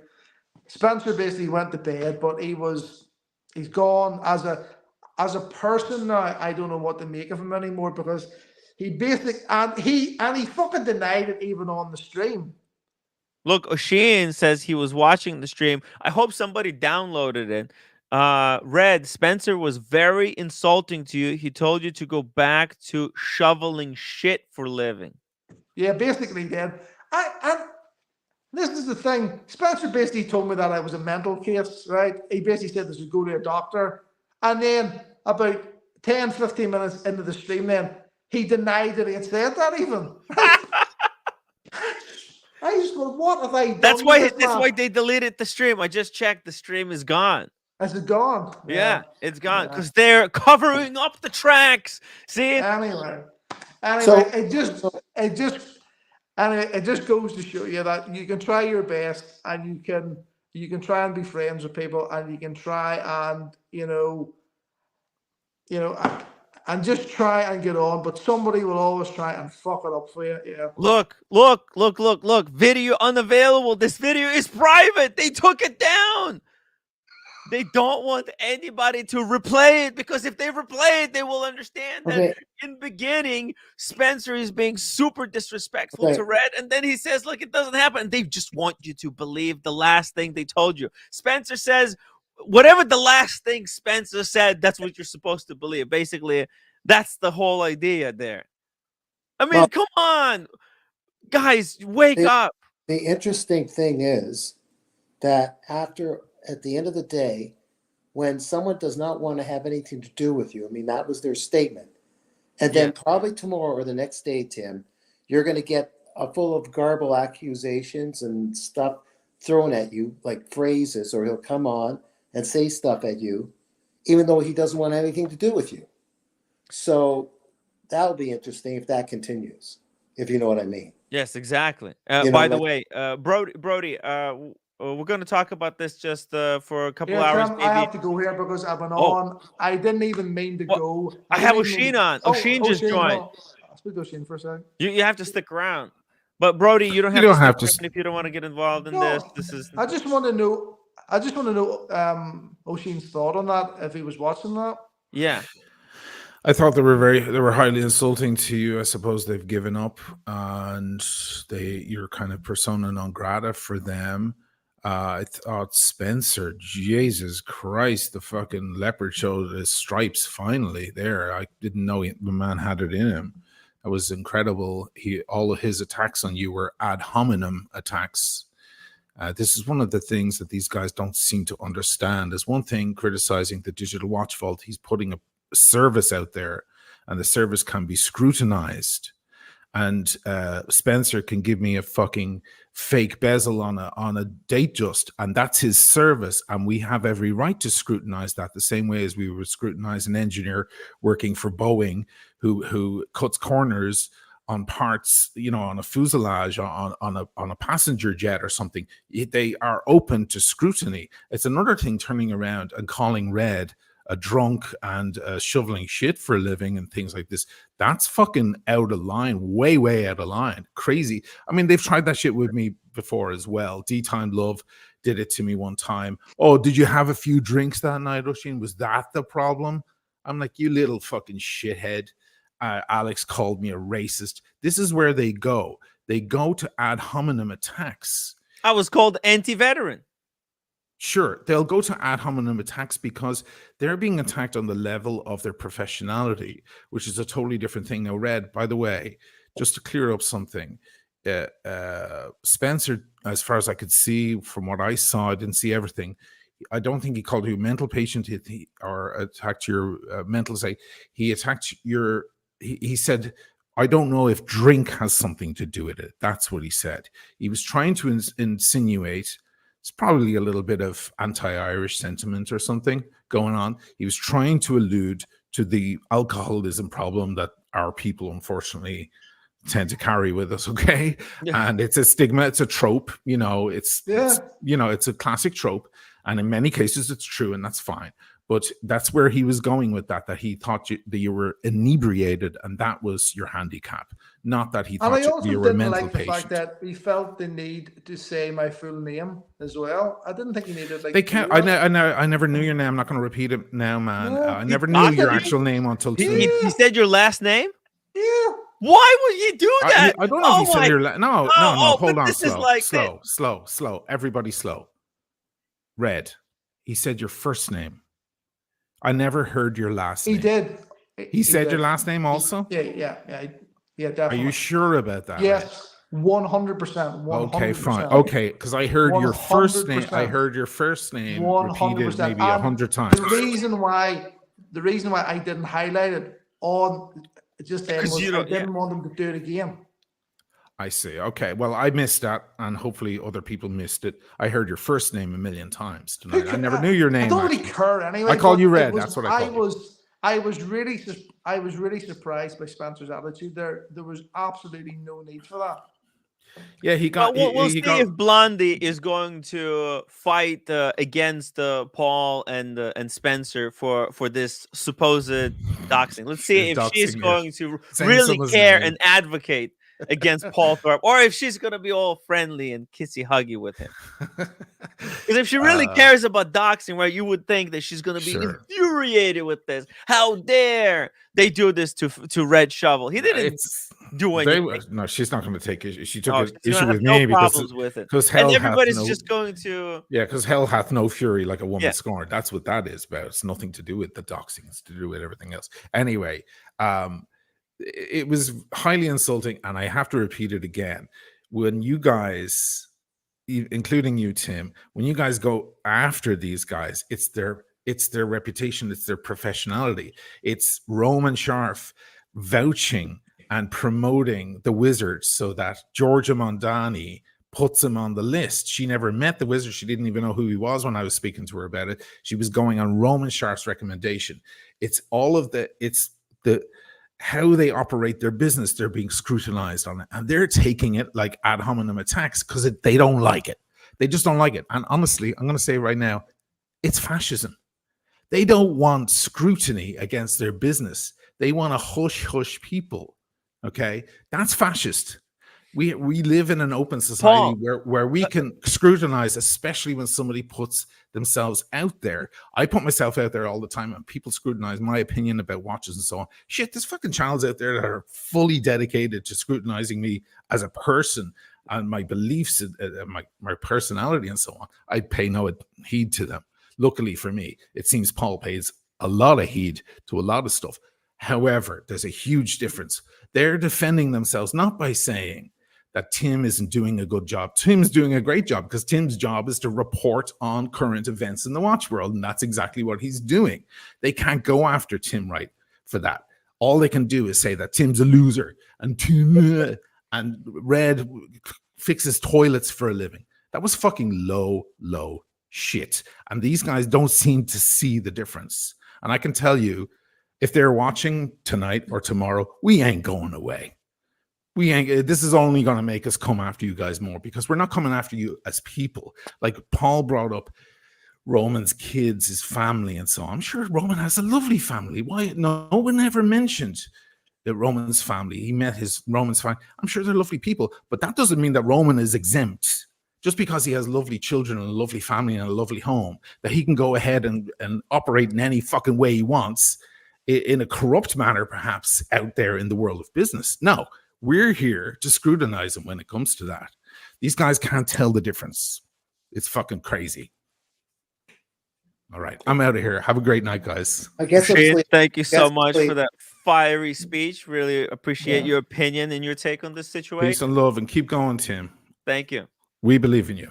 Thank you. I'm not gonna be bullied by these guys into Tim, I have to really go here too, because I didn't even mean to go on Paul's there, but it is what it is. It is what it is, and if somebody has recorded it, please send me a copy. I would Yeah, love to I watch it hope. myself. I'm sure that somebody has. But there's that many people clipping shit, so let's Yeah. hope that they have. Okay, Daniel. See you again. See you. Okay. Bye. Okay. Okay. OC91, $5 super chat. Red, in their eyes, guilty by association, plain and simple. Simple. Your alliance with Tim makes you guilty in their opinion, of course. Full stop. And just to answer Blondie, we got Blondie in the chat. Shout out to Blondie. She says, it's not about doxing. Yeah, exactly. We didn't call it doxing. We were just saying what happened to Phil, whether you're going to call it doxing, because you're the one that claims that it is doxing. We're just saying, hey, they said Phil's name on air for no reason. It was unnecessary. Why did they felt like they have to do that? But Blondie, you claim that that's doxing. So we're going to see whether you're going to go after Paul and Spencer for saying Phil's name out loud, his first and last name. So we'll see. We'll see. There you go. We're gonna pay close attention to that. Or maybe you're gonna change your mind and say, no, you know what? 4P is my friend. So when they dox, it's okay because they're my friends. They're okay because those are that's your definition, Blondie. Saying Red Shovel's first and last name, according to you, is doxing. So you should be saying those things. Okay? So you should be defending Red Shovel against Paul. But we'll see. We'll see whether you're going to be defending Red Shovel. Dirk Dickler, Tim, O'Shane will dump you when him and Paul make up. He already has your super chat money. Well, you're super chatting me, right? So, Dirk, clearly he doesn't have you. And if you're going to keep super chatting me, then we don't have to worry about O'Shane. What do you say, huh? Okay. Keep super chatting, Dirk. I need those super chats because I'm short on rent and I would really appreciate some help here. By the way, guys, if you want to support the show via PayPal, I'm going to drop the link because it's actually a more convenient way for me and probably for you as well because it's anonymous. You don't have to disclose. Come on. Oh, speaking of anonymous. OC. Oh, see. What's up, guys? Hey, Yo, OC's here to yo, save yo. the Paul Thorpe Back pulled from down the dinner. video. It's Yeah, private. yeah. Just ended a few moments ago, I believe. I wasn't. He was broadcasting it on 2 channels because it was a little weird. Oh, wait. Maybe I can go to the other channel. It's probably still there. Maybe he just pulled it Okay. down from one. And I think one channel I'm still banned in the chat, and the other one I think I can comment. So. Uh-huh. Oh, it's still up on the other channel. Okay, I'm gonna download it before he realizes that he hasn't. That he probably doesn't even realize that he Why left did it they have up 2 on the other channels? channel. Huh? Never mind. Sorry, Like, Daniel. Hold no, on. I just need to download this real quick. it's okay. He's probably watching this now, so he knows that I'm downloading it. Here we go. Here we go. Come on. Download. It doesn't download. What did I miss? Red Shovel joined back up, and he said that Forby made a lot of accusations, but there was not a lot of there was a lot of ad hominem attacks, nothing specific that of any wrongdoing that he wants us to change. So I don't know. You tell me. Oh, did you catch any moment of that stream when Red Shovel was on Paul Thorpe? I caught a little bit of it. I was in the car coming home and I tuned in, and it was combative, unusually ungentlemanly, I would characterize it. It was, I mean, Paul and Spencer were really, I don't want to say they were being rude. I just think that they were basically telling Red Shovel in no uncertain terms that they didn't want anything to do with him ever again. They didn't want him at any of their events or involved in any of their businesses, and that he was not to, and that they didn't want to communicate with him in any way, shape, or form going forward ever again. I thought it was very, and I could tell Red was probably hurt by it because, I mean, I don't know. It's Well, just a tough, is- unfortunate situation. OC, that event that was just in the UK just recently with all those booths, was that Paul Thorpe's baby or was he just involved with it? No, I don't think he was involved with it or was his baby at all. I think it was a British watchmakers event, and Right. So I'm everybody saying, went there. subsequent question is, does Paul Thorpe think that just because he's there and he didn't organize it and Red happens to be there, that he's not supposed to be there from his perspective? I'm just wondering, like, even if it's not his event, that he's banned from that too, from his thinking? I'm wondering. No, I mean, that's not Paul's event, and that's not a BQ Watches event. So, Okay. Yeah, for sure. I don't think so. But I think they're very antagonistic towards Red for I'm not quite sure the reason. I mean, Red's always been, again, someone who appreciates the relationships and the friendships with everybody in the watch community there. So it's kind of disappointing to see, but certainly Red proved that he's an entertaining panelist on this stream or any other. So if they were smart, they'd have him back. they'd have him back a couple times a week. It's good. It's good for their ratings. Oh yeah, it's great stuff. But why? Okay, at least they didn't delete it on the other channel. But I'm having trouble downloading it. Why am I having trouble downloading? I think Red was caught a little bit flat-footed because they were throwing all kinds of wild charges and allegations and accusations. What did they accuse him of? I mean, I'd have to go back and listen to them specifically, but it's like, I mean, and it's not really Red's position to defend everybody that they were. It was just crazy. It was like, why are you attacking Roman? He's such a good family man, and I don't think Red was prepared to talk about, well, here's what Roman did here. Here's what, I mean, Roman put up an AD, a video with a fake AD in it. Roman put up charts saying that if you buy the Hulk, it'll go up by 20% when it would actually fall by 20%. Roman did videos trying to convince people to buy Rolexes when they were dropping in value and telling them they were good investments. Roman backed the Wizard. Roman vouched for the Wizard. Roman offered to take care of the Roman. Those are all facts. I mean, these are all, I mean, Stefano was a moderator in Roman's Facebook group. Stefano was dropping Roman's name and Roman knew about it. Roman was using Stefano for the U.S.-Canada connection to allegedly smuggle contraband and watches across the board. These are all things that could have been brought up, but Red doesn't know all these facts, right?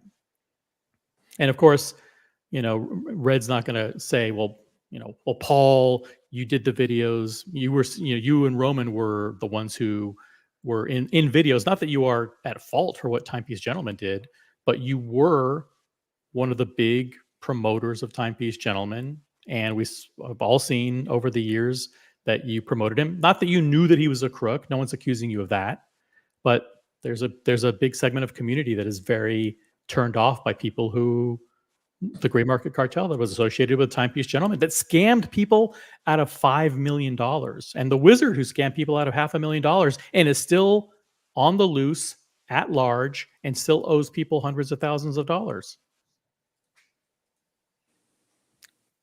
Exactly. And I asked Paul if he would help me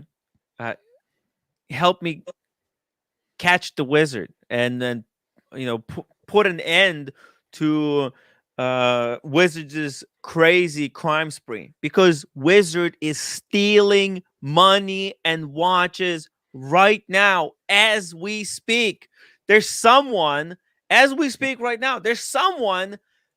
that Wizard is working to scam, because there's no evidence to suggest that he wouldn't be continuing to scam people. By the way, none of the things that I said were meant to disparage Paul or Spencer or Dee or anybody else on that stream. I don't know all the people who were on that stream. I think that maybe Alex, the watchmaker guy, was on there too, but I don't know those guys. I've never had anything to do with them. I've never talked to Alex, the watchmaker, in my life.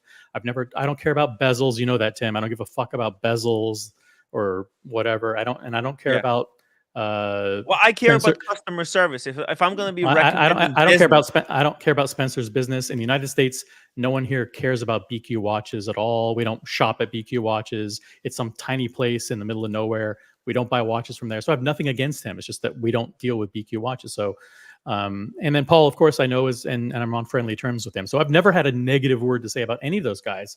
Because am I on a panel where, listen, you and Asheen and maybe other people are talking about stuff that they've done? Absolutely. Doesn't make me guilty by association, and certainly doesn't mean that I'm that me or Red Shovel are enemies number 1 and number 2. No, wait, hold on a second. You can't be guilty of association if the person you're being associated with hasn't committed any crime either. What the hell have I done? So for you guys to be labeling me as guilty by association, I didn't do anything. Yeah, a lot of people are saying that Paul Thorpe is guilty by association because of his closeness to Timepiece Gentleman. I think that's unfair. Actually, it wasn't. I think that's unfair, but I think it's also unfair. Business relationship. They had a mutually beneficial YouTube relationship. They were promoting each other. YouTube promotion, but it wasn't like they were exchanging millions of dollars worth of watches. They were exchanging followers, which in return turned into leads that you can monetize. Paul Thorpe was getting paid a lot of money promoting his trusted dealer network.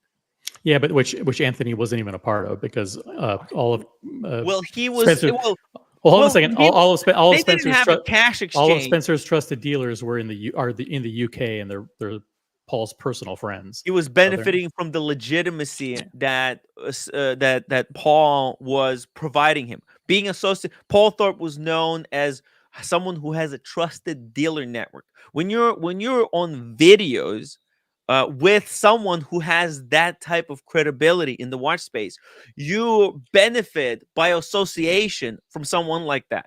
So Paul was lending Timepiece Gentleman his credibility. He is like, hey, if Timepiece Gentleman is friends with Paul Thorpe, well, Paul Thorpe is not an idiot. Paul Thorpe had 40 years of experience flipping watches. He would know a crook if he saw one, right? Wouldn't he? If he think about all the stories that Paul Thorpe told about on his channel, about the robberies, about how he caught scammers, and all the different stories about scams. Like, this is a guy that people look at and think, well, listen, this guy has seen every single scam imaginable. He wouldn't be friends with a fraud. He wouldn't be friends with someone creating a Ponzi scheme right now. Look, right?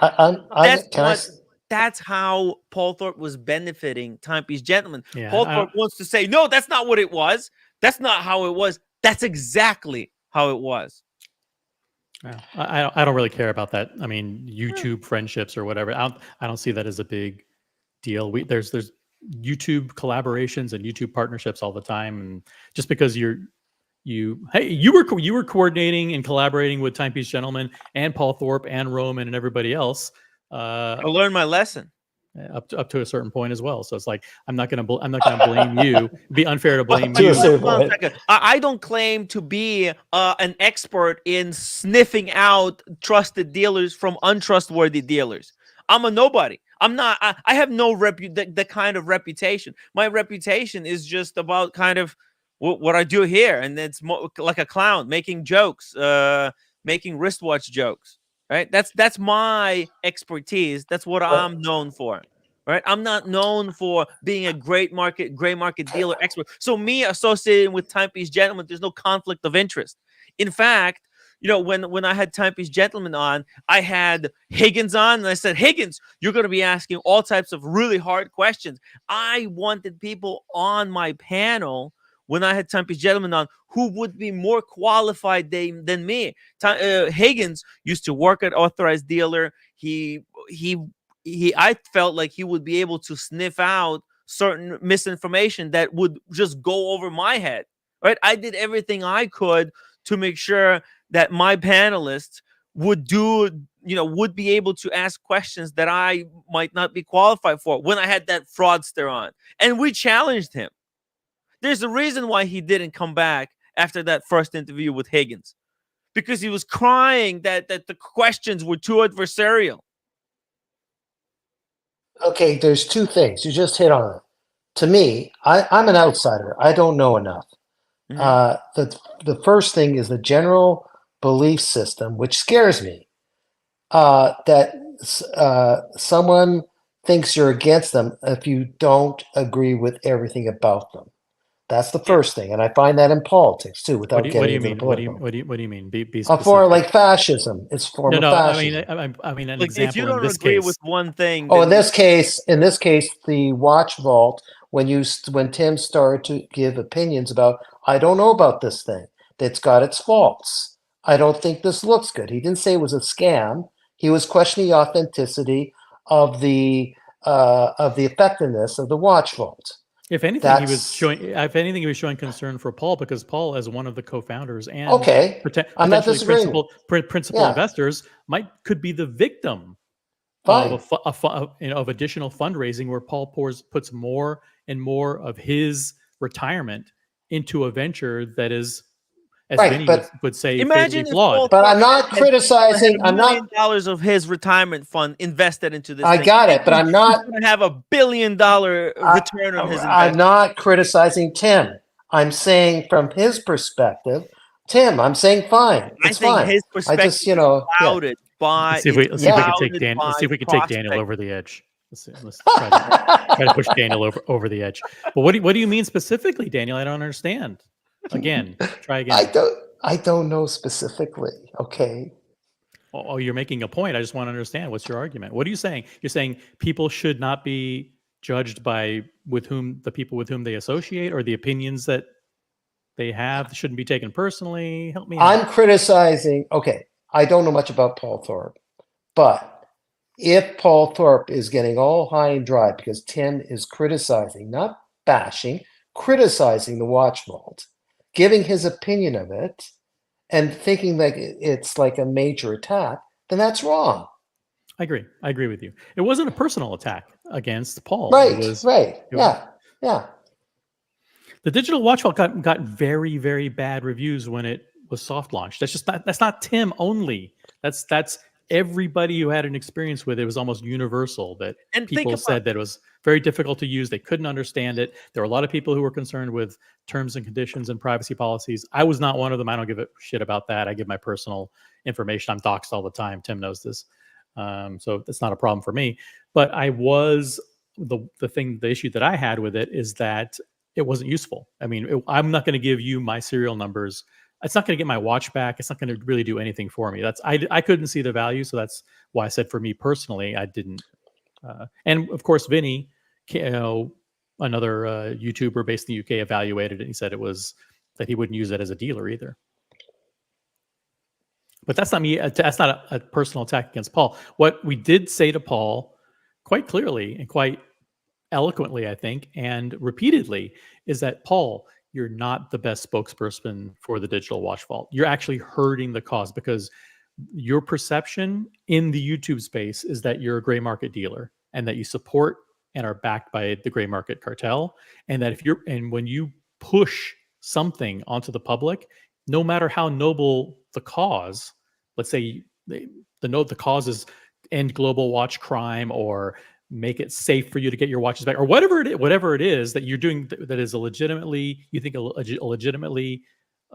reasonable, purposeful reason for you to offer the service, it's going to get muddied and clouded by the fact that you had a relationship with Timepiece Gentleman, you had a relationship with Roman, you were on YouTube defending gray market dealers, you were on YouTube defending consignment. These are all not good looks. You should not be the public face or the public spokesperson or representative of the digital watch vault.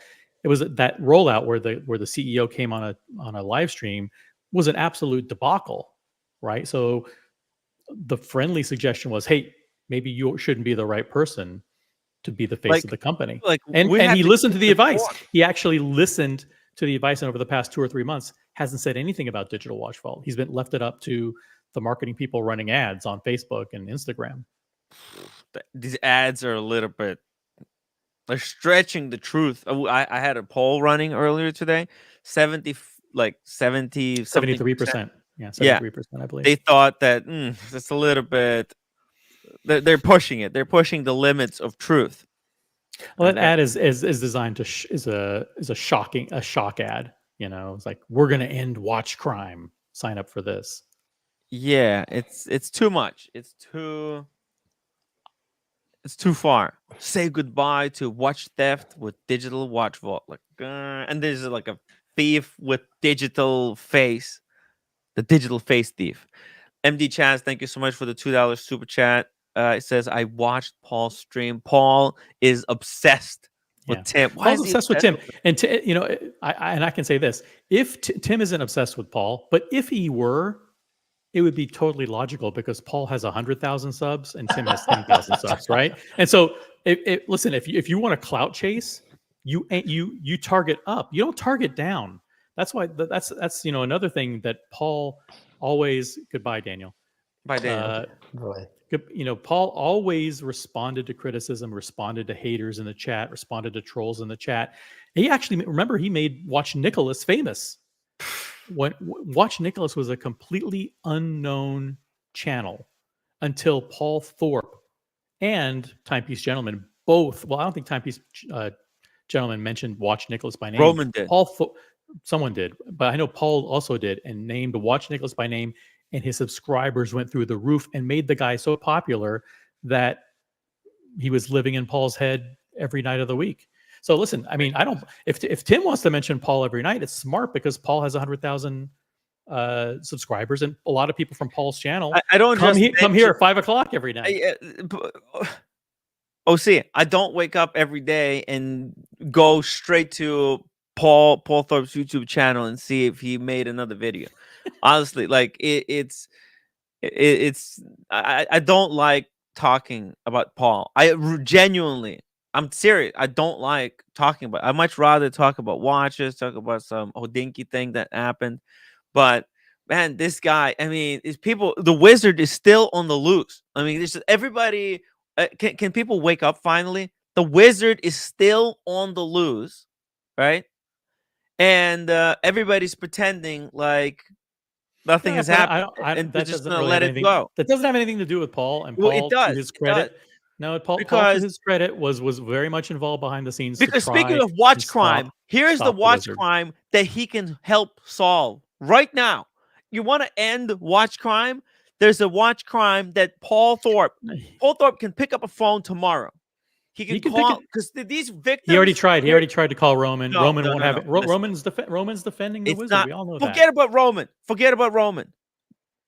He has to call the victims, okay? Because those victims, they're not going to listen to me. They're all Archie guys. Okay, Tim, you can't dictate to Paul Thorpe how he spends his time. Well, I don't listen. He can choose the causes that he wants to take up and the purposes that he wants to spend his time on.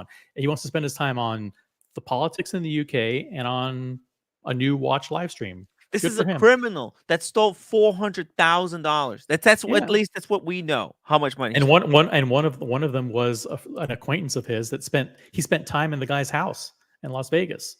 So he tried. I mean, listen, Roman is, you know how Roman. We all have the evidence of Roman defending Stefano and saying, hey, you know, these guys, Stefano's an honest guy. Sometimes he has to wear bulletproof underwear, but you know, in this business, who doesn't?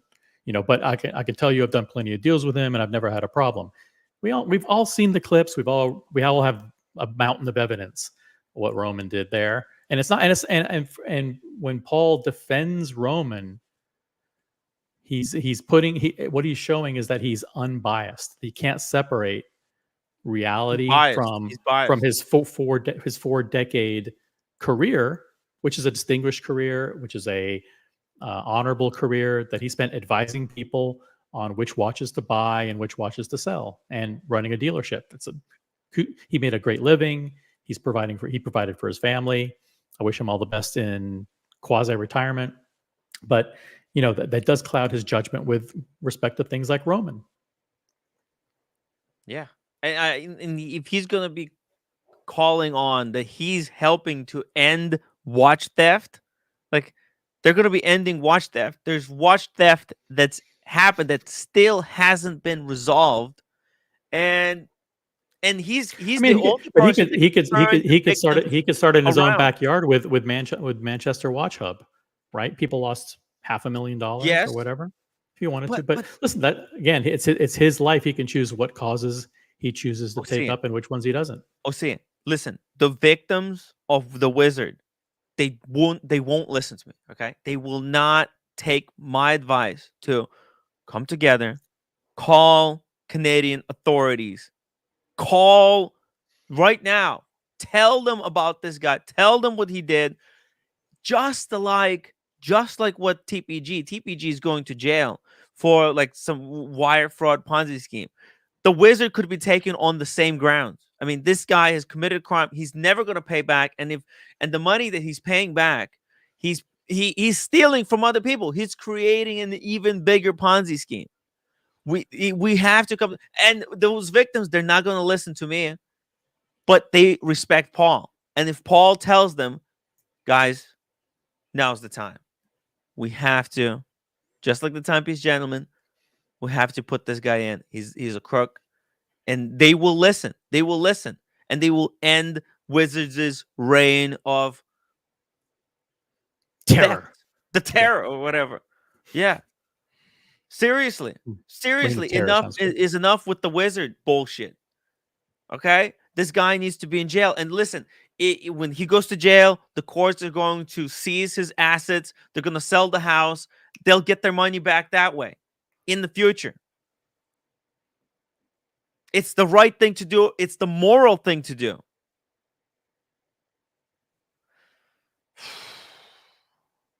And Paul Thorpe can make it happen.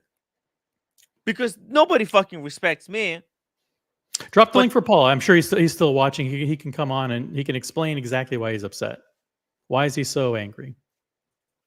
I'll drop the link. I don't think he's watching. Oh, by the way, I texted him if I could play the video, where the red shovel was in, from earlier today. This one.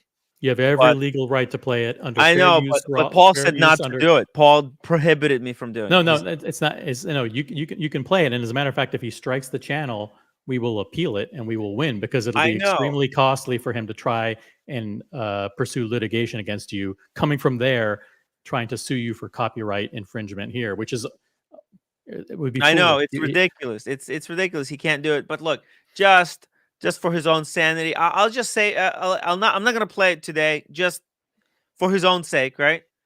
We'll have a talk about this because I honestly I want to play it to answer some of the stuff that he's saying about me. Maybe I could clarify some stuff. You should play it. I actually. He's not going to strike the channel. No, he said not to play it. He said not. Those are just.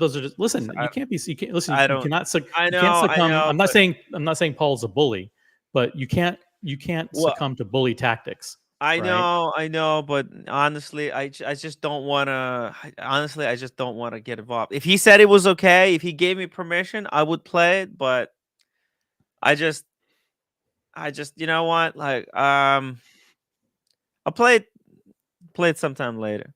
But I really think he should just give me permission because it's ridiculous. Look, it's ridiculous. What is he trying to hide?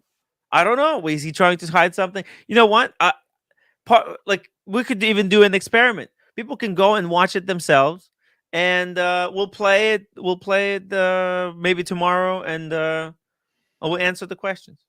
I mean, that's we'll play it. We'll play it in its entirety in the private stream after this, and we'll invite. Oh yeah, we can pick some of the moments that we want to address in particular, and yeah, because it's a long video. Let's be honest. I mean, it's 3 hours long.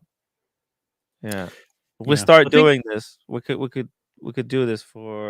It's going to be another 8-hour show. I got to tell you, the one thing that troubled me the most with Red Shovel's appearance on this panel, you won't believe me, but it's the quality of their audio. They all had terrible, other than Paul and Red Shovel, they all had awful microphones. Like Spencer, you could barely hear him. The other two guys, it's like they were like using earbuds or something. Like you're supposed to be on a professional live stream channel now. Listen, guys, you're live streaming every day. You're going to get some professional equipment. You're going to need a microphone. Even OC has a professional broadcast quality microphone. You know, if you want to be heard. Really? And yeah. No, you think Alex and Dee are going to be streaming with Paul Thorpe every single night now? Oh yeah, they have They'll to. go crazy. No way. Listen, that's part of the live streaming culture. They have to. If they don't do Yo, it every day, then it's just another occasional show. It's not going to get any momentum. If they really want dang. to, if they really want to unify the global watch community, like they say they want to, and Mhm. provide a friendly and more dignified place for watch collectors to come together, they have to do this every night from 5 p.m. Eastern to 9 p.m. Pacific, night to 9 p.m. Eastern every single night, 4 hours at least, the minimum. Chris J. Oh, it's funny to see Chris J. call me chicken shit now. I mean, it's like this guy has been saying, "Don't talk about this." Yeah, he's been crying. He's the that number one you chicken should've shit do-" troll in the chat. He won't come on. Yeah. He won't It's come on the like show. He won't he's the show one his that face on the complains. panel. He's the one who complains about me talking about this kind of stuff the most. And now when I don't do it, he's like, "Oh, Tim is chicken shit." I mean, dude, I guess Tim isn't the journalist. Listen, I said I know I can win, but I didn't say I can afford the Drop the link legal for Chris fee. J. I Let's see who's a chicken shit. Drop the link for Chris Yeah. J. Let's see Oh if he comes yeah. on the panel or if he's Yeah. a chicken shit himself. Say that to my face, Chris J. Jump on the stream and call me Jump chicken on the shit to my stream, show face. your face, and say it to Tim's face. We'll see who the Yeah. chicken shit is. It's where these fucking anonymous trolls are Oh. fucking haters, man. And to your credit, Tim, Chris J's here in the chat watching you for hours and hours and hours every single night with unbridled loyalty and fandom. And he's not blocked, he's not banned, he's not timed out. Freedom of speech for Chris J. But do the other channels provide freedom of speech? Or do they put you in the gulag? They put you in the gulag if you don't toe the line. That's what they do. Look, I sent Paul another message. Let's see. Maybe he's not sleeping yet. If he's not sleeping, I just to clarify if he's 100% sure he doesn't want me to play it. Because I mean, look, I can play it. I just just for Paul's kind of psychological security, I feel like if he gave me permission to play it, it would be It would be a gentlemanly thing to do. Yeah, it was just a gentleman. Yeah. Look. Paul has permission to play content from this channel. I never told him he can't. I'm the king of terrible audio. Tim and OC, post your equipment recommendations. Yes. Actually, I'm gonna drop the link. This is the best microphone in the game. Actually, I'm even thinking of selling this microphone and downgrading to this other one, which is actually better. I mean, I know, right? It's a downgrade, but the downgrade is better. It's actually the same microphone I recommended, I believe, to Britt Pierce. Britt Pierce has this microphone, but I think I might have recommended it for her back in the day. I don't know. Maybe not. Maybe Did you check to make sure the link actually works? Good question. Before posting it? Yeah, it's in the chat. The link. Oh yeah. The link is in the chat. That's the greatest microphone. You just need an arm for it, kind of. And the arm is really convenient because you can put it anywhere you want. You want a microphone here. You can put it high. You can put it low. That squeak. Yeah, it's because I'm using a really cheap arm. There are like $150 arm. This is like $12. Don't break it. You've broken arms before. Is $400, and the arm, because it broke. It actually broke one time, so I had to get a replacement, and the replacement had to be cheap. Had to be cheap and nasty.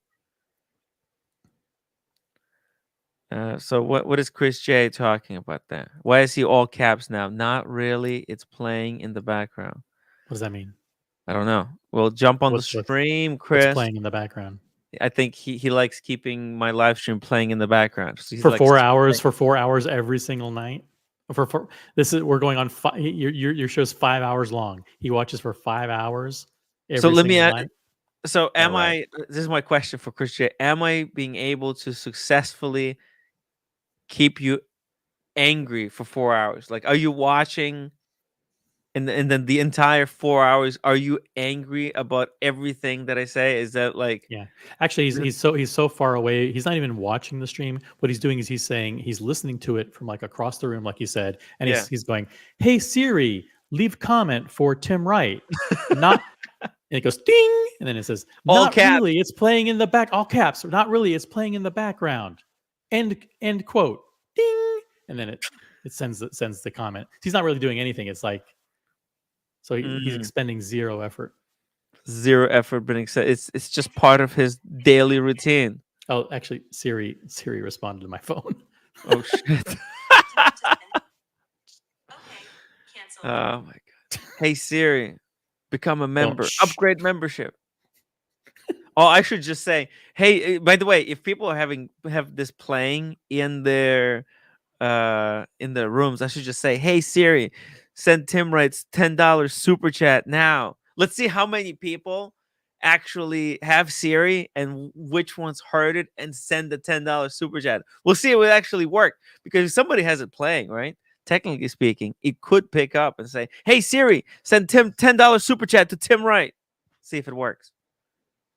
If it works, we'll see. Like, imagine if right now there's like 100 super chats. Like, that would be great. Anyways, funny stuff. Good stuff. Yep. Good stuff. Good show, everybody.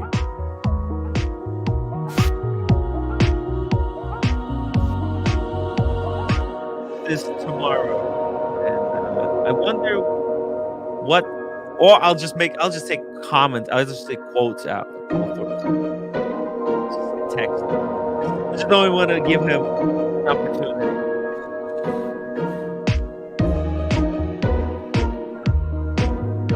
Guys, if you like the show, you can, if you want to join the after show, the link is in the chat. Join the after show. Oh damn! Mother Artifact, $14 super chat. Oh no! Thank you, Siri. Thank you, and I'll see you guys tomorrow. Oh, and remember, you can also support the show via PayPal. See you guys later.